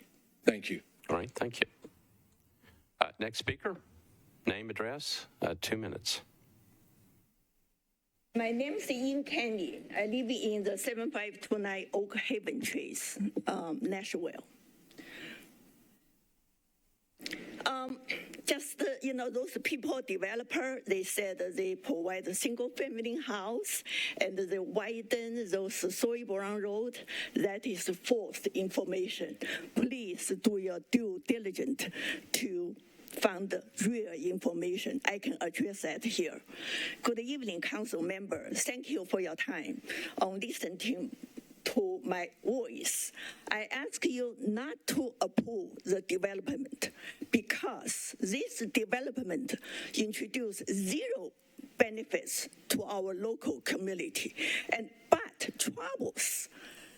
Like the other planning commissioner said in the planning meeting, that bring troubles because that soy brown road, it's old soy brown road, is 2 miles long. It's only 16 feet wide, very dangerous, no shoulder, nothing, just, very twist, only 20 miles per hour, that road. They improve that soy brown road only on their lots, which means only 1/4 of the soy brown road. Currently, we have 40 local residents rely on that private soy brown road to access Charlotte Pike. That is our only way to access Charlotte Pike. But then they block us, move 120 vehicles before us, only upgrade, straighten, upgrade. They are only 1/4 of that.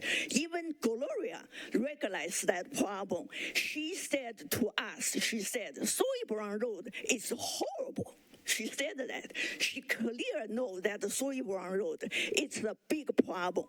And also 120 cars dump to the Charlotte Pike. Right. That Charlotte Pike is 2-lane road. It's already big problem. Thank you. I have more to say. Next speaker, name, address, 2 minutes. John Kenny, 7529 Oak Haven Trace. Mr. Vice Mayor, I have a point of order, please. On the agenda, there is a link to the plan for this project. The link does not go to our project. It goes to 525 40th Avenue North. If you look and you do tie in your computer, you will see. If you click on the plan. Go ahead and make your statement. And Okay, then then we'll check in. thank you. Okay. And I'd appreciate my time being reinstated, please.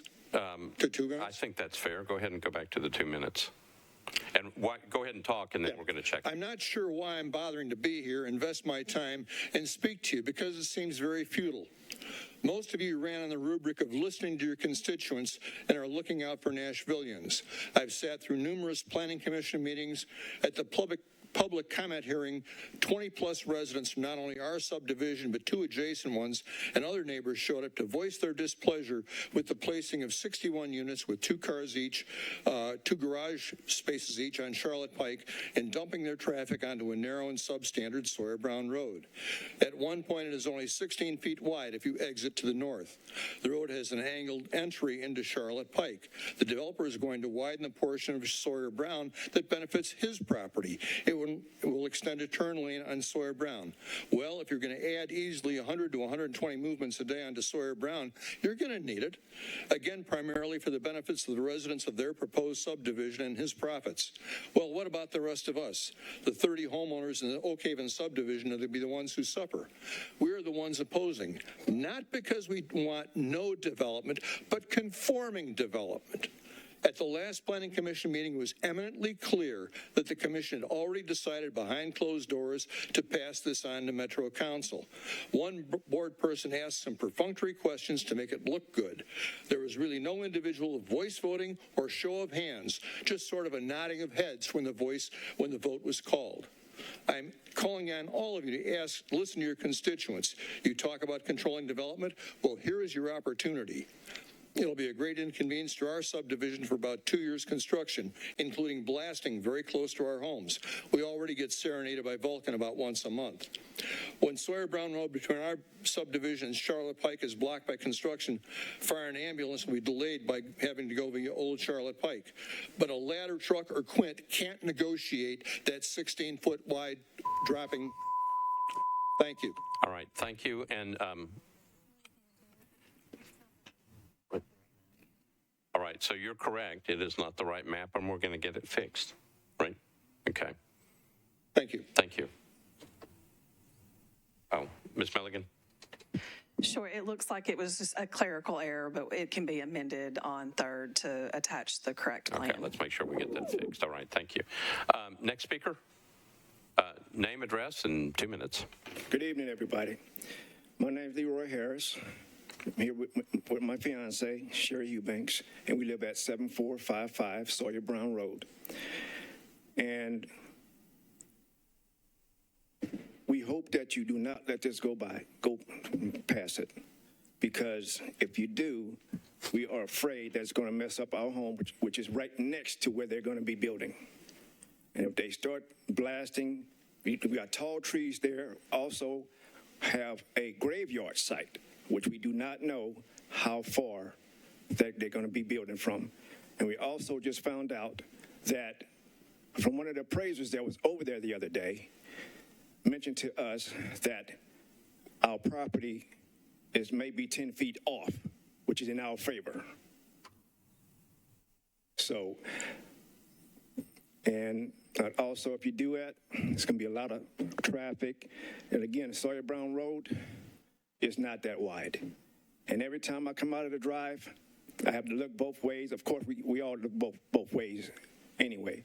But when I am on that road, it's like I have to move all the way over to the side, almost to the ditch, for someone to pass. So we just hope that you don't pass it. Thank you. All right, thank you. Thank you for being here. Anybody else wishing to speak in opposition? Okay, declare the public hearing closed. Councilmember Hausler, you're recognized. Yes, first off, I'd like to apologize to the planning staff and the planning commissioners. You are not crooked. You do not do deals behind anyone's back. I just want that clear. It really infuriates me when we have public servants that put forth their time and their effort to receive this kind of language tonight, and that is wrong, and I am so sorry. Ms. Milligan, would you please address the fact of the items that are in the SP, if those can be overlooked? Please speak to those conditions. Councilmember Hausler, let me just make sure. You're going to move these bills? Oh, I'm so sorry. Yes. Okay, so you're going to move both. You need a motion on both 2089 and 2090. Yes, I want to move them forward with comment. Okay, so you're moving both 2089 and 2090 for passage on second reading. Properly seconded. Back to you. Ms. Milligan. Sure. So The Planning Commission reviewed and approved and did recommend approval with conditions and disapproval without all conditions. And those conditions are outlined both in the staff report as well as the council bill.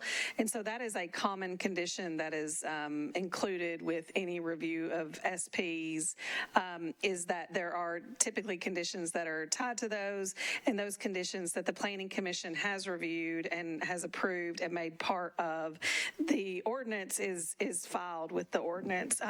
Some of those conditions are related to complying with all conditions and requirements of Metro reviewing agencies, which includes any sort of improvements, especially as it relates to the realignment of the road and the timing of the realignment of that road. It also limits the number of units to 61 units, and then also it prohibits short-term rentals in any of the units. And then the plan that is reviewed by Planning Commission, that is the zoning. And so in other words, the layout that shows the location of the homes, access drives, materials, height, all of those are incorporated as part of the zoning. And it cannot go forward if those are not met, correct? That's correct. So the process for an SP, it's a several step process. And so this is the preliminary review, which would, if passed, it would put the zoning in place. The second step is a final site plan, and that is the more detailed set of construction documents. Whenever they bring in a final site plan, we would be asking for construction documents as it relates to the road realignment, to any sort of sidewalks that are included along the public street frontage, as well as elevations of the proposed housing units. And so it's a full set of construction, including grading plans. So that is reviewed for technical requirements by all of the reviewing agencies. If approved, then typically the next step is a grading plan, which would be approved by Stormwater to meet their technical standards. And then we review a master permit, building permit, and then individual building permits for each home. So all those things have to be in place, correct? Yes. Okay. This project, as the developers have said, I had delayed because I wanted to make sure that I knew what could be done, as one of the constituents said, the Sawyer Brown Road and Charlotte Pike, because I knew those were tricky, dangerous roads. As you have heard me say over and over again, I do not just approve projects that fix the mess they make. They has to be better than it is today. Today, Charlotte Pike is a dangerous road. If nothing happens, it will be a dangerous road. If not one house is built forevermore, it will be a dangerous road.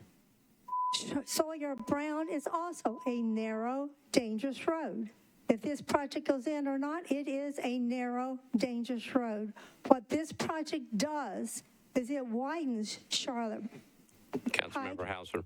Yes. Your time is up. Okay. All right.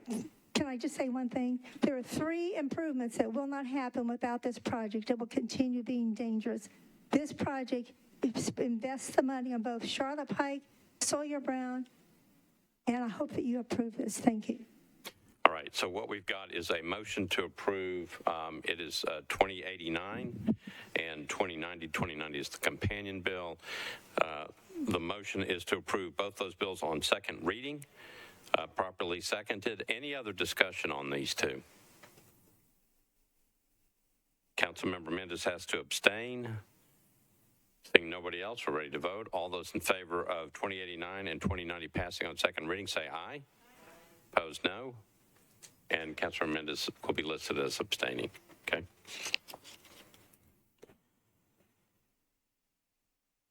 We are on item number 62 by Councilmember Rosenberg, BL 2023-2091. Ordinance to amend Title 17 by amending specific plan for property located at 8033 Highway 100, approximately 95 feet west of Temple Road, and within the Highway 100 Urban Design Overlay Zone, SP 9.07 acres. Councilmember Rosenberg, you're recognized. Thank you, Mr. President. I'd like to open the public hearing, please. Okay. Declare the public hearing open. A show of hands of those who are here in favor of this particular matter. Thank you. Show of hands of those who are here in opposition to this particular matter. Okay, you got hands on both sides. Sir, in favor, do you want to speak? Nope. Anybody wishing to speak in favor? All right, sir, you're welcome to speak in opposition. Name, address, 2 minutes. My phone recognized me. Yes, my name is Lieutenant Colonel John Ladd, retired. I live at 104 Temple Hollow Circle, and I've lived there since 1999. And first of all, let me say I am adamantly opposed to this bill. Before the flood of 2010, many of the residents in the area came to speak against the development out in this area where they want to build this in the area that was residential prior to the building out of the Publix and other stores in the area along Highway 100 West heading out of town. We were told that in 2015, the state would build Highway 100 out to 4 lanes to help abate traffic. It's 2023. It's never happened. The man who owned the property when they wanted to build, where they want to build a gasoline station and convenience store, told us that he would never sell the property to developers in the future if it was zoned for commercial, that he just wanted to piggyback on, and that the whole purpose of this was for him to be able to sell the property to his local church so they could have a parking lot when he moved from there. Okay, so I guess he's going to let them, the people at the convenience store, let them, from people from the church park there on Sundays. If you look up here where it said automobile convenience, automobiles don't have any feelings. They don't need convenience. It's the people who want the convenience. Automobiles don't need a damn thing. In 2010, the flood before, the areas covered by asphalt from the project that formed on the right-hand side of the bowl heading out the intersection of Highway 100 and Temple Road. So if you can imagine, you're heading this way, here's Publix and all the rest of it, and they covered it with asphalt. And all the rain came down this way from the Harpeth this way, came up above it, and we filled up the water there about 18 inches below the light on Highway 100. I saw trailers 15 feet long floating down that little Harpeth stream that became a Harpeth River, okay? And the water over the bridge on Temple Road was overflowed by about 5 feet. And if you drew a line from there straight out to... Anyway. I'm against it. It's not part of Scenic Highway 100. It never will be. It won't be scenic. It won't be pretty, and it won't be green. Thank you. Thank you. Anybody else wishing to speak in opposition? All right, seeing none, declare the public hearing closed. Councilor Rosenberg, you're recognized. Thank you, Mr. President. This is the corner of Temple Road and Highway 100. It's currently zoned. It's an SP that allows several office and retail type uses, and this would change it to allow a Wawa to go in there, which there's been a lot of enthusiasm about. I understand the concerns surrounding it, but it turns out that people are wild about this kind of thing, and I think that this is a good change from the existing commercial uses, and I move approval. Okay, Councilor Rosenberg has moved approval of 2091 for passage on second reading. Properly seconded. Discussion on the bill. All right, seeing none, we're ready to vote. 2091, passage on second reading. All in favor say aye. Opposed, no. Bill passes on second reading. Okay. Item number 64, Bill 2023-2093 by Councilmember Lee and Murphy. An ordinance amendment Title 17 by changing AR2A to MULANS. Properties located at 4037, 4051 Murfreesboro Pike, approximately 1,600 feet south of Old Hickory Boulevard, located within the Murfreesboro Pike Urban Design Overlay. Councilmember Murphy, you're recognized. I'd like to open the public hearing. Okay, we're on 2093. Declare the public hearing open. A show of hands of those who are here in favor of this particular matter. All right, thank you. A show of hands of those who are here in opposition to this matter. Okay, those in favor wish to speak? Okay, I declare the public hearing closed. Councilor Murphy, you're on your bill. Move to approve. There's a motion to approve, properly seconded. Any discussion? Seeing none, all those in favor of 2093 for pass on second reading say aye. Opposed, no. You adopt. We're on 2094, and item number 65 by Councilmember Cash. Ordinance to amend Title 17 by applying a detached accessory dwelling unit overlay district to various properties located along Fairfax Avenue and Barton Avenue, north of Essex Place and south of Belcourt Avenue. Councilmember Cash, you're recognized. I'd like to open the public hearing. Declare the public hearing open on 2094. Show of hands of those who are here in favor of the particular matter. All right, thank you. A show of hands of those who are against this particular matter. Don't see anybody against. Those in favor wish to speak. Nobody's moving. Declare the public hearing closed. Councilmember Cash, you're recognized. Thank you. Move approval. Councilmember Cash moves approval of 2094 for passes on second reading. Properly seconded. Any discussion? Seeing none, all those in favor of 2094 for passage on second reading, say aye. Aye. Opposed, no. 2094 passes on second reading. All right. We're on item number 66, BL 2023-2095. That's by Councilmember Benedict. Ordinance to amend Title 17 by changing from CS, MULA, and RS10 SP zoning for properties located at 4102 Gallatin Pike, 1103 McAlpin Avenue and McAlpin Avenue unnumbered, approximately 415 feet south of Greenland Avenue.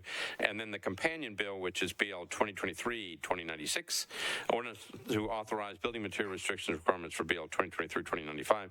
Proposed ordinance requires certain materials to be restricted in the construction of buildings. Councilor Benedict, you are recognized on your two bills. Thank you, Vice Mayor, for McAlpine. Just want to make sure, yep. I'd like to open the public hearing, please. All right. Declare the public hearing open. A show of hands of those who are here in favor of this particular bills. Thank you. Show of hands of those who are here in opposition of these two particular bills. Those in favor wish to speak. Nobody was opposed. Okay. Declare the public hearing closed. Councilmember Benedict, you're recognized on your two bills. Thank you. I have an amendment that I want to move on this, so I guess I move the bill first. And then You can move the bill first, and then we'll pick up the amendment. I'd like to move the bill up. Okay, so we're going to pick up the first bill first. Bill 2023-2095. Councilmember Benedict has moved the bill properly seconded. Okay, you're now on your amendment. Yep. You need to recognize it. Okay, I'd like to move my amendment. Okay, so Councilmember Benedict has an amendment. It's in the package. It would be the first amendment on this bill. Councilmember Benedict is moving the amendment properly seconded. Back to you for an explanation. Thank you, Vice Mayor. So, by the way, I don't know how you know all the streets in this town, so McAlpine, you're welcome to come anytime. Thank you. Thank you. So the amendment removes an alleyway that the community does not want. We've had a couple of community meetings on this. I've got emails here. I just wanted to share one that says, as you know, the neighborhood does not support the alley leading to McAlpine. This was loud and clear in the first community meeting and has remained a focal point as we've progressed to this point. I appreciate you using your voice to oppose the alley and send all traffic in and out of the new community via Gallatin Pike. My hope is that your colleagues on the council will agree with you in the neighborhood and support this revision to the plan. This is something that McAlpine is the second most dangerous street in the neighborhood street traffic calming program for District 7, and it leads to Dan Mills Elementary School off of Gallatin Pike. The concern that the community has is that it's going to lead to more traffic onto McAlpine. So we have the curb cut on Gallatin Pike, ingress egress there, and the community wants to make sure that that is the only way in and out. In addition to the traffic concern there, if the alleyway is put in, it would take out 3 massive trees. The development itself is mostly open field today. There are some trees that are going to have to go, and the developer actually has put in a 10-foot buffer instead of a 5-foot buffer so that he can put in additional trees and greenscaping between the house and the back of the development. So I want to make sure that we're preserving as many trees as possible. This alley is only 100 feet off of Gallatin Pike, so it's not mid-block. It's very close, and it just is not, again, something that the community wants. I have more opposition to the alley in my inbox. I'd be glad to share it with you if you'd like, but in the meantime, I would, in the interim, rather than putting you through all of that, I would just ask that you approve the bill as amended. All right, so we got to get the amendment on first. Move the amendment. Okay. Got them. So Councilmember Benedict has explained the amendment. It's been properly seconded. Any discussion about the amendment? Seeing none, ready to vote on the amendment. All those in favor of the amendment say aye. Opposed, no. The amendment is on. Now you're on your bill as amended, 2095. Thank you, Vice Mayor. I'd like to move it as amended. Okay, so Councilmember Benedict has moved 2095 as amended for passage on second reading, properly seconded. Any discussion? Seeing none, we're ready to vote. All those in favor of 2095 as amended for passage on second reading, say aye. Aye. Opposed, no. That one passes now. Councilmember Benedict, you've got your companion bill, which is Bill 2023-2096. Just need a motion to pass on that one. Move to approve. Okay, so Councilmember Benedict has moved 2096 for passage on second reading, properly seconded. Any discussion? Seeing none, all those in favor say aye. Aye. Opposed, no. You passed that one as well. All right, we're on Councilmember Swope's bills 2097 and 2098. That's 68 and 69 on the agenda. Councilmember Swope, an ordinance to amend Title 17 by changing from R40 SP zoning for property located at 5629 Valley View Road, approximately 800 feet south of Old Hickory Boulevard. And then the companion bill, which is 2098, ordinance to authorize building material restrictions and requirements for BL 2023-2097. Proposed ordinance requires certain materials to be restricted in the construction of buildings. Councilmember Swope, you are recognized on your two bills. Thank you, Your Honor. Let's open up that public hearing. We are going to open up the public hearing. A show of hands of those who are here in favor of those two bills. All right. A show of hands of those who are here in opposition of those two bills. Didn't see anybody in opposition. Those in favor wish to speak? Nope. Declare the public hearing closed. Councilmember Swope, you're on your two bills. I would move the last piece of legislation. I would ask for the movement of the last piece of legislation You'll have to, in an 8-year career. You'll have to move it on third reading as well. You got that? Sorry. Yeah, okay. Well, move it on second, please. I mean, you can do it here and then just stop. It won't pass, though. Just all right. Pass it on third tonight, too. Councilmember Swope is moving 2097 and 2098 for passage on second reading. Properly seconded. Any discussion? Seeing none, all those in favor of the two bills say aye. Opposed, no. You adopt. Item number 70, BL 2023-2099 by Councilmember Withers. That's an ordinance to amend Title 17 by changing from RS5, R6, and R8 to RM20A zoning for properties located along Shelby Avenue and South 10th Street, south of Farland Street, and located in the Laughlin Springs East End Neighborhood Conservation Overlay District. Councilmember Withers, you're recognized on your bill. Thank you so much, Mr. Vice Mayor. Let's please open the public hearing. All right, declare the public hearing open. A show of hands of those who are here in favor of that bill. All right, thank you. A show of hands of those who are here in opposition to that bill. Okay, you got hands on both sides. All right, those in favor, if you wish to speak, come on up. All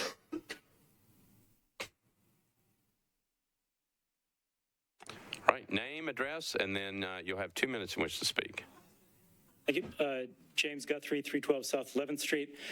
My property backs up to the properties that are going to be rezoned under this proposal. I know it's late in the night and late in your terms, but I hope you really pay attention to what this bill does and what Councilmember Withers is doing with this. This is a community originating rezoning proposal to upzone properties to allow multifamily housing. There's no developer involved. This is totally community-led. What this creates is new opportunities for people to own homes at a much lower price point than they currently can. I sent all of you analysis I did of home sales in our neighborhood that showed that multifamily homes every year sell for about half the price at single-family homes in the same area. It cuts the entry to the barrier to entry for home ownership in half. For existing homeowners, it gives them more opportunities to build dadoos, rent them separately, makes their homes more affordable. If there is a development opportunity on that property, it confers some of that benefit to your long-term residents in your neighborhoods instead of just going to developers who have the facility to navigate these complicated processes. And it brings all the benefits of density. It reinforces the residential character of our neighborhood. It adds new residents that help support residential facing small businesses, all the benefits that we all hear about upzoning. And more of this throughout the city, in your districts, throughout the urban zone especially, can take some of the pressure for new housing, spread it out so you don't get these 20-story hernias of growth popping up on arterial roads, and hopefully we have less contentious and fewer zoning meetings about those, because we're meeting more demand with this gentle density missing middle housing that our city desperately needs. So please pay attention to this and bring a lot more bills like this in your districts. All right, thank you. Next speaker. Jeremiah Wooten, 1828 Wild Oaks Court. We're now 4 hours into zoning bills, and we do this all the time because we go one parcel at a time throughout the city and rezone everything one by one, right? When we know there are huge swaths of this county that are zoned in a way that is completely out of alignment with policy, completely out of alignment with logic and common sense. This is a very common sense way to say, hey, look at this street. It doesn't fit our policy. We can do this all at one time, and we don't have to come back one parcel at a time, one rezoning from from R6 to R6A or from RS7.5 to R6A, all these numbers that we go one by one by one. I would encourage, for those of you running for re-election or for those of you running for different offices, to think about in your own district, what is that common sense place that doesn't match up with policy? It's a very easy place to make slight adjustments like this to allow development that doesn't require people sitting here for hours and hours and hours and speaking and going to planning commission and going through 3 readings, right? In my district in Southeast, a lot of it is these really ridiculous AR2A zoned parcels along Murfreesboro Pike, the highest ridership transit line, and we have a lot of AR2A zoning, which makes no sense, right? We should be just as forceful about going through and upzoning areas to align with policy as some of the older members of this council were about downzoning large swaths of the county 20 years ago, right? You all should find in the next term, what is the piece of your district where you can apply this same strategy, this same approach? That's the only way we can make a difference and we can get behind the curve of this housing affordability issue. We need more housing. It's very simple. Thank you for your time. All right, thank you, Mr. Wooten. Okay, those are in favor. I've got people who are in opposition. Anybody in opposition, if you want to speak, come on up.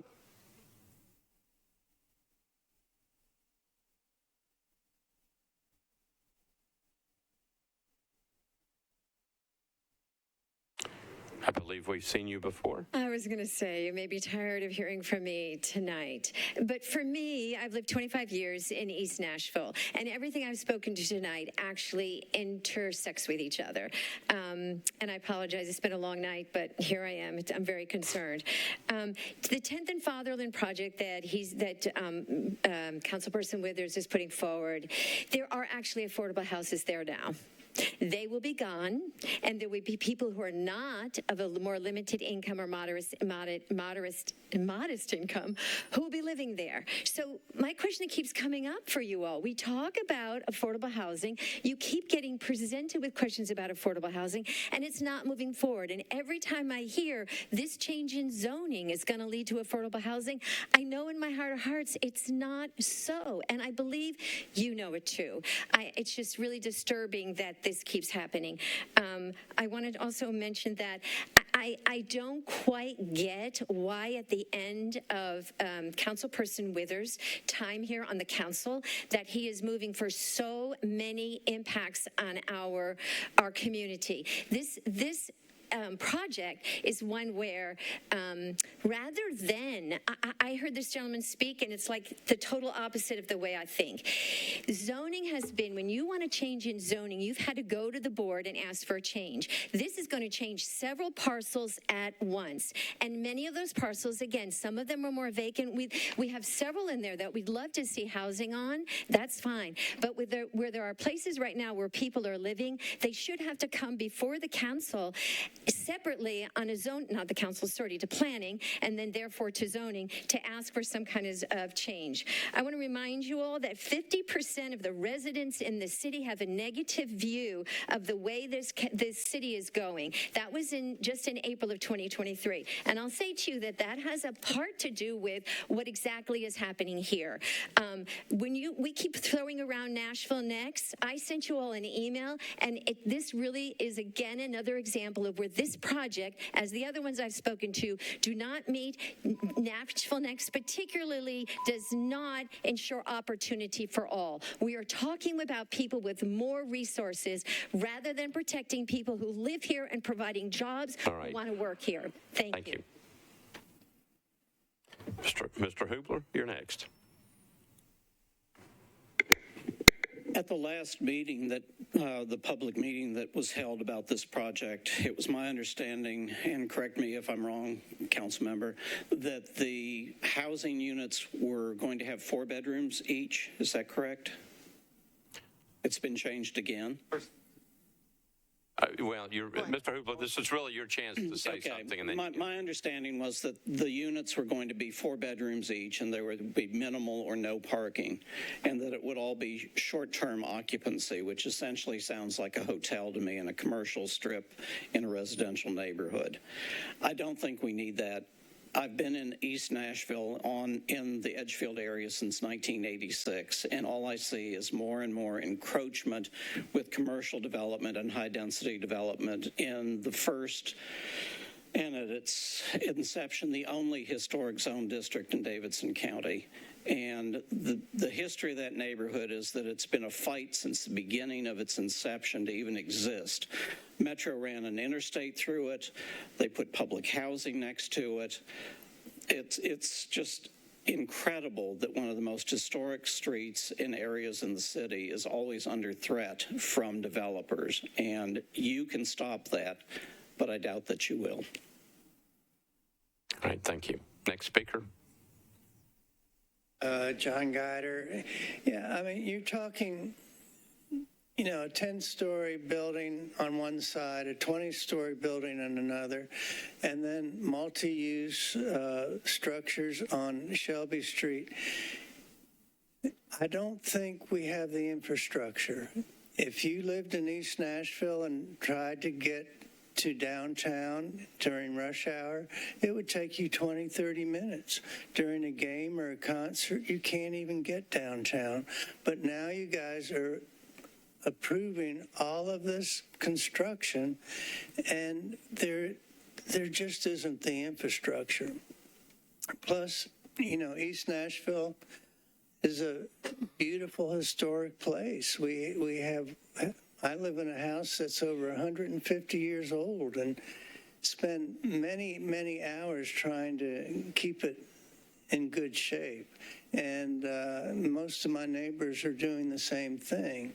But now we are just being closed in tighter and tighter and tighter. And it's not going to be a particularly good place to live. And I feel sorry for that. All right, thank you. Anybody else wishing to speak?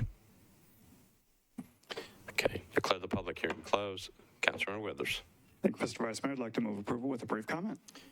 All right, Councilor Withers is moving approval of BL 2023-2099 for passage on second reading. Properly seconded. Back to you. Thank you so much, Mr. Vice Mayor. This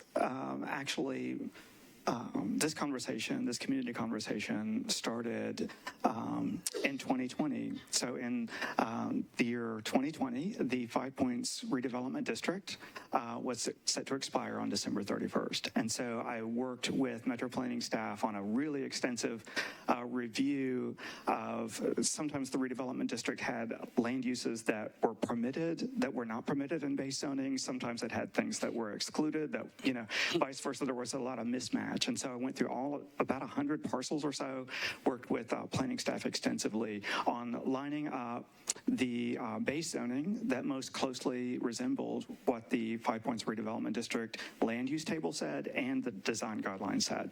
And so the blocks of 10th north of this were included in that, but these particular blocks were not included other than the corner of 10th and Shelby itself. Used to have CL or commercial limited. We moved that up to MULA, which does meet the community character manual. But so the corner itself has had commercial zoning for many, many decades. And so that is not changing. All of this area surrounding that has a residential-only policy. It is T4 neighborhood maintenance. Planning staff did an analysis of this request. It does meet policy.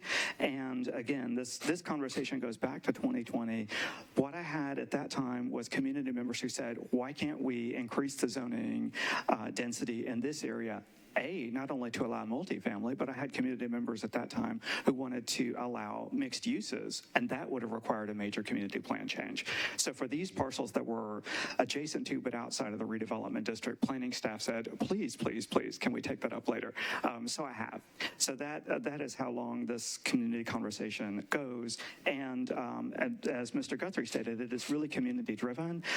This provides additional zoning entitlements to homeowners, which we don't hear a lot. Also, there are large vacant parcels that it allows more flexible uses. I've heard from folks that they are interested in preserving trees. I love preserving trees. If you allow a more flexible zoning density, such as a multifamily, it allows more possibility for preserving trees by working around them.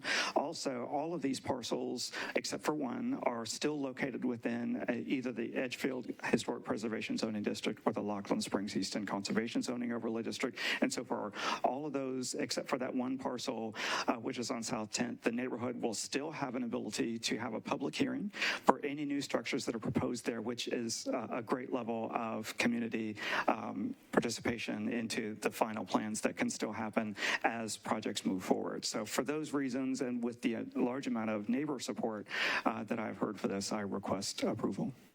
Okay, so Councilmember Withers has moved Bill 2023-2099 for passage on second reading. Again, properly seconded. Any discussion on this bill?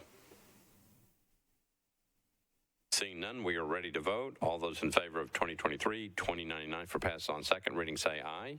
Aye. Opposed, no. Bill passes on second reading. We're on item number 71 that can be taken with item number 72. This is by Councilmember Evans.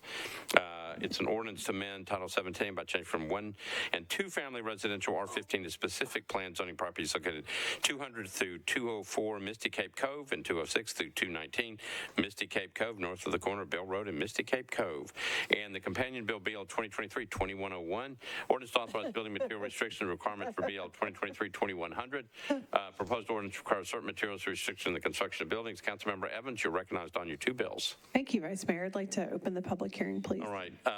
Councilmember Evans has requested the public hearing be open. Declare it open. We're on 2100 and 2101. Show of hands of those who are here in favor of those 2 measures. All right, thank you. A show of hands of those who are here in opposition of those 2 measures. Got hands on both sides. Those in favor wish to speak.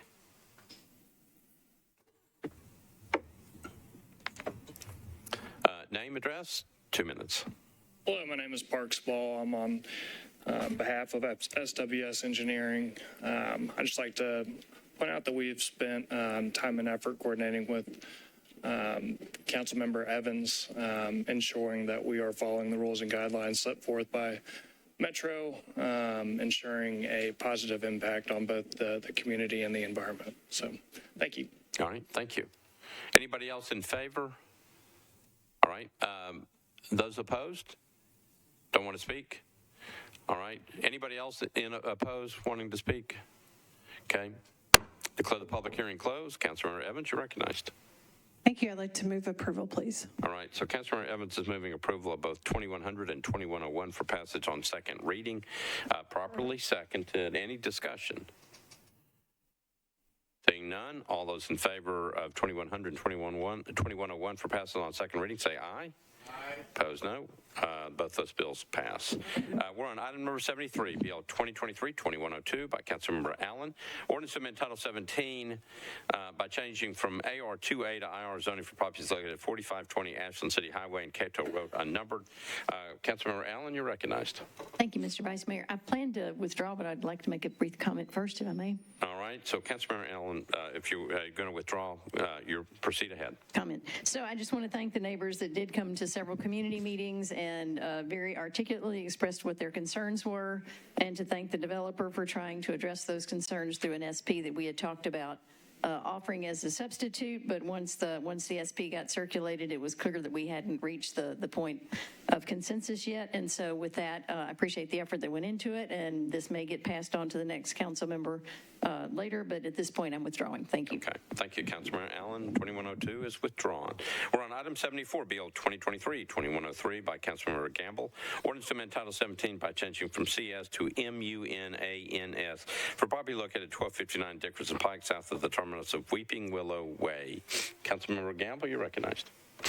Thank you, Vice Mayor. Request to open the public hearing. Okay, declare the public hearing open. A show of hands of those who are here in favor of this particular matter. Okay, thank you. A show of hands of those who are here in opposition to this particular matter. Don't see anybody in opposition. Would you all like to speak? Okay. Declare the public hearing closed. Councilmember Gamble, you're recognized. Move for approval. The motion is to approve 2103 for passage on second reading. Properly seconded. Any discussion? Seeing none, all those in favor of 2103 for passage on second reading say aye. Opposed, no. You adopt. Item number 75, BL 2023-2104 by Councilmember Rosenberg. Ordinance to amend Title 17 by change from R40 and CS to MULA-NS zoning for properties located at 7210, 7214, and 7220 Old Charlotte Pike, approximately 225 feet west of Charlotte Pike. Councilmember Rosenberg, you're recognized. Thank you, Mr. President. I'd like to open the public hearing, please. Declare the public hearing open on 2104. Show of hands of those who are here in favor of that particular measure. All right, thank you. A show of hands of those who are here in opposition to that particular measure. Don't see anybody in opposition. Nope. Declare the public hearing closed. Councilman Rosenberg, you're recognized. Thank you, Mr. President. Move approval. Okay, Councilman Rosenberg moves for approval of 2104, properly seconded. Any discussion? Seeing none, all those in favor of 2104 for pass on second reading say aye. Opposed, no. You adopt. And the last one is item number 76, BL 2023-2105 by Councilmember Lee and Murphy. Ordinance to amend Title 17 by canceling a portion of a planned unit development located at Hamilton Church Road, unnumbered approximately 335 feet east of South Shore Drive. Councilmember Murphy, you are recognized. I would like to open the last zoning public hearing of our 2019 to 2023 term. Okay, we're going to do it. Declare the public hearing open. A show of hands of those who are here in favor of this particular matter, 2105. Show of hands of those who are here in opposition to 2105. Don't see anybody in opposition. Those in favor wish to speak? Nope. Declare the public hearing closed. Councilor Murphy, you're on your bill. I would like to move for approval. Okay. Councilor Murphy moves for approval of BL 2023-2105 for passage on second reading, properly seconded. Any discussion? Seeing none, all those in favor of 2105 for passage on second reading say aye. Opposed, no. You adopt. Okay.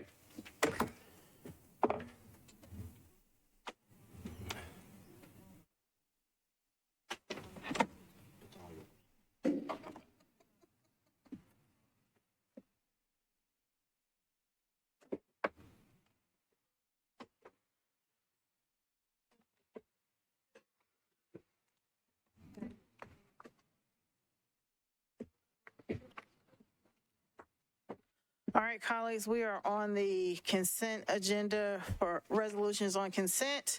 I will go through the list, and I forgot it's sitting on my desk. I will go through the list, and if there's anything that needs to come off, if you could raise your hand. Resolution 2023-2331, 2332. That's item number 79. Resolution 2023-2323, 2324. I'm sorry, 2334, 2335, 2336, 2337, 2338, 39, 41, 44, 45, 46, 48, 49, 50, 51, 53, 54, 55, 56, 57, and 58. Are there any items that need to come off of the consent agenda? All right. I will. Councilmember Van Rees. Did you have 2356 on consent? Yes. Can we pull that for the Murphy? Okay.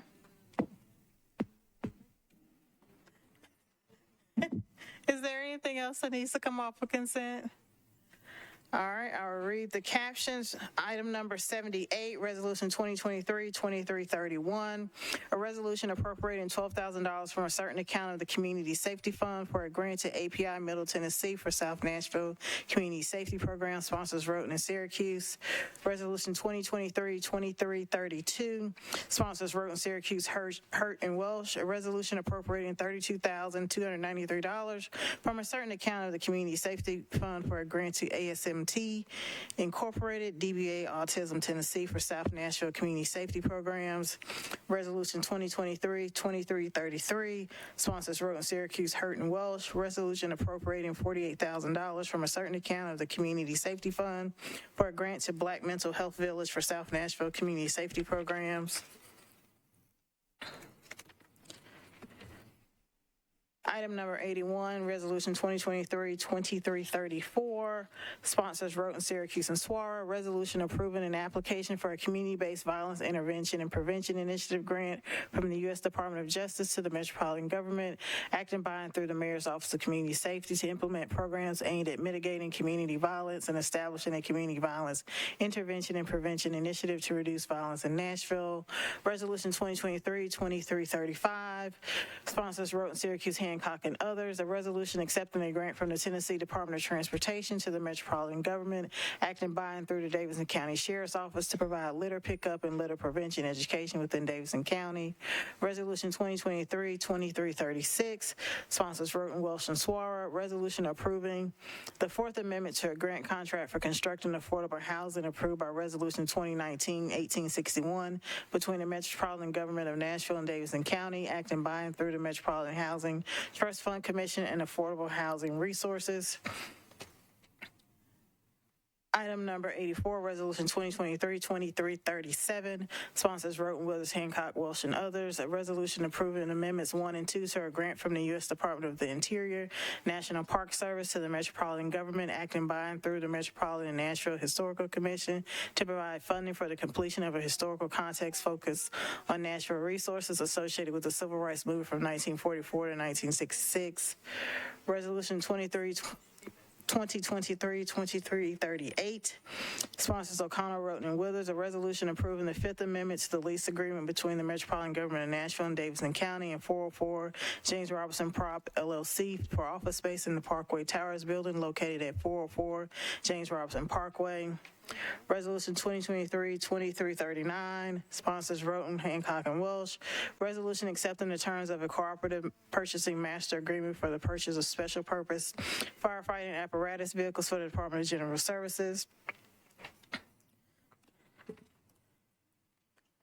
Item number 88, Resolution 2023-2341, sponsors Roten, Hurst, Syracuse, and others, a resolution accepting a grant from the Tennessee Arts Commission to the Metropolitan Government, acting by and through the Metro Arts Commission for general operating support to expand, improve, and develop the arts in Tennessee. Resolution 2023-2344, it's item number 91, sponsors Roten, resolution authorizing the Metropolitan Department of Law to compromise and settle the personal injury claim of Cordota Sullivan against the Metropolitan Government of Nashville and Davidson County in the amount of $27,000, and that said amount be paid from the self-insured liability fund. Resolution 2023-2345, sponsors Sledge, Cash, Roten, and others, resolution approving a proposal of the State of Tennessee Department of Transportation to the Metropolitan Government of Nashville and Davidson County, acting by and through NDOT to agree to maintain signal and sidewalk upgrades in connection with TDOT's Pedestrian Road Safety Construction Initiative on State Route 106. Resolution 2023-2346, sponsors Roten, Pulley, Welsh, and others. Resolution approving an application for a Safe Streets and Roads for All grant from the Tennessee Department of Transportation to the Metropolitan Government, acting by and through NDOT for improvements along Nolensville Pike to address safety issues related to substandard and or missing walking, bicycling, and transit facilities, the need for pedestrian lighting, and the lack of pedestrian crossing locations. Resolution 2023-2348, item number 95, sponsors Gamble, Roten, Withers, and Pulley. Resolution authorizing the Director of Public Property or his designee to exercise an option agreement for the purchase of a flood-prone property located at 3432 Brick Church Pike for Metro Water Services. Resolution 2023-2349, sponsors Roten and Pulley. A resolution approving Amendment 1 to a contract between the Metro Government of Nashville and Davidson County and Waste Pro of Tennessee, Incorporated, for the provision of solid waste collection and collection of carts. Resolution 2023-2350, sponsors Roten. Resolution authorizing the Metropolitan Department of Law to compromise and settle the property damage claim of Elizabeth Todd against the Metropolitan Government of Nashville and Davidson County in the amount of $16,074.25. Resolution 2023-2351, sponsor Roten. Resolution authorizing the Metropolitan Department of Law to compromise and settle the property damage claim of Drew Bloom against the Metro Government in the amount of $15,300. Resolution 2023-2352, 53, item number 100, sponsor Johnston. Resolution requesting that the Human Resources Department study the use of the Consumer Price Index for determining cost of living adjustments for employees of the Metropolitan government and the policy and practice of modifying step positions and step increment dates during pay plan implementation, and requesting the Civil Service Commission to create policy based on the results of the study. Resolution 2023-2354, sponsor Style, Syracuse, Murphy, and others. A resolution recognizing Jason Jelly Road IV for his 3 CMT Music Award wins and his contributions to Antioch. Resolution 2023-2355, sponsored Bradford, resolution honoring the service and conduct of Sheila Rigsby, District 13's Neighborhood Watch Coordinator. Resolution 2023-2357, sponsor Pulley, a resolution recognizing the Hillsborough High School boys basketball coach Rodney Sweat on being named Coach of the Year. And Resolution 2023-2358, sponsor Evans, resolution commending the Mayor's Behavioral Health and Wellness Advisory Council for providing timely and essential guidance during the COVID pandemic and beyond to prioritize mental health well-being and access to services for all residents of Metro Nashville. Is there anything that needs to come off of consent? Councilwoman Stiles. Thank you so very much, Pro Tem. If we could take 101 off, Resolution 2354, thank you. Is there anything else that needs to come off of consent? 2354. 101.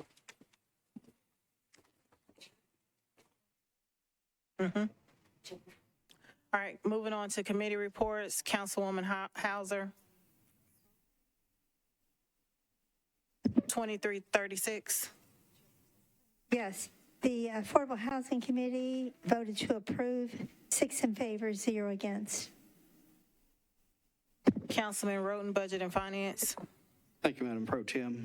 Budget and Finance approved 2023, 2331, 32, 33, 34, 35, 36, 37, 38, 39, 41, 44, 45, 46, 48, 49, 50, 51, and 53. 12 in favor, 0 against.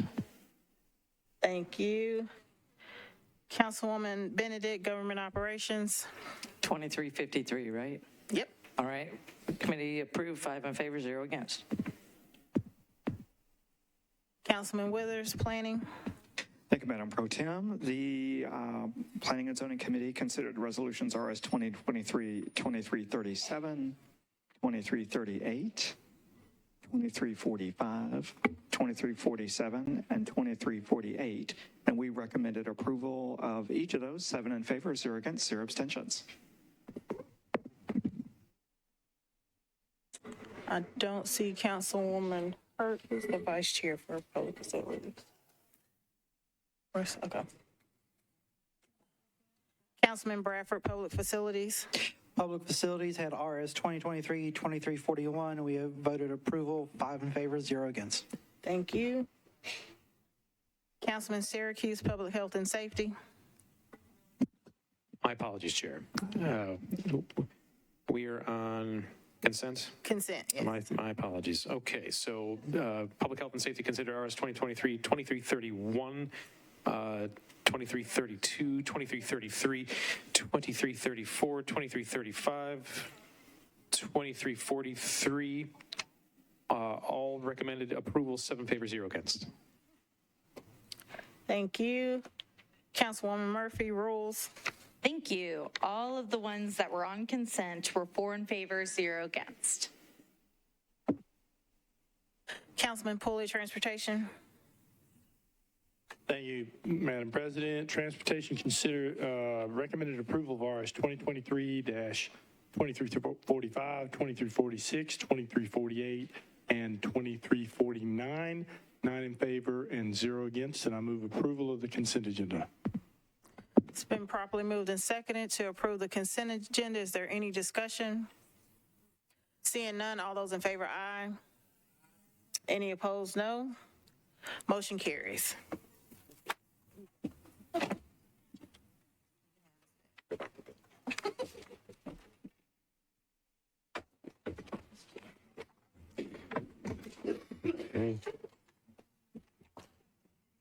Okay, we're going to pick up the resolutions that are not on consent. All right, so just help me along as I go. Item number 77, RS 2023-2295 by Roten, Syracuse, and Hurt. Resolution approving a grant contract between the Metropolitan Government of Nashville, Davidson County, acting by and through the Metropolitan Board of Health, and Why We Can't Wait, Inc. for the Division of Violence Interruption Services. Councilmember Roten, you're recognized. Move for a one-meeting deferral. Okay, that's the budget. Sorry, committee reports. Yeah, Budget and Finance, one meeting deferral. Correct. And then Public Health and Safety, Councilmember Syracuse. Public Health and Safety, at the request of the sponsor, recommended one meeting deferral. All right, so that's going to make it into an indefinite deferral because this is the third deferral, correct? That's correct. All right, so Councilman Roten is moving to defer this. It would be a deferral of one meeting, which turns it into an indefinite deferral, correct? That's correct. Okay, so it's a deferral by deferral of a meeting, which becomes an indefinite deferral, properly second to discussion on the deferral motion. Anyone? Yeah, Councilmember Allen, you're recognized. Just to get the technical explanation going, because we do want to support violence interruption, and I know this is about just making sure that the right organizations are getting the money. Can you remind us of the procedure to get this back on if the sponsor wanted to do that? Director Darby? This would turn it into an indefinite deferral, which means that the sponsor would need to request on August 8th by noon that the matter be put back on the agenda for the August 18th meeting. And then could we take it up at that point? There's no... Take it up on the, did I say 18, August 15th meeting. Gotcha. Okay, thank you. All right. Councilmember Gamble. Thank you, Vice Mayor. Just wanted to add that there was quite a bit of discussion on this bill in the budget as well as the Public Safety Committee. And the reason for the deferral is to get more information and clarification from the mayor's office and the health department and MMBT, the departments that will be implementing the program, as to why one of the recommended organizations to provide service for this program was not included in the grant in this request. So that was the reason for the deferral. Thank you. All right. Any other discussion on this one? Okay, seeing none, it's a motion to defer one meeting. Again, properly seconded. All those in favor of the deferral motion say aye. Aye. Opposed, no. This one's deferred one meeting. All right, next one I've got is number 87. Okay, RS 2023-2340 by Roten and Hancock. Resolution approving a memorandum of understanding between the United States Department of Homeland Security and the Metropolitan Government of Nashville and Davidson County for participation in the E-Verify program. Councilmember Roten, you're recognized. Thank you, Mr. Vice Mayor. Budget and Finance Committee approved a one meeting deferral, 12 in favor, 0 against, and I move for a one meeting deferral and also ask for committee reports. Government Operations, Councilmember Benedict. Thank you, Vice Mayor. The committee met and deferred one meeting, 5 in favor, 0 against. Okay, so it's an automatic deferral of one meeting. This one will be on the next meeting agenda. Item number 89, RS 2023-2342 by Syracuse, Johnston, Gamble, and others. A resolution approving a full implementation of a license plate reader technology by the Metropolitan Nashville Police Department following the July 22nd, 2023 conclusion of the pilot implementation. Councilmember Syracuse, you are recognized. Thank you, Vice Mayor. Committee reports, please. Transportation Infrastructure, Councilmember Pulley. Thank you, Mr. Vice Mayor. Transportation recommended a one meeting deferral, 11 in favor, 0 against. Okay, and then Public Health and Safety, Councilmember Syracuse. Public Health and Safety recommended a one meeting deferral, 11 in favor, 0 against, and right, so I move for that. It's just an automatic deferral. Automatic deferral of one meeting. And then something has now happened to the computer. Let's see. Okay, we'll keep going and hopefully nothing's, okay, so that's an automatic deferral of one meeting on item number 89. On number 90, RS 2023-2343, a resolution approving an application for the statewide school resource officer SRO program grant for the Tennessee Department of Safety and Homeland Security for the placement of school resource officers in schools for the continued efforts to establish and maintain safe and secure learning environments. Councilmember Roten, you're recognized. Withdraw. Okay, this one is withdrawn. Okay. Next one I've got is item number 94. Okay. RS 2023-2347 by O'Connell, Roten, Withers, and Pulley and Hurt. Resolution approving participation agreement between the Metropolitan Government of Nashville and Davidson County through the Metropolitan Department of Water and Sewer Services and Clark UMC Community Development Corporation to provide public water service improvements for Clark UMC's proposed development. Councilmember O'Connell, you're recognized. Thank you, Mr. President. I'd like to do committee reports, please. Budget and Finance, Councilmember Roten. Thank you, Mr. Vice Mayor. Budget and Finance approved a one meeting deferral, 12 in favor, 0 against. All right. Planning and Zoning, Councilmember Withers. Thank you, Mr. Vice Mayor, and I think I actually read this previously, but Planning and Zoning considered RS 2023-2347. We recommended approval, 7 in favor, 0 against, 0 abstentions. Okay, thank you. And Transportation Infrastructure, Councilmember Pulley. Transportation and Infrastructure deferred by rule based on Budget Committee's budget vote. Okay. So Councilmember O'Connell, I believe this one, because it was deferred by Budget and Finance, it's an automatic deferral of one meeting. Thank you, Mr. President. All right. Next one I've got is item number 99. Is that right? Councilmember Murphy. RS 2023-2352 resolution requesting that the Nashville Convention Visitors Corporation study the feasibility of employing alternatives to fireworks and pyrotechnics during special events to better safeguard environmental protections, animal welfare, and public safety. Councilmember Murphy, you're recognized. Committee reports, please. Budget and Finance, Councilmember Roten. Thank you, Mr. Vice Mayor. Budget and Finance approved the bill as amended, 12 in favor, 0 against, and approved the amendment, 12 in favor, 0 against. All right, and Rules Committee, that's yours. I'd like to move my amendment, please. You've got your own committee report in. I'm sorry, I'm being distracted by my colleagues. We were 3 in favor, 0 against, 1 abstention, who wanted to cause fireworks. So take it at what you will.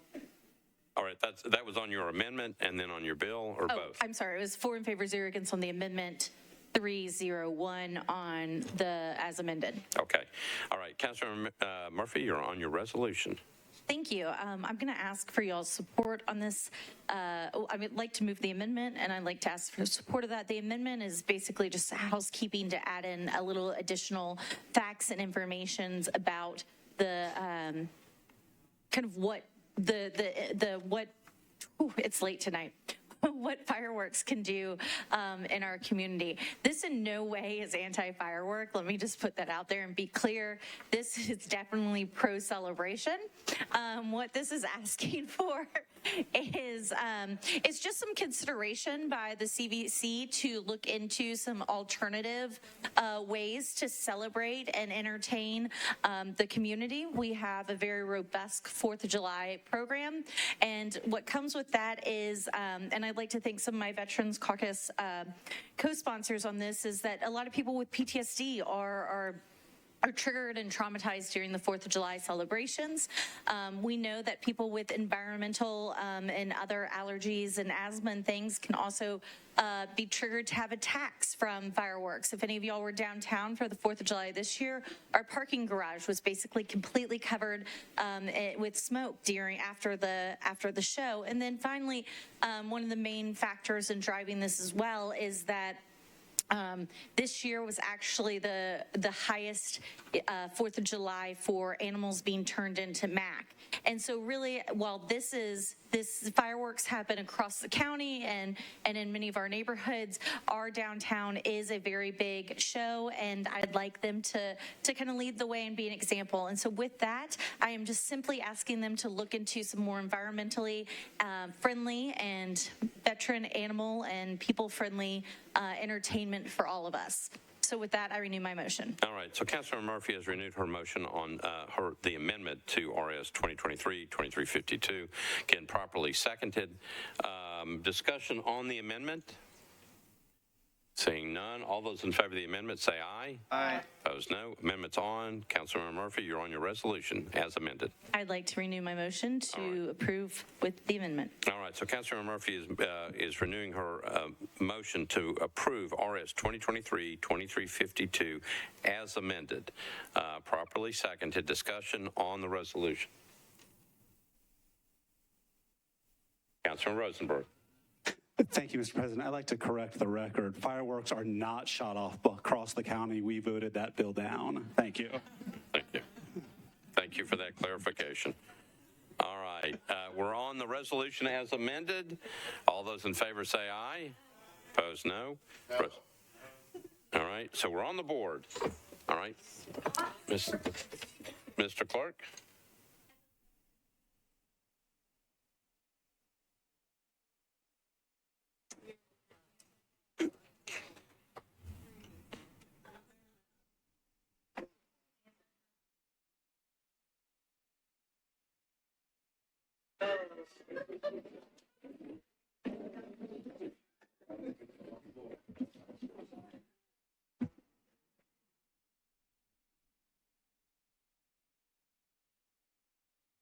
Ready? Mr. Clerk, we are voting on the motion to adopt the resolution as amended. We're voting on RS 2023-2352 as amended. If you're for the resolution as amended, you'd vote aye. If you're against, you'd vote no. Mr. Clerk, open up the machines.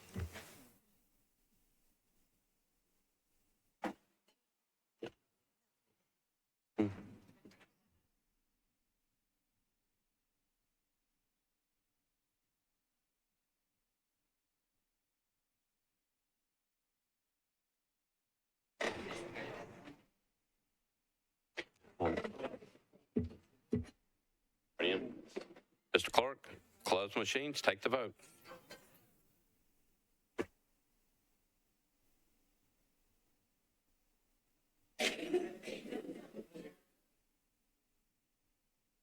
Ayes 24, noes 4, 1 abstention. The resolution passes. Okay.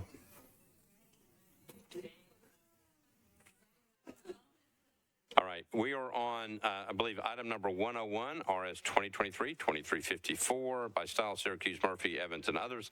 Resolution recognizing Jason Jelly Roll DeFord for his 3 CMT Music Award wins and his contributions to Antioch. Councilmember Stiles, you're recognized.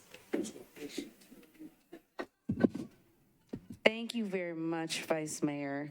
I really just wanted to pull this off to highlight an Antioch resident, born and raised, and how well he is doing and just how proud Antioch is. The kids in Antioch are super excited about him, and he just got 3 CMT Music Awards for his first single, which was Son of a Sinner, and he sold out Bridgestone on December 9th in 2022. He's been doing a phenomenal job, and I just like to applaud Antioch whenever we can. All right, so... Committee reports? Committee reports, Rules Committee, Councilmember Murphy. 4 in favor, 0 against. It could have been left on consent, just mentioning. Okay. All right.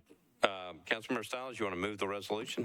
I sure do, Vice Mayor. Thank you so much. Oh, and can I Murphyize it? All right, so Councilmember Stiles is asking for the Murphy rule on RS 2023-2354. Councilmember Stiles moves the resolution, properly seconded. Councilmember Bradford, you're recognized. Thank you, Vice Mayor. Thank you, Councilmember Stiles, for putting this resolution up. Just another tidbit for this is Jelly Roll's latest album, Whitsett Chapel, is actually based on his family's church, which is Whitsett Baptist in District 13, which also is one of our newest polling places. So to remind everybody that this Thursday is Election Day, and so if you've not already made plans to go vote, go vote. Thank you. All right, thank you, Councilmember Bradford. All right, so Councilmember Stiles has moved the resolution, again, properly seconded. Everybody voting in the affirmative will be listed as the sponsor. All those in favor say aye. Opposed, no. Resolution passes. We are on item number 103, RS 2023-2356 by Councilmember Allen. Resolution honoring Jeannie Seeley for the most performances in the history of the Grand Ole Opry. Councilmember Allen, you're recognized. Thank you, Mr. Vice Mayor. I just wanted to pull this one off so that I could apply the Murphy rule and have lots of signatures on this when I present it to Ms. Seeley, because I think that would just really make her day. All right. So could we apply the Murphy rule? We can apply the Murphy rule. And this is honoring someone who has sung 5,000 times at the Grand Ole Opry. I just think that's worthy of notice as well. So. All right. So the motion is to approve, properly seconded. Councilmember Van Rees, you're recognized. No, that's why I wanted it pulled as well. So I just think it's. Oh, sorry. sorry. Oh, no, it's amazing, and it's 100% Nashville. We got to do it. Thanks. Okay. All right, so we're applying the Murphy rule to item number 103. All those in favor say aye. Opposed, no. 103 passes as well. We have 3 late filed resolutions up. The first one is by Councilmember Henderson, resolution honoring the life of George Harrison Cate, the first Vice Mayor of the Metropolitan Government. Councilmember Henderson, you are recognized. Thank you, Vice Mayor. With apologies, I guess, do I suspend the rules or do I ask for the report, committee report from rules? First, you asked for the report from Councilmember Murphy. Committee report, please. Thank you. We were okay with the emergency nature, and we also voted 4 in favor, 0 against on the content of the resolution. Okay, and back to you, Councilmember Henderson. Thank you, Vice Mayor. I would like to suspend the rules, please, for this late filed resolution. All right, so Councilmember Henderson is moving to suspend the rules to take up this late file resolution. Is there any objection to suspending the rules? Seeing none, rules are suspended. You're on your resolution. Thank you, Vice Mayor. I would like to move approval for this resolution honoring my constituent and the first Vice Mayor who sadly passed during the pandemic. I think it'll be very fitting that we can honor him within this 60th anniversary year of Metro government. So I appreciate my colleagues' support, please. And I would like to as well apply the Murphy rule. All right, so Councilman Henderson is moving this late file resolution regarding the life of George Harrison Cate Jr. Properly seconded. We'll apply the Murphy rule. Any discussion on the resolution? Seeing none, we're ready to vote. All those in favor of the late file resolution about the first Vice Mayor, all those in favor say aye. Opposed, no. Resolution is passed. Okay, we're on the second resolution that's late filed. That's by Councilmember Toombs. It's a resolution approving Tranche Amendment 2 between the Tennessee Valley Authority, NES, and the Metropolitan Government of Nashville for the purchase of renewable energy. Councilmember Toombs, you're recognized. Thank you, Mr. Vice Mayor. Committee report. Committee reports. Well, first you got to go to the Rules Committee. Councilmember Murphy, because this is late filed. This was a late file resolution by Councilmember Toombs. We were okay with this, so no objection. All right. Now you need to suspend the rules, and then we'll get the committee reports.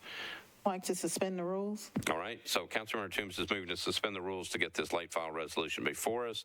Is there any objection to suspension of the rules? Seeing none, rules are suspended. You're on your resolution. Now you need committee reports. Committee report. All right, Budget and Finance, Councilmember Roten. Thank you, Mr. Vice Mayor. Budget and Finance approved, 12 in favor, 0 against. All right, and Councilmember Pooley, Transportation. Transportation approved, 7 in favor, 1 against. All right, Councilmember Toombs, you're on your resolution. Move for approval. All right, so Councilmember Toombs is moving for this late file resolution. It's on Tranche Amendment number 2. Properly seconded. Discussion on this late file resolution. All right, we'll try by voice vote first. All those in favor say aye. Aye. Opposed, no? No. All right, so we're on the board. Mr. Clerk?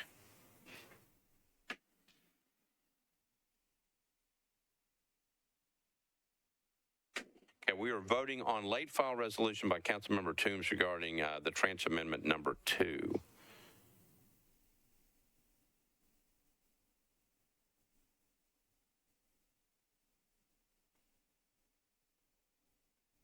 If you're for the resolution, you'd vote aye. If you're against, you'd vote no. All good? Mr. Clerk, open up the machines. We're voting on the late file resolution by Councilmember Toombs.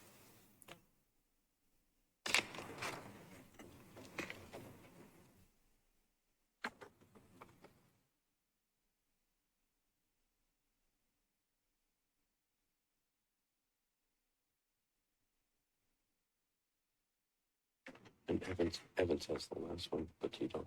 Okay. All in. Mr. Clerk, close the machines, take the vote.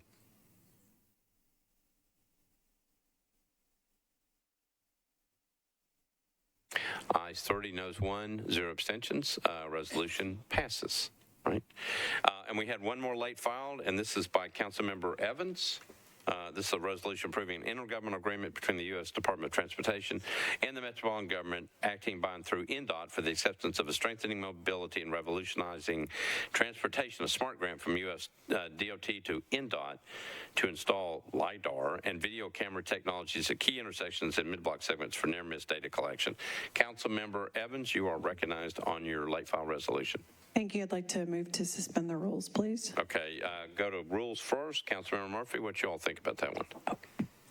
Councilor Evans told us that she'd be refiling this timely. That's true, but don't I have to suspend the rules to have that conversation?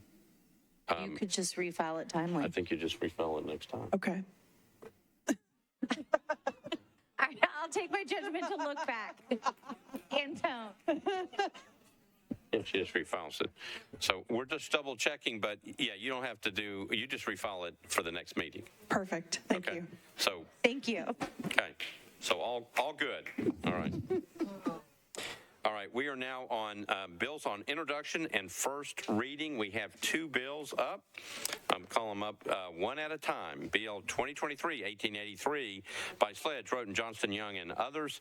Ordinance authorizing the Metropolitan Government's execution and delivery of an intergovernmental project agreement and lease agreement with the Sports Authority of the Metropolitan Government of Nashville and Davidson County relating to the development and funding of an improved speedway facility proposed to be built on the Nashville Fairgrounds, which is exactly the same caption as the next bill. I'm just letting you know. Item number 106, Councilmember Sledge, you're recognized. Thank you, Vice Mayor. Withdraw. Okay, withdrawn. They're not exactly the same. Okay, well, okay, so item number 107, Bill 2023-1995 by Councilmember Young. Ordinance authorizing the Metropolitan Government's execution and delivery of an intergovernmental project agreement, lease agreements with the Sports Authority relating to the development and funding of an improved speedway facility proposed to be built on the Nashville Fairgrounds, approving the issuance of public facility revenue improvement bonds by the Sports Authority to finance a portion of the cost of the improved speedway. Councilmember Young, you are recognized. Thank you, Vice Mayor. Withdraw, please. Okay, withdrawn? Yes, sir. Are you ready to say something else? Well, sure. I will say that, God willing, I'll be back and we're going to get this done. Okay. And that's all she wrote. Bill is withdrawn. All right. Okay, that takes care of every bill on first consideration in this term. Okay. We're on bills on second reading. There is a consent calendar. Let's go through that.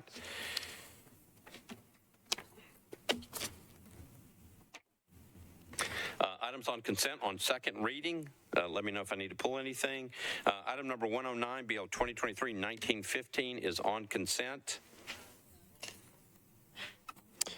Item number 2030, which is item number 112, is on consent. 2107, item number 114 is on consent. 2108, 115 is on consent. 2110 is on consent. 2111 is on consent. 2112 is on consent. 2114 is on consent. 2115 is on consent. 2116 is on consent. 2117 is on consent. 2118 on consent. 2119 is on consent. 2120 is on consent. 2121 is on consent. 2122 is on consent. 2123 is on consent. And 2124 is on consent. 2125 is not on consent. It's not on consent. Okay, got it. Okay. All right.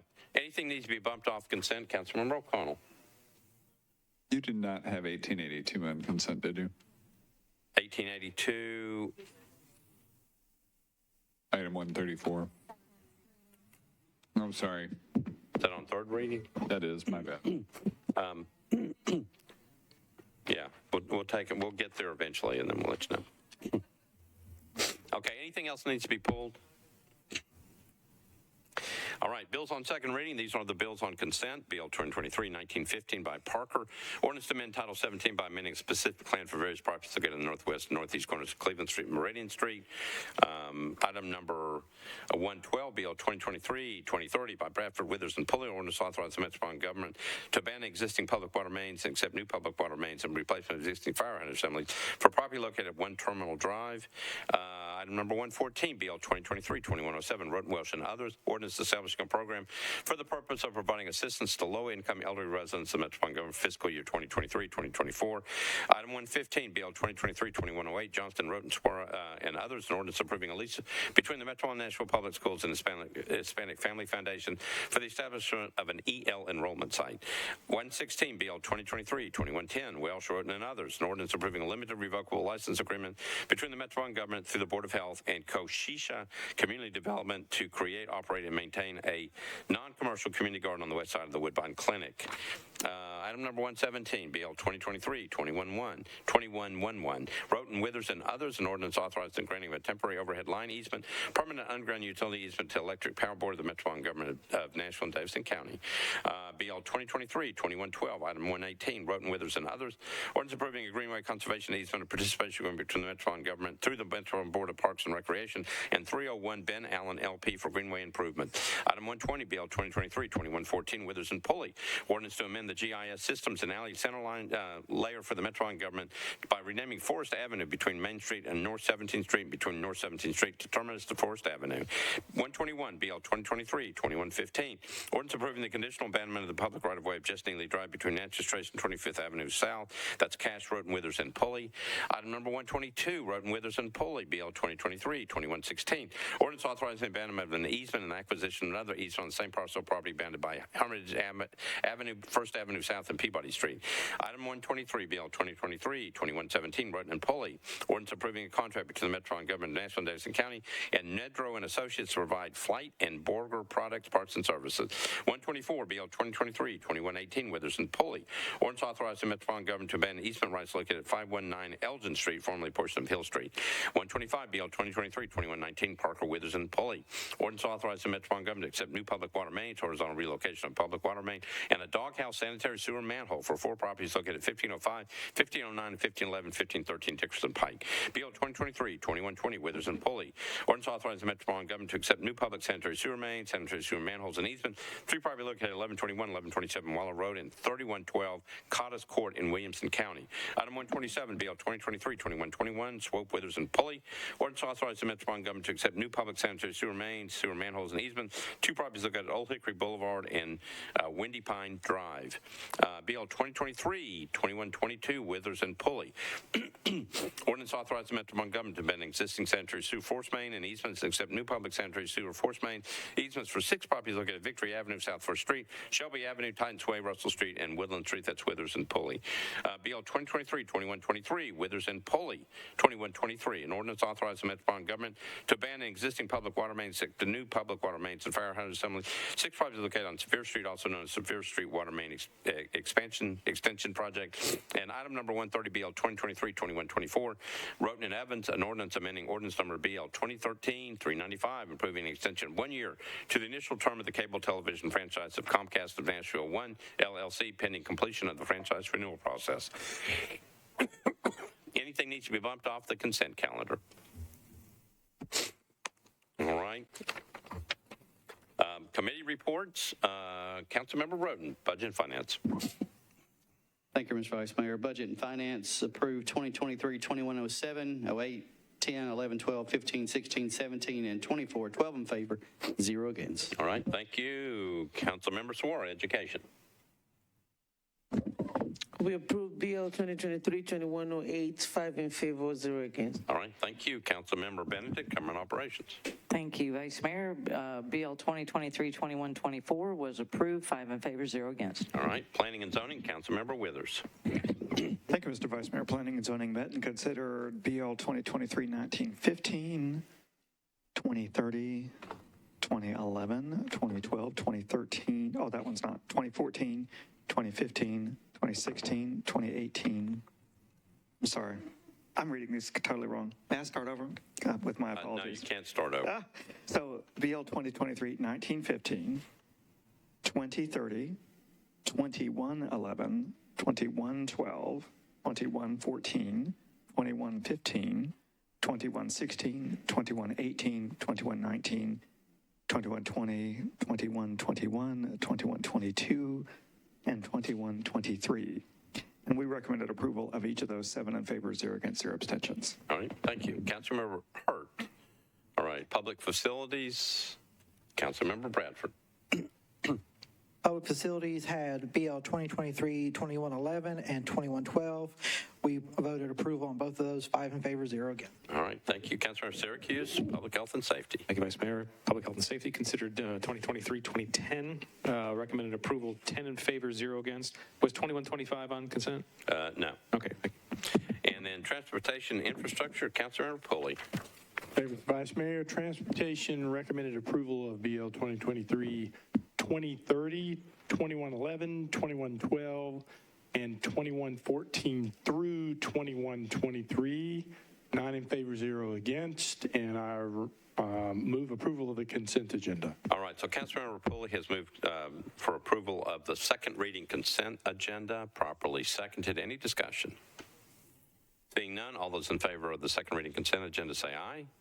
Opposed, no. Second reading consent agenda passes. Pick up the bills that were not on consent. Number 108, BL 2023-1869 by Councilmember Pulley and Young. An ordinance to amend Title 6, Chapter 77, Article 1 of the Metropolitan Code of Laws regarding renewal of entertainment transportation certificates of public necessity and convenience and entertainment transportation vehicle permits. Councilmember Pulley, you are recognized. Thank you, Mr. Vice Mayor. You've got the only report.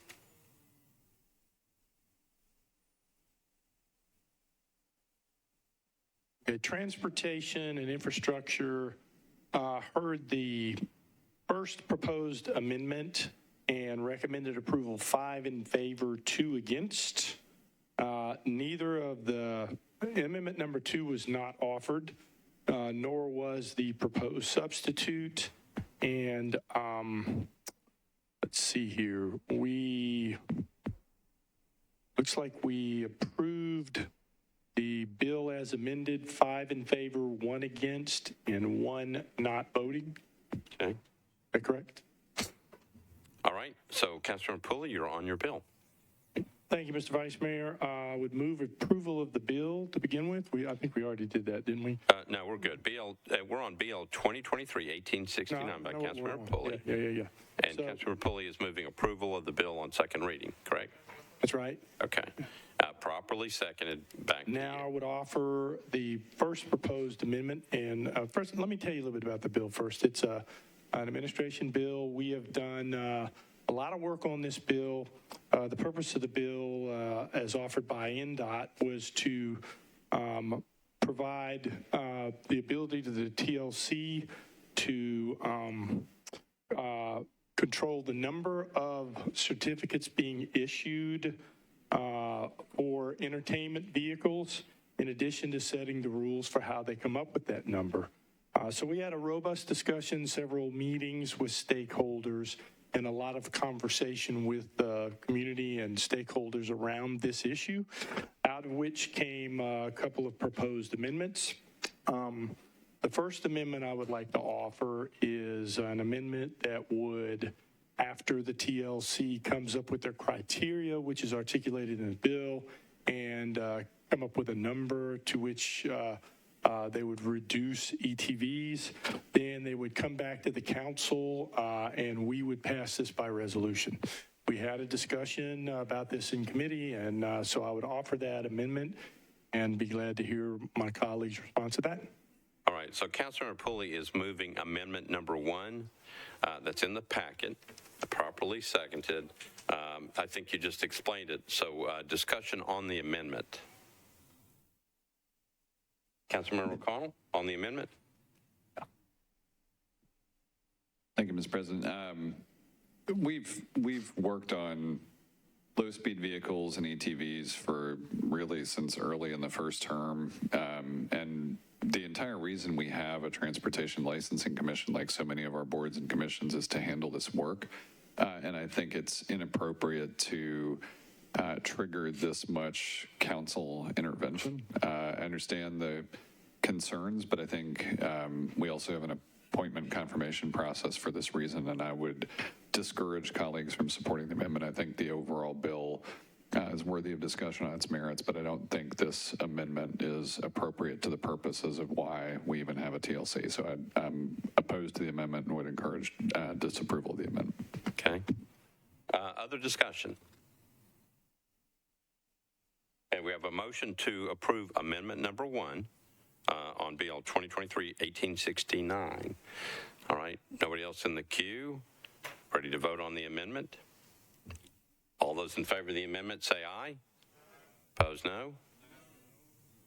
We're on the board. Okay.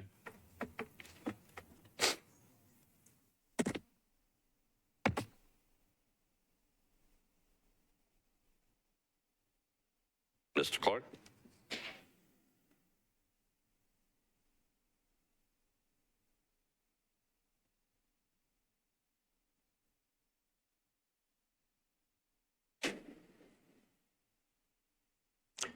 You ready? We are voting on a motion to approve amendment number 1 by Councilmember Pulley. If you're for the amendment, you'd vote aye. If you're against, you'd vote no. We're on BL 2023-1869. All right, Mr. Clark, open up the machines.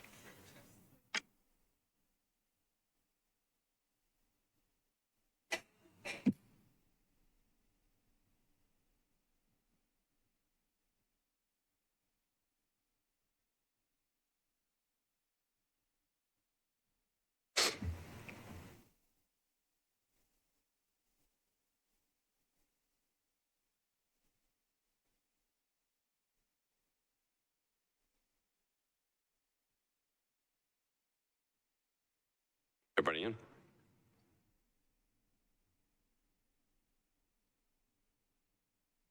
Councilmember Hancock.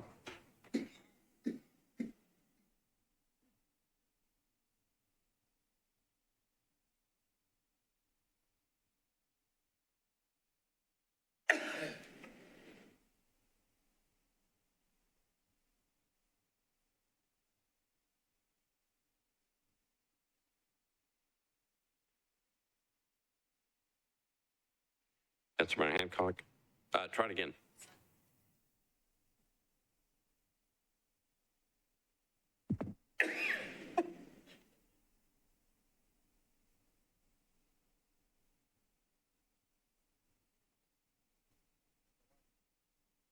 All right, do we just want to take our vote? Councilmember Hancock, yes or no? Yes, okay. All right, everybody's in. Mr. Clark, close. Mr. Clark, we good? Close machines, take the vote.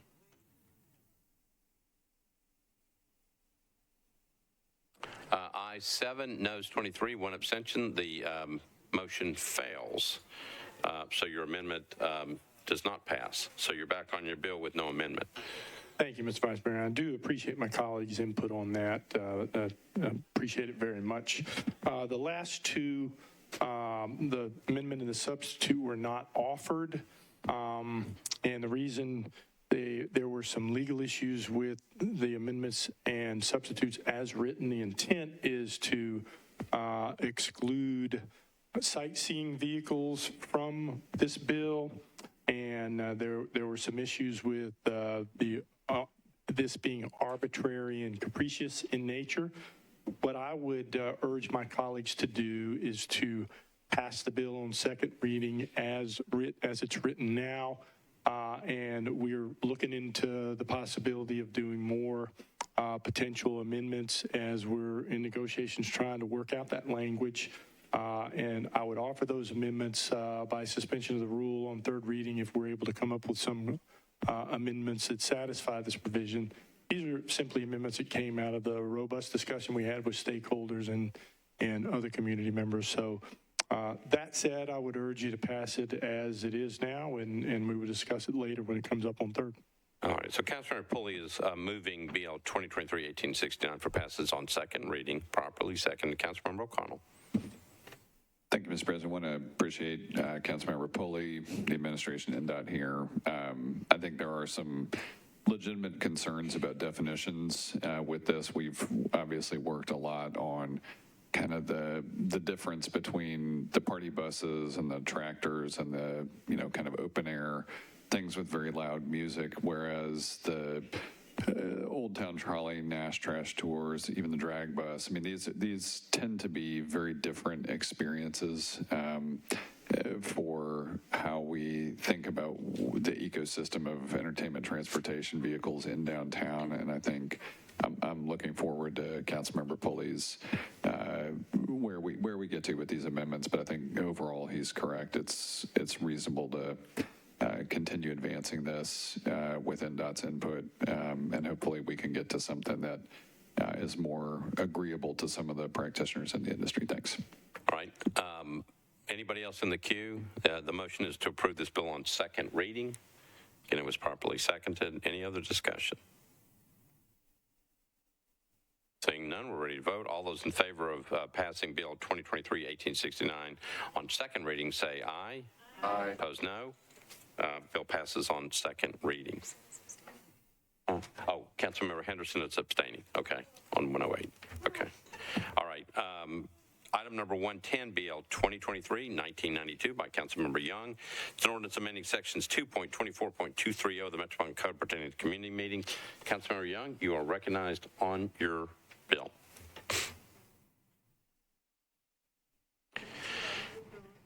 He's gone. Councilmember Allen, do you know what you want to do with this?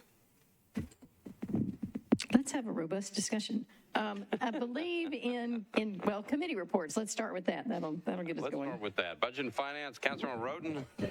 Budget and Finance had a robust discussion so much that we voted for an indefinite deferral, 12 in favor, 0 against. Okay.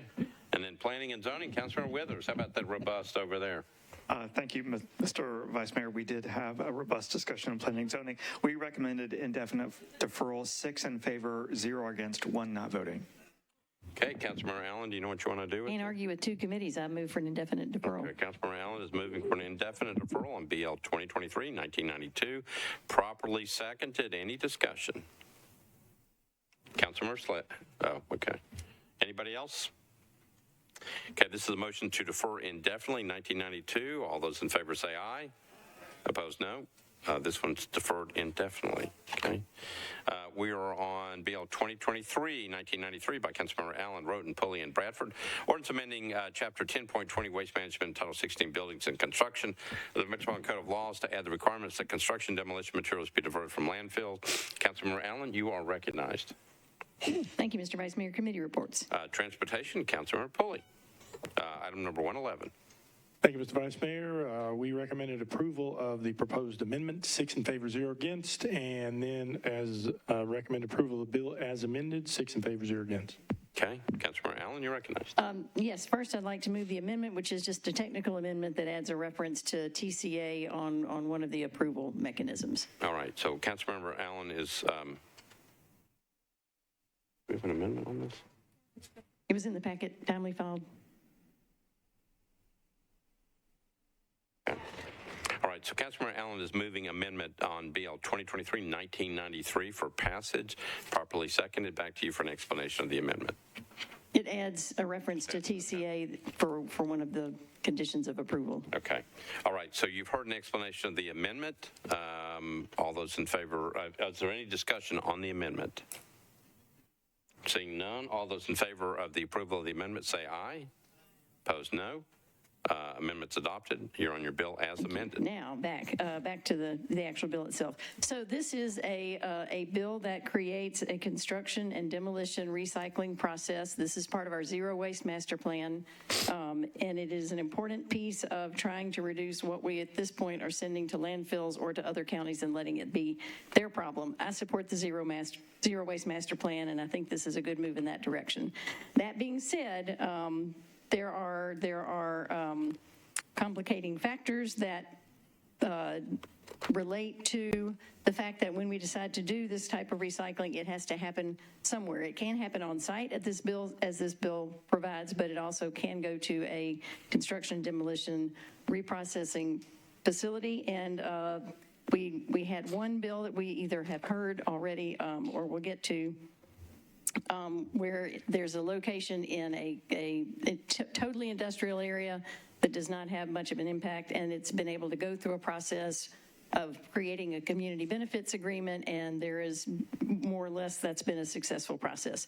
There are other committees where we haven't had the opportunity to go through that, and I think we need the time to do that in a way that community knows that it's being heard, or that we create other options for that. So that being said, there's a packet on everyone's desk. There's a lot of stuff on your desk, but I would absolutely encourage you, it looks like this, to look through that, and if you're going to be back next term, hang on to it, because this is going to come back. If you've got a successor, pass it on to them, because I want people to be educated about how we can responsibly deal with construction and demolition waste.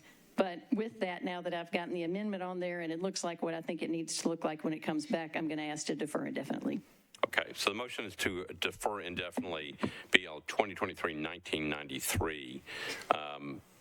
Properly seconded. Discussion on the motion to defer indefinitely.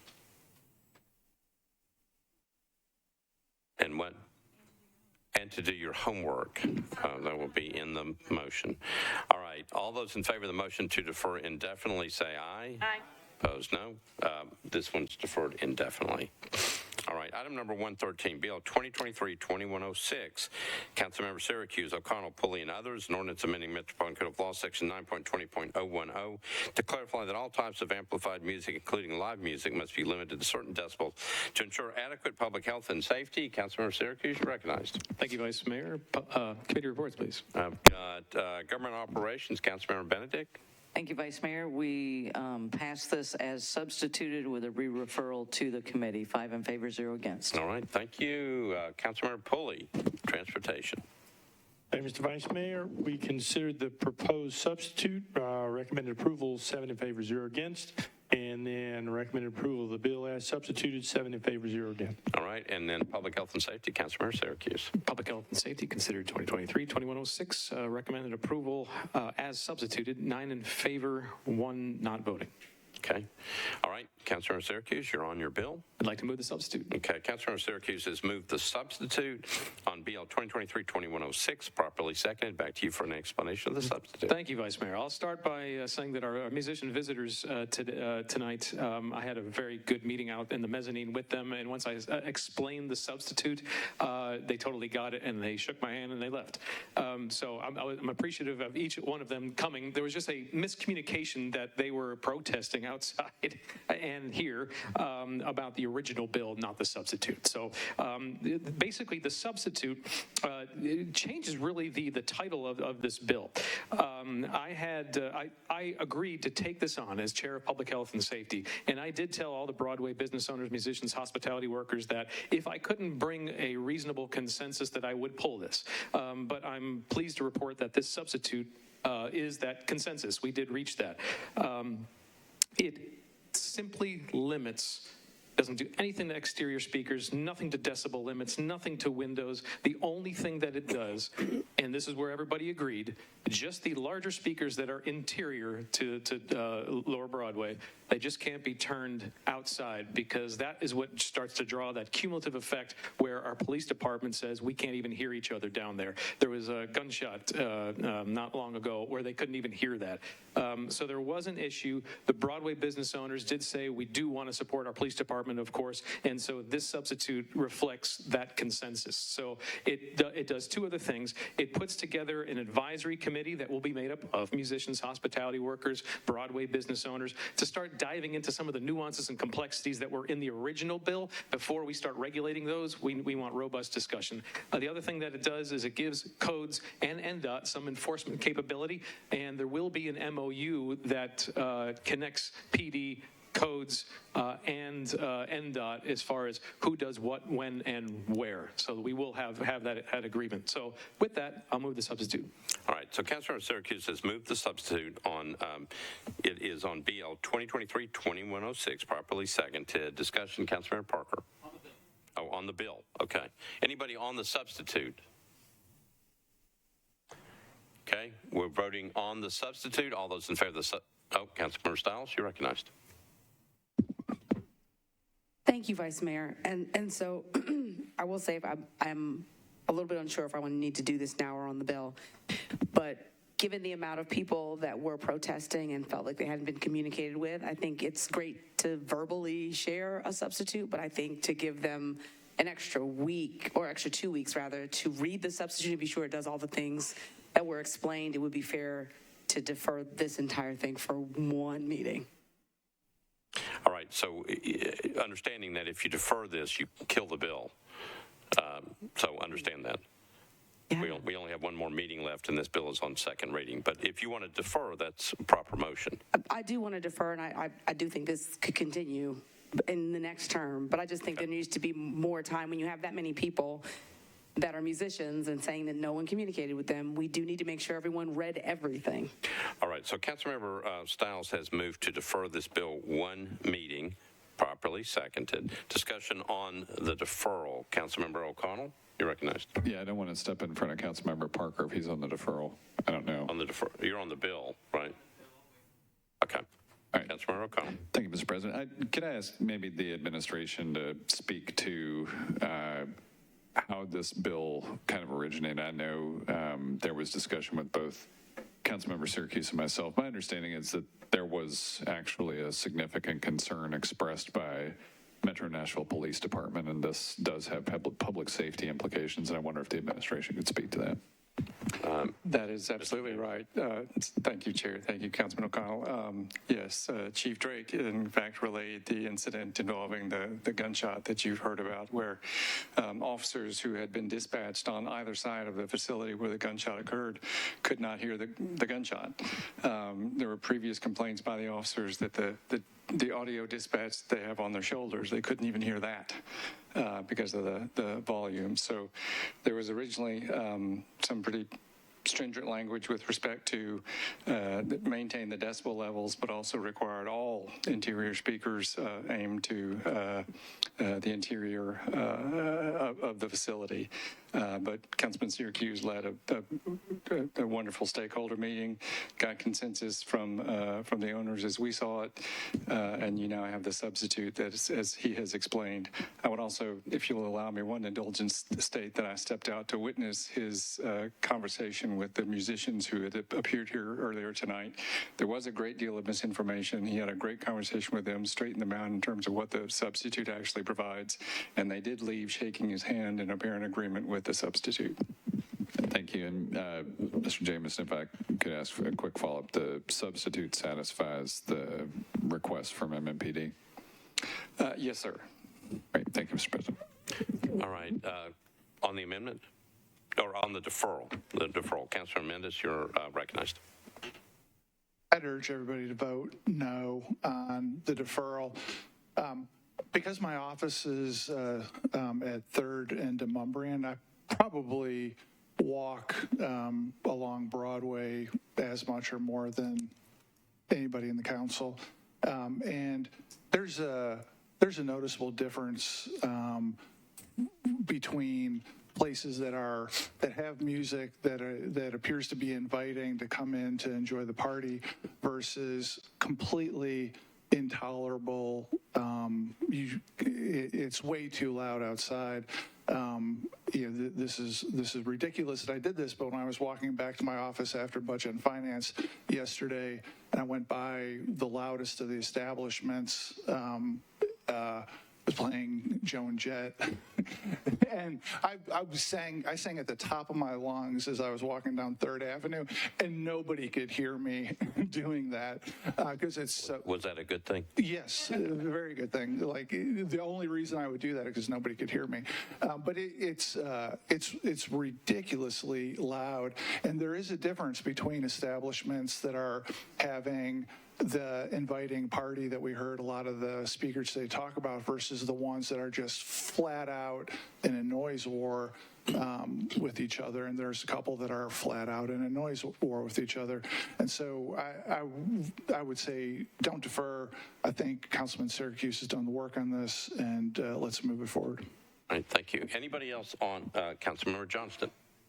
Hold on.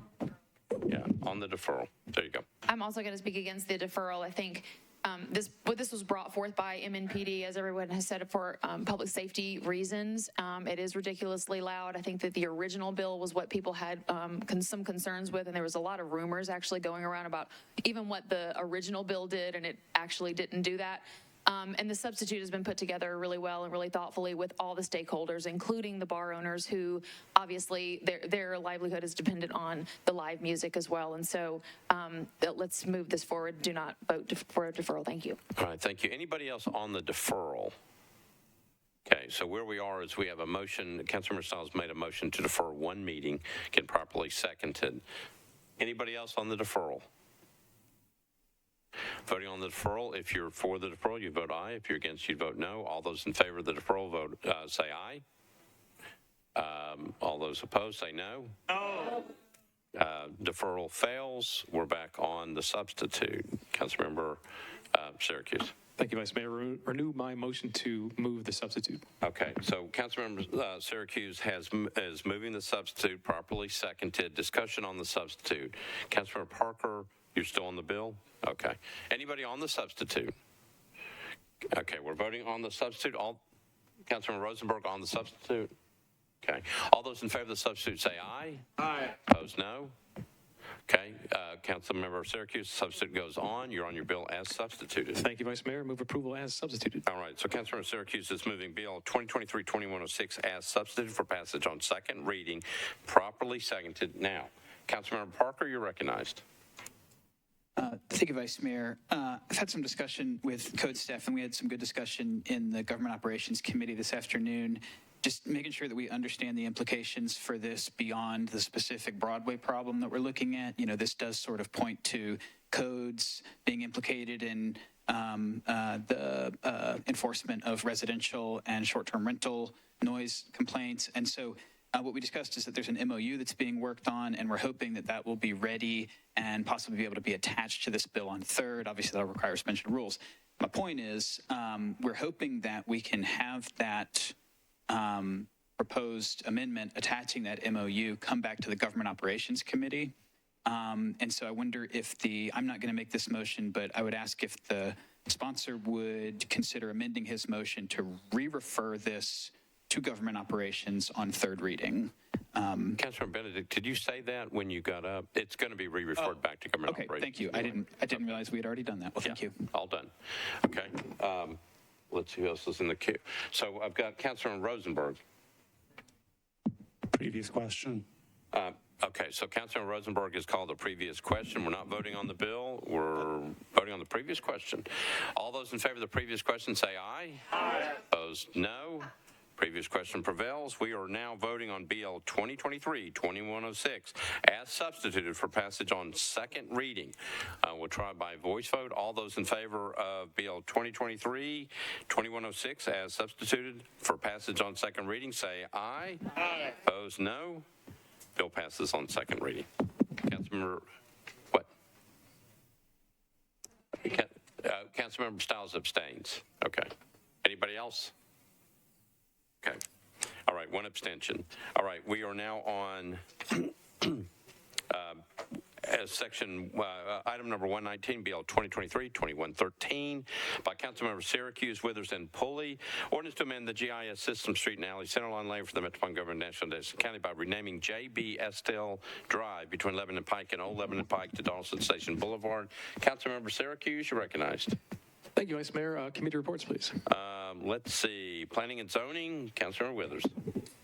Thank you, Mr. Vice Mayor. Planning and Zoning recommended approval, 7 in favor, 0 against, 0 abstentions. All right. And Transportation Infrastructure, Councilmember Pulley. Councilmember Pulley. Councilmember Pulley. We're on item number 119.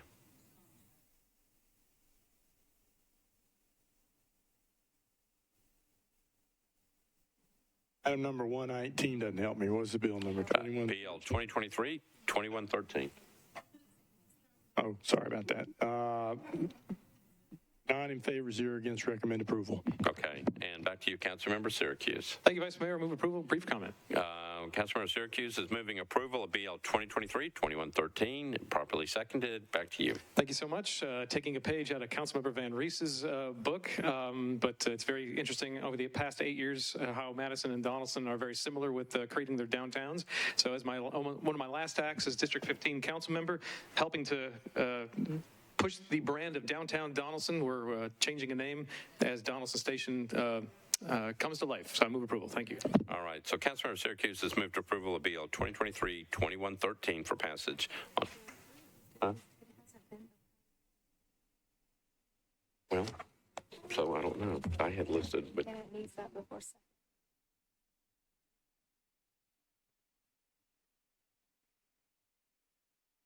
All right, well, he doesn't know that.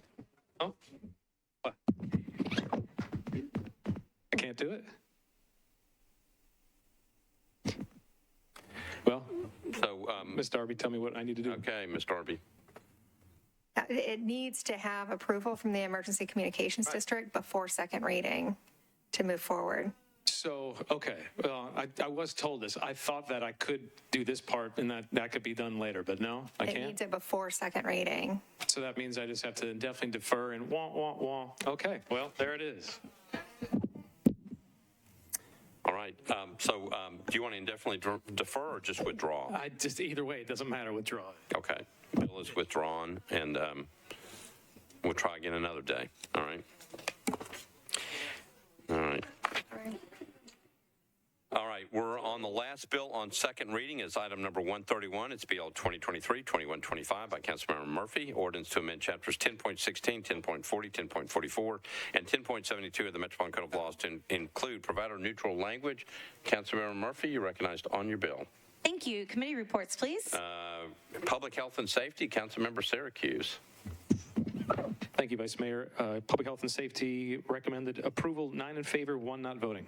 Okay. Councilmember Murphy, on your bill. Thank you. What this really is a housekeeping piece of legislation. If you look at a Venn diagram of what healthcare providers can and can't do under their respective practice acts at the state Venn diagram, there are overlapping areas, but our code, the Metro code is limiting and doesn't require, isn't inclusive of all of those healthcare providers. And so what this does is it updates the code to be provider neutral. So if a healthcare provider can provide those services or is required to disclose something or report something in the health department, so on and so forth, all of those, while they do that under their licensureship, they are now required under the code to do that. So it's just kind of updating the code to be a modern, standardized situation. So happy to answer questions, but I know that there was some confusion about that. And so with that, I renew my motion for approval. All right, so Councilmember Murphy is moving approval of BL 2023-2125 for passage on second reading. Properly seconded. Discussion on the bill. Councilmember O'Connell.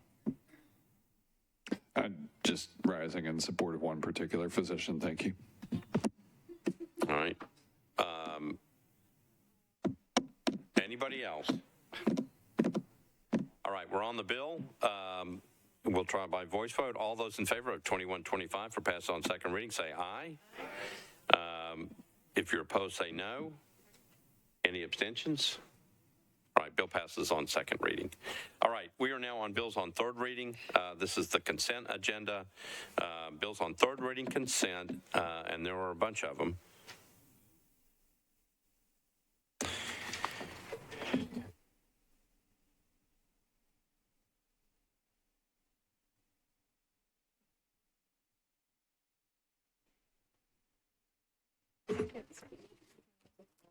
All right, so I'm going to go through the list. The first one is BL 2023-1838. Councilmember Toombs, does that have to be deferred? Okay. Okay, 1838 is not on consent. All right, here are the bills that are on consent. 1894 is on consent. 1918 is on consent. 1941 is on consent. 1947 is on consent.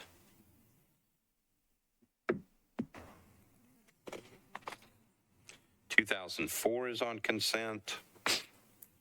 2006 is on consent.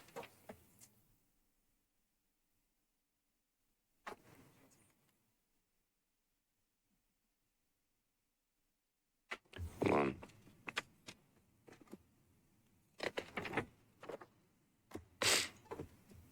Uh, 2007 is on consent. 2008 is on consent. 2009 is on consent. 2011 is on consent. 2012 is on consent. 2013 is on consent. 2014 is on consent. 2015 is on consent. 2016 is on consent. 2017 is on consent. 2018 is on consent. 2019 on consent. 2020 on consent. 2022 is on consent. 2023 is on consent. 2024 is on consent. 2025 is on consent. 2026 is on consent. 2027 is on consent. 2028 is on consent. 2029 is on consent. 2031 is on consent. 2032 is on consent. And 2033 is on consent. All right. A lot of stuff on consent. 1941 needs to be pulled.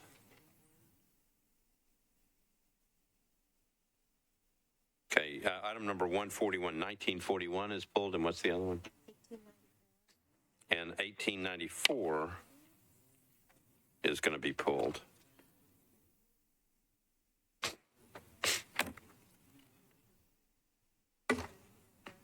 Anything else? Anything else needs to be pulled off of consent? Councilmember Withers, you recognize. 1894, I believe, or Carruthers, yeah, for council, on behalf of Councilmember Lee. So we pulled that, 1894. All right. Anything else needs to be pulled?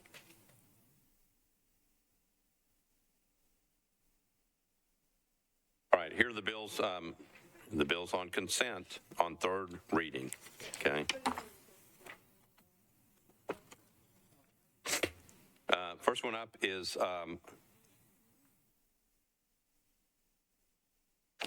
item number 139, Bill 2023-1918.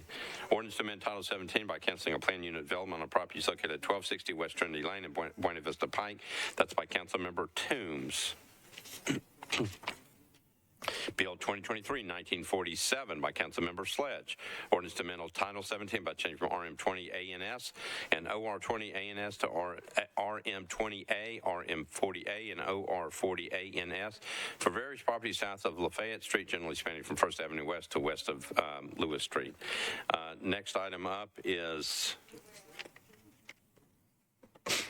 item 147, BL 2023-2004 by Allen and Bradford. Ordinance to amend Title II of the Metropolitan Code to create a Sustainability Advisory Committee to guide Nashville and Davidson County's efforts to increase sustainability and resilience. 148, BL 2023-2006, Parker, Pulley, Bradford, and others. Ordinance to designate the Department of Codes Administration, the Department of Transportation Multimodal Infrastructure to meet the definition of police department as authorized in Tennessee Code Section 5516-1036, as used in that part, to amend Section 6.80.54 of the Metropolitan Code of Laws for the limited purpose of land codes and NDOT to also authorize the removal of abandoned vehicles. Item 149, BL 2023-2007, ordinance regarding Section 7.08.090 of the Metropolitan Code of Laws regarding location restrictions pertaining to beer permits. 150, BL 2023-2008. Ordinance to amend to Section 7.16.03 of the Metropolitan Code of Laws to exempt a retail location near a secondary tourist development zone from the arterial boulevard requirement. 151, BL 2023-2009, Councilmember Parker. Ordinance amending the Metropolitan Code of Laws, Section 16.08.014 and 16.08.016, in order to bring it into compliance with the new state law regarding maximum standards for energy conservation in 1 and 2 family construction projects. Item number 152, BL 2023-2011, Withers. An ordinance approving approving a lease agreement between the Metropolitan Government of Nashville and Davidson County and Dawson Corporate Center, LP, for office space at 3055 Lebanon Road. Item number 153, BL 2023-2012, ordinance approving 3 agreements relating to the acquisition of a parcel of property improvements located at 607 Bass Street. BL 2023-2013, Henderson, Roten, Withers, and Hurt, an ordinance approving and authorizing the Director of Public Property Administration to accept a donation of real property consisting of approximately 0.53 acres at 7166 Highway 100. BL 2023-2014, 155 item. Council members Henderson, Roten, Withers, and Hurt, ordinance approving and authorizing the Director of Public Property Administration to accept a donation of real property consisting of approximately 7.81 acres located at 7156 Highway 100, increased parkland for Edwin Warner Park. Item number 156, BL 2023-2015, Henderson, Roten, Withers, and others. Ordinance approving and authorizing the Director of Public Property Administration to accept a donation of real property consisting of approximately 13.18 acres located at 6949 Highway 70 South, increased parkland for conservation of open space and local flora and fauna. Item number 157, BL 2023-2016, Roten, Hurt, and others. Ordinance to approve the First Amendment to an agreement between the Metropolitan Government of Nashville and Davidson County and Nashville Steam Preservation Society for the lease restoration of steam locomotive number 576. Item number 158, BL 2023-2017, Withers, Roten, and Hurt. Ordinance approving an agreement between the Metropolitan Government and Tennessee Golf Foundation concerning the renovation of 2 golf courses in Shelby Park. BL 2023-2018, Withers and Pulley. Ordinance authorizing 1010 Church Owner LLC install, construct, and maintain aerial and underground encroachments right of way located at 1010 Church Street. Item number 160, BL 2023-2019, Taylor, Withers, and others. Ordinance authorizing Park West Investment Partners LLC to install, construct, and maintain underground encroachments in the right of way located at 3415 Murphy Road. BL 2023-2020, Withers and Pulley. Ordinance authorizing LMC Town Property Owner LLC to install, construct, and maintain encroachments in the right of way located at 808 Garfield Street. BL 2023-2020, Welsh, Withers, and Pulley. Ordinance authorizing the Metropolitan Government to negotiate and accept permanent temporary easements for the Mashburn Road Stormwater Improvement Project for 3 properties located at 2822 Mashburn Road and 133 and 134 East Thompson Lane. Item number 163, BL 2023, Withers and Pulley. Ordinance authorizing the Metropolitan Government to ban a portion of existing public stormwater drain easements rights for property located at 7330 Tolbert Road. BL 2023-2024, Cash, Withers, and Pulley. Ordinance authorizing the Metropolitan Government to accept new public sanitary sewer manholes for property located at 2803 12th Avenue South. Item number 165, BL 2023-2025, Toombs, Withers, and Pulley. Ordinance authorizing the Metropolitan Government to accept new public sanitary sewer mains, sanitary sewer manholes, and easements 2 properties located at 3465 and 3453 West Hamilton Avenue. Item number 166, BL 2023-2026, an ordinance authorizing the Metropolitan Government to accept new public water mains for 2 properties located at 1100 Spurgeon Avenue and 1400B Napoleon Street, also known as 1110 Baptist Rural Center Development. That's Toombs, Withers, and Pulley. Item number 167, BL 2023-2027, Withers and Pulley. Ordinance authorizing the Metropolitan Government to accept new public sanitary sewer mains, sanitary sewer manholes, and easements for 2 properties located at 1306 Rural Hill Road and 727 Bell Road. Item number 168 by Swope, Withers, and Pulley, BL 2023-2028. Ordinance authorizing the Metropolitan Government to accept new public water and sanitary sewer mains, fire hydrant assembly, sanitary sewer manholes, and easements, property located at Zermatt Avenue, also known as Rose Monte Phase 4.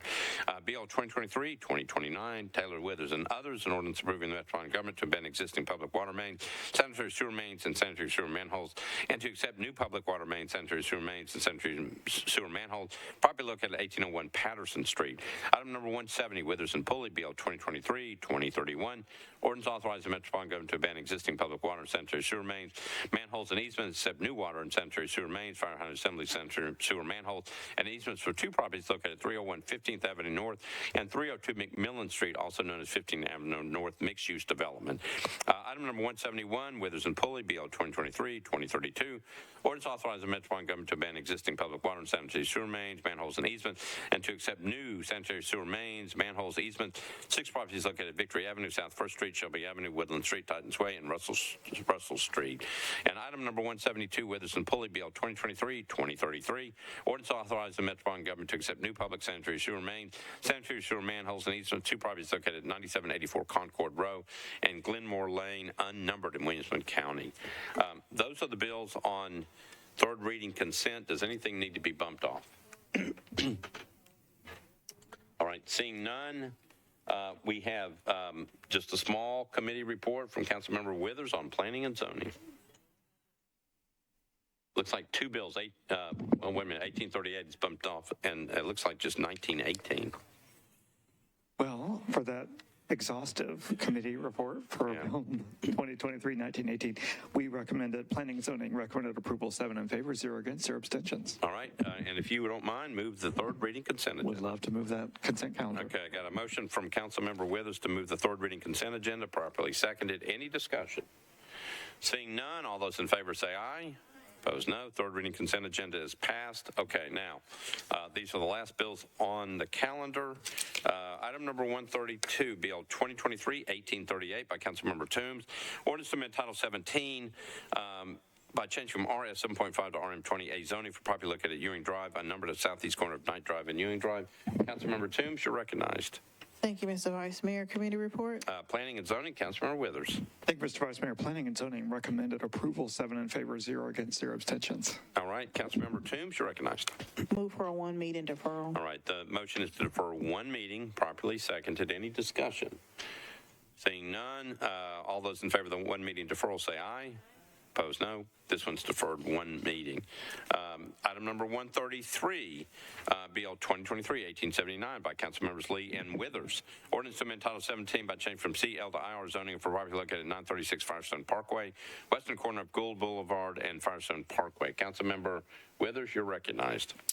Thank you, Mr. Vice Mayor. I'll go ahead and give my committee report, if that's okay. So Planning and Zoning, there is a substitute. Planning and Zoning recommended approval of the substitute, 7 in favor, 0 against, 0 not voting, and then approval of the bill as substituted, 7 in favor, 0 against, 0 not voting. Okay. All right. And then Councilmember Withers, you're on the bill. Well, I think I need to move the substitute. Is that right? Yeah. Councilmember Withers is moving the substitute on 1879, properly seconded. Back to you for an explanation.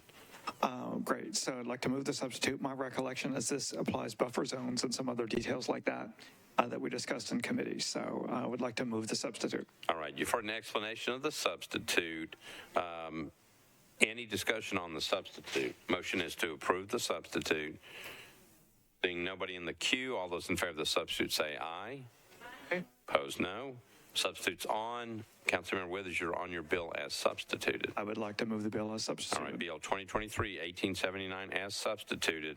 Councilmember Withers has moved it, properly seconded. Any discussion? All right, we are voting on BL 2023-1879 as substituted for passage on third reading. All those in favor say aye. Opposed, no. BL 2023-1879 as substituted passes on third reading. We're now on item 134, BL 2023-1882 by Councilmembers O'Connell, Welsh, Allen, Benedict, and others. Ordinance creating Chapter 2.153 of the Metropolitan Code of Laws, establishing a bicycle and pedestrian advisory commission. Councilmember O'Connell, you're recognized. Thank you, Mr. President. I think we have, do we have all committee reports in on this one? Everything is in, but you've got 2 amendments. Yes.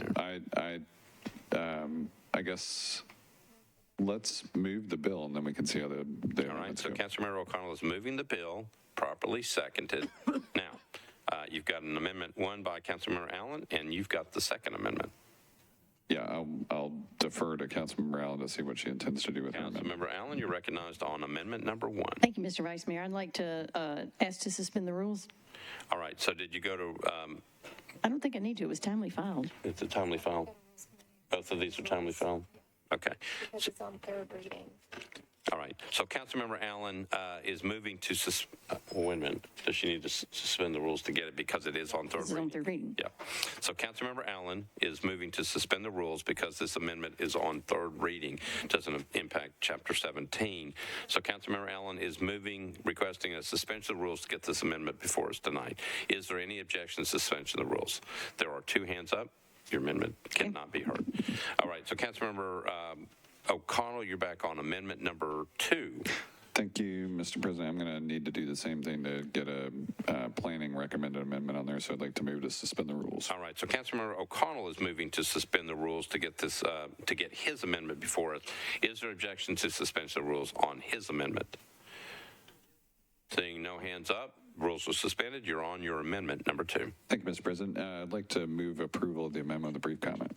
All right, so Councilmember O'Connell is moving amendment number 2 to BL 2023-1882, properly seconded. Back to you for an explanation. Thank you. This is an amendment recommended by planning after review of the bill and some consideration that we want the commission to certainly be advisory, but not disruptive to the planning process. It's a fairly simple amendment that just strikes a single piece of a single line, basically, of one of the sections of the bill, and encourage colleagues to support. All right, you've heard an explanation of the amendment. Been properly seconded. Is there any discussion on the amendment? Seeing none, all those in favor of the amendment by Councilmember O'Connell say aye. Opposed, no. Amendment number 2 goes on. Councilmember O'Connell, you're on your bill as amended. Thank you, Mr. President. I'd like to move approval with a brief comment. All right, BL 2023-1882, as amended by Councilmember O'Connell. He's moving passage on third reading, properly seconded. Back to you. Thank you. This bill really just tries to reconstitute an advisory body to Metro to allow for the provision of not just safer streets, but establishing goals to make them even safer. I want to thank specifically members of the current Vision Zero Task Force who recommended that we do this and that it is in fact not duplicative of the work of the Vision Zero folks. I want to thank people that served on previous iterations of the BPAC, including members of this body. I want to thank staff at NDOT who reviewed this as well, and colleagues who have worked diligently, and the Metro departments we know are going to be participating in this as a multi-departmental coordinating body. So I encourage colleagues to support, and looking forward to moving further ahead in our efforts to create sidewalks where we know we need them, establish even more opportunities for active transportation in this city, allowing for greater public health and fewer pedestrian and cyclist injuries and fatalities. So thank you. All right, so Councilmember O'Connell has moved for approval of BL 2023-1882 as amended for passage on third reading, properly seconded. Any discussion? We are ready to vote. All those in favor of the bill as amended for passage on third reading say aye. Aye. Opposed, no. Bill passes on third reading. Okay. We're on item number 135, BL 2023-1884, by Councilmember Sledge, Benedict Welsh, and Porterfield, an ordinance codifying an updated version of BL 2019-78, providing that non-owner-occupied short-term rental properties be located at a minimum distance from churches, schools, daycares, and parks, which ordinance was approved during a council session, which the section of the Metropolitan Code to be amended by that ordinance was simultaneously moved to another title in the code, rendering 2019-78 uncodifiable. Councilmember Sledge, you are recognized. Thank you, Vice Mayor. The committee reports are in. I need to ask for a suspension of the rules for a technical amendment. Okay, so you've got a timely filed amendment that you need to move to suspend the rules. Councilmember Sledge is moving to suspend the rules to get this amendment before us. Is there any objection to suspension of the rules? Seeing none, rules are suspended. You're on your amendment. Thank you, Vice Mayor. This was recommended by Metro Legal to make sure we were in full compliance with state law, and I'd ask for approval of the amendment. Okay, you've heard an explanation. Councilmember Sledge is moving the amendment, properly seconded. Any discussion on the amendment? Councilmember Roberts, you're recognized. Okay, Councilmember, on the whole thing? Okay, Councilmember Roberts is going to be recognized as abstaining on the whole bill. All right, so we're on the amendment. All those in favor of the amendment say aye. Aye. Opposed, no. You're on your bill as amended. Councilmember Sledge. Thank you, Vice Mayor. I'll move approval.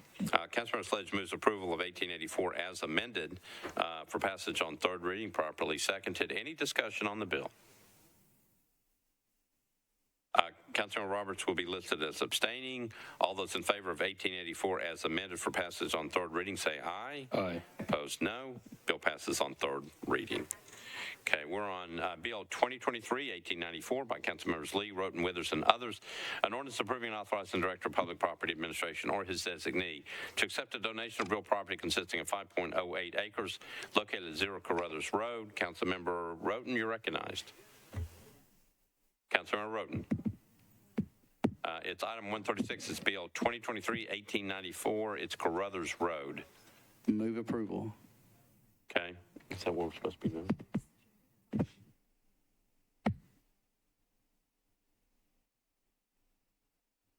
All right. So Councilmember Roten is moving for approval, properly seconded.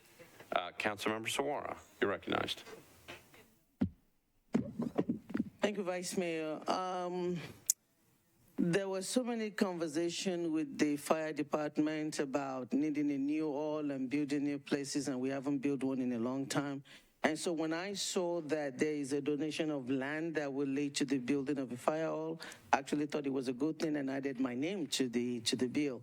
But subsequently, I've had a lot of emails from concerned Councilmember, if I could, residents. I don't mean to interrupt, but I was just informed that I did get an email earlier from Councilmember Lee, and she wanted to defer this one meeting. That's So what I I was gonna- apologize. My apologies. I'll come back to you, but So Councilmember that's Saguaro, what I was going to add to be able to say, getting all those emails, and since Councilmember Lee's not here, that I wanted to move for a one meeting deferral, so. Okay. All right. So Councilmember Saguaro is moving for a one-meeting deferral, which is what Councilmember wrote and should have done in the first place. Properly seconded. Any discussion on the deferral? All those in favor of one-meeting deferral say aye. Opposed, no. This one's deferred one meeting. All right. Item number 137, BL 2023-1916 by Councilmember Toombs. Ordinance to amend Title 17 by change from R8 and SP to SP zoning for 2156 Buena Vista Pike and Buena Vista Pike on number 1204, 1122, 120B, 1120, 1110, 1118, 1116, 1112, 1108, 1106, 1230, 1250, 1252, West Trinity Lane and River Pearl Place, unnumbered. Councilmember Toombs, you're recognized on the bill. Thank you. Committee report. Planning and zoning, Councilmember Withers. Thank you, Mr. Vice Mayor. This one does have a substitute. Or is it amendment? It's got an amendment on it. Sorry about that. We recommended approval of the amendment, 7 in favor, 0 against, 0 not voting, and approval as amended, 7 in favor, 0 against, 0 not voting. All right. And we voted the same for the companion bill if that's not on consent for whatever reason. Okay. Councilmember Toombs, back on BL 2023-1916. I'd like to move the amendment. All right. Councilmember Toombs is moving the amendment on 1916 properly. Seconded. Back to you for an explanation. The amendment includes some traffic calming requirements, caps on STRs, working with Metro Historical Commission to identify historical aspects of the project, and something else that I can't recall at the time. Okay, there's something else that you can't recall in the amendment, but you've heard an explanation of everything except what you can't recall. All right, so Councilmember Toombs is moving the amendment on BL 2023-1916, properly seconded. Any discussion on the amendment? Seeing none, all those in favor of the amendment say aye. Opposed, no. Okay, so the amendment's on. You're on your bill as amended. Move for approval as amended. BL 2023-1916 as amended. Councilmember Toombs is moving for passage of the bill as amended on third reading. Properly seconded. Any discussion on the bill? Seeing none, we're ready to vote. We're voting on BL 2023-1916 as amended. All those in favor of the bill as amended for passage on third reading say aye. Opposed, no. Bill passes on third reading. Here's the companion bill to it, 138 BL 2023-1917 by Councilmember Toombs. Ordinance authorized building material restrictions requirements for BL 2023-1916. Proposed ordinance requires certain materials to be restricted in the construction of buildings. I think we got the planning committee report already on this one, which was an approval. Councilmember Toombs, you're recognized on this bill. Move for approval. Councilmember Toombs moves approval of the companion bill, BL 2023-1917, for passage on third reading properly seconded. Any discussion? Seeing none, all those in favor of 1917 for pass on third reading say aye. Opposed, no. Bill passes on third reading. We're on item number 40 by Councilmember Toombs, BL 2023-1940. Ordinance to amend Title 17 by changing from RS10 to SP zoning for property located at 3101 Doak Avenue, south of the intersection of Doak Avenue and Haley Avenue. Permit 14 detached multifamily residential units. Councilmember Toombs, you're recognized on the bill. Thank you. Committee report. It looks like mine says planning and zoning approved with an amendment. Councilmember Withers, do you have this one? Looks like it's already been done. That may have been one that we considered, and then was there a deferral on it? There was. That may be it. So we've already recommended approval, and then it's up to looks like it's all been Councilmember approved. So, Toombs to let us know what she would like to do. Councilmember Toombs, what do you want to do? I'd like to move my amendment. Councilmember Toombs is moving an amendment, properly seconded. Back to you for an explanation of the amendment. The amendment puts a cap on height and width, Height and width, okay. or size. You've heard an explanation of the amendment. Has something to do with height and width. Okay, discussion, properly seconded, discussion of the amendment. Seeing none, all those in favor of the amendment say aye. Aye. Opposed, no. Amendment's adopted. You're on your bill as amended. Move for approval as amended. Councilmember Toombs has moved for approval of BL 2023-1940 as amended for passage on third reading. Properly seconded. Any discussion? Seeing none, all those in favor of the bill as amended, 1940 as amended, for passage on third reading, say aye. Opposed, no. You adopt. The companion bill is BL 2023-1941 by Councilmember Toombs. An ordinance authorizes building material restrictions requirements for BL 2023-1940. Proposed ordinance requires certain materials to be restricted in the construction of buildings. Councilmember Toombs, you're recognized on that bill. Move for approval. Okay, so Councilmember Toombs moves for approval because the committee report's already in, properly seconded. Any discussion on the companion bill? Seeing none, we're voting on BL 2023-1941 for passes on third reading. It's been properly seconded. All those in favor say aye. Opposed, no. You adopt. Next item up is item number 143, BL 2023-1961 by Councilmember Toombs. Ordinance to amend Title 17 by change from CL and R8 to MULA zoning. Properties located at 2605 and 2611 Old Buena Vista Road and 1001 A and B W West Trinity Lane, the northwest corner of Old Buena Vista Road and West Trinity Lane. Councilmember Toombs, you're recognized on 143, BL 2023-1961. Thank you, Mr. Vice Mayor. I'd like to move the substitute. All right, so Councilmember Toombs is moving a substitute on 1961, properly seconded. Back to you for an explanation. The substitute includes some traffic calming and additional sidewalk infrastructure. All right, so you've heard an explanation of the substitute, properly seconded. Any discussion on the substitute? Seeing none, we're voting on the substitute. All those in favor of the substitute say aye. Aye. Opposed, no. Substitute's adopted. You're on your bill as substituted. Move for approval as substituted. Okay, so Councilmember Toombs is moving BL 2023-1961 as substituted for passage on third reading. Excuse me, it's properly seconded. Any discussion? Seeing none, all those in favor of the bill 1961 as substitute for pass on third reading say aye. Opposed, no. You adopt. We're on item number 144, BL 2023-1988 by Councilmember Parker. Ordinance to amend Title 17 by change from RS5 to SP zoning for property located at 1003 Douglas Avenue, northwest corner of Douglas Avenue and Trevecca Avenue, located within the Nashville Auto Diesel Colony institutional overlay. And your companion bill, you want to take it together? Item 145, BL 2023-1989. Ordinance to authorize building material restriction requirements for BL 2023-1988. Proposed ordinance requires certain materials to restrict in the construction of buildings. Councilmember Parker, you're on both your bills.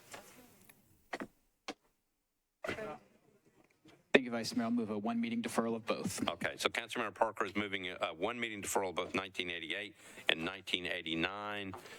Properly seconded. Any discussion on the deferral motion? Seeing none, all those in favor of the deferral motion of one meeting say aye. Aye. Opposed, no. 1988, 1990, and 1989 are deferred one meeting. Okay, and then, all right, I've got 146, BL 2023-1994 by Councilmember Parker. Ordinance amending Metropolitan Code Section 16.08.012, regulate mass timber construction of the standards set forth in the 2021 edition of the International Building Code and the 2021 edition of the International Fire Code. Councilmember Parker, you're recognized. Thank you, Vice Mayor. I will, we've got committee reports in, I believe. That's right. And I'll move the bill, but I have a timely filed amendment on third that was requested by the Nashville Fire Department. So I'll move to suspend the rules to apply that amendment. Okay, is it, there's two amendments in the packet, I think. Is it one or two? We're not going to move to. Okay, so it's the first amendment? Yes. Amendment number one. Councilmember Parker is moving amendment number one because it's not on 17, so you need to suspend the rules? Move to suspend the rules. Okay, so Councilmember Parker is moving to suspend the rules to get this amendment before us tonight. Is there any objection to suspension of the rules? Seeing none, rules are suspended. You're on your amendment. Thank you, Vice Mayor. This amendment brings some language from the building code directly into our code that relates to signage. We're also making a slight modification. This is just so that the operations folks with the fire department can go into a fire control room and know exactly what type of building construction it is they're working with as we enable these new mass timber constructions. So with that explanation, I'd move approval of the amendment. Okay, so you've heard an explanation of amendment number 1. Councilmember Parker is moving amendment number 1. Is promptly seconded. Any discussion about the amendment? Seeing none, all those in favor of the amendment say aye. Aye. Opposed, no. Amendment number 1 is adopted. You're on your bill as amended. Thank you, Vice Mayor. Move the bill as amended. Okay, so Councilmember Parker is moving Bill 2023-1994 as amended for passage on third reading, properly seconded. Any discussion? Seeing none, all those in favor of Bill 2023-1994 as amended for pass on third reading, say aye. Aye. Opposed, no. Bill passes on third reading. Is that it? That is it. Need a motion to adjourn. Got a motion to adjourn properly seconded. All those in favor say aye. Opposed, no. Stand adjourned. And so the Metro Council has concluded its business for tonight, or should I say this morning, adding on to a list of what's probably a record number of after-midnight adjournments. The council handled a 72-page long agenda that had 172 items. The biggest thing of the evening in terms of time was the 76 second reading ordinances that performed tonight on public hearing for zoning matters. This is the last time they'll be handling public hearings on zoning matters until the next term of council. This is the second to last meeting for this particular council. One bill that was withdrawn tonight after it had been deferred here for a number of months is the massive renovation of the Fairgrounds Speedway that would be done under a 30-year contract with Bristol Motor Speedway. Bristol Motor Speedway today said they would be okay about deferring it. The council actually withdrew the bill tonight. There had been both strong support and strong opposition to the proposal. There was some concern about whether it could be passed in the time left without having at least one, if not more, special meetings. And also it was some concern, and in fact it's in litigation, as to whether it would take 27 votes to pass it, which the charter says, or whether it takes 21 votes, as a state bill that just passed only requires 21 votes for this kind of renovation. Council also decided to also defer tonight a implementation of the license reader program on a regular basis for the police department. Following a 6-month pilot program in committee tonight, the council heard a report from the police thinking this is a very good idea and in favor of the support along with the district attorney's office. However, there are concerns from the city's community oversight board and also from the public defender's office about it. At this point, the council decided to let all the council members have a chance to study this a little bit more for the next 2 weeks and make a final decision about whether to go ahead with this at the council's final meeting coming up on August 15th. Council also sidestepped or withdrew or avoided some controversy over a resolution that would urge the city to apply for a $3.4 million grant from the state to fund school resource officers in all Metro's public middle and high schools. The state is offering these funds across the state in the wake of the Covenant Schools mass shooting here in Nashville earlier this year. Metro School Board has been reluctant to add such officers in the middle and high schools, while the Metro Police Department says it can't to really spare to have officers to take off the street in order to put them in the school. They don't have enough people to both keep officers out on the street and also have an officer in all the two schools, some kind of resource officers. The council also deferred tonight a resolution, a memorandum of understanding between the United States Department of Homeland Security and the Metropolitan government and the participation in the E-Verify program, which has often been controversial in the past in this council. That has been deferred perhaps for that same reason. It will be back on the agenda in all likelihood in 2 weeks. Also on the agenda tonight, there were 3 resolutions to provide grant funds for 3 local nonprofits for violence interruption services and community safety programs. 2 of them of a relatively small amount of money was approved. The largest grant was for $750,000 to the Why Can't We Wait group, and that was the part that was deferred tonight. Some council members apparently have some questions about that particular grant proposal. Council also did approve a $189,000 state grant from the Metro Sheriff's Department to provide litter pickup and litter prevention education within Davidson County. Two memorializing resolutions of note tonight. The Council is requesting the Nashville Convention and Visitors Bureau study the feasibility of deploying alternatives to fireworks and pyrotechnics during special events to better safeguard environmental protections, animal welfare, and public safety. The vote on that, you had to go on the board for that one, 27 for, 4 against, and 1 abstention. Council also approved a resolution asking the Metro Human Resources Department to study the use of the Consumer Price Index for determining future cost of living adjustments for employees of Metro government, and also to study the policies and practices of modifying the step positions and step increment dates for how much money they also would get in those increments to other future pay plan implementations. There were a number of other memorializing resolutions that the council approved tonight. One late filed resolution of a memorializing nature that they did approve tonight was one to honor the late George Cate Jr., who was the first vice mayor of the Metropolitan government from 1963 to 1966. Also, the council tonight passed a bill on second reading that would set up the powers and guidelines, or better define the powers and guidelines of the city's Transportation Licensing Board in renewing or decreasing the number of entertainment transportation certificates in terms of public safety and the convenience for downtown party buses and the other buses that are used for entertainment purposes downtown. There were some amendments for the council to consider. One would have required the council to approve any reduction in the number of such party buses and entertainment vehicles downtown. That was defeated by the council.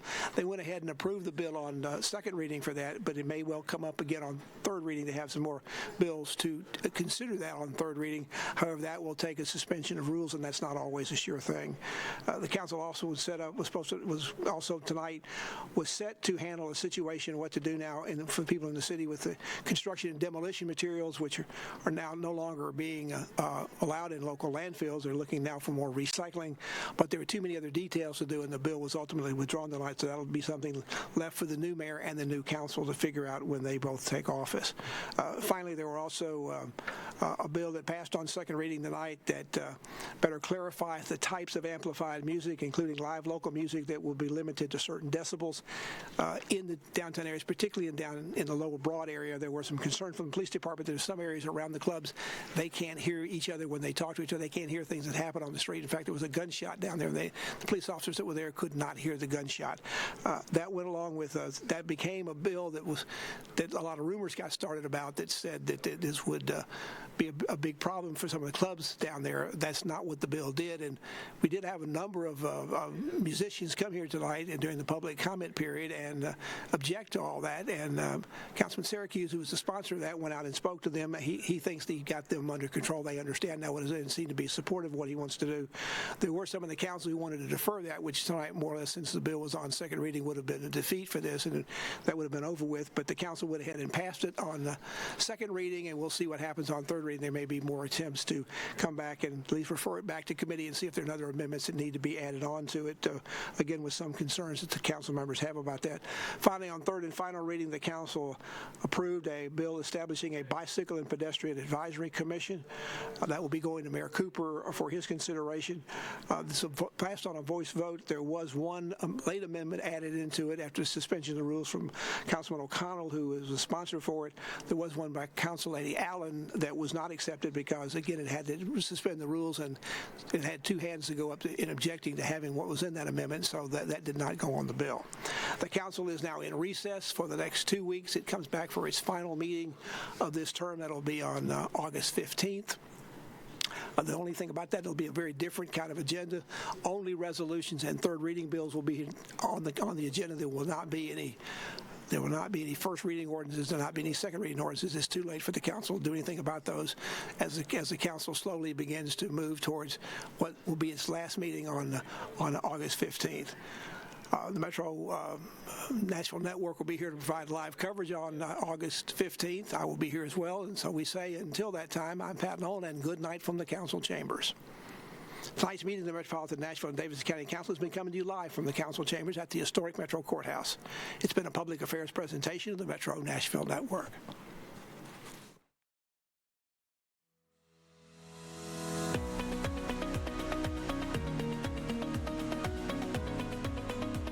This has been a service of the Metro Nashville Network. If you would like to see this presentation again, or for more information on this and other programs, visit nashville.gov.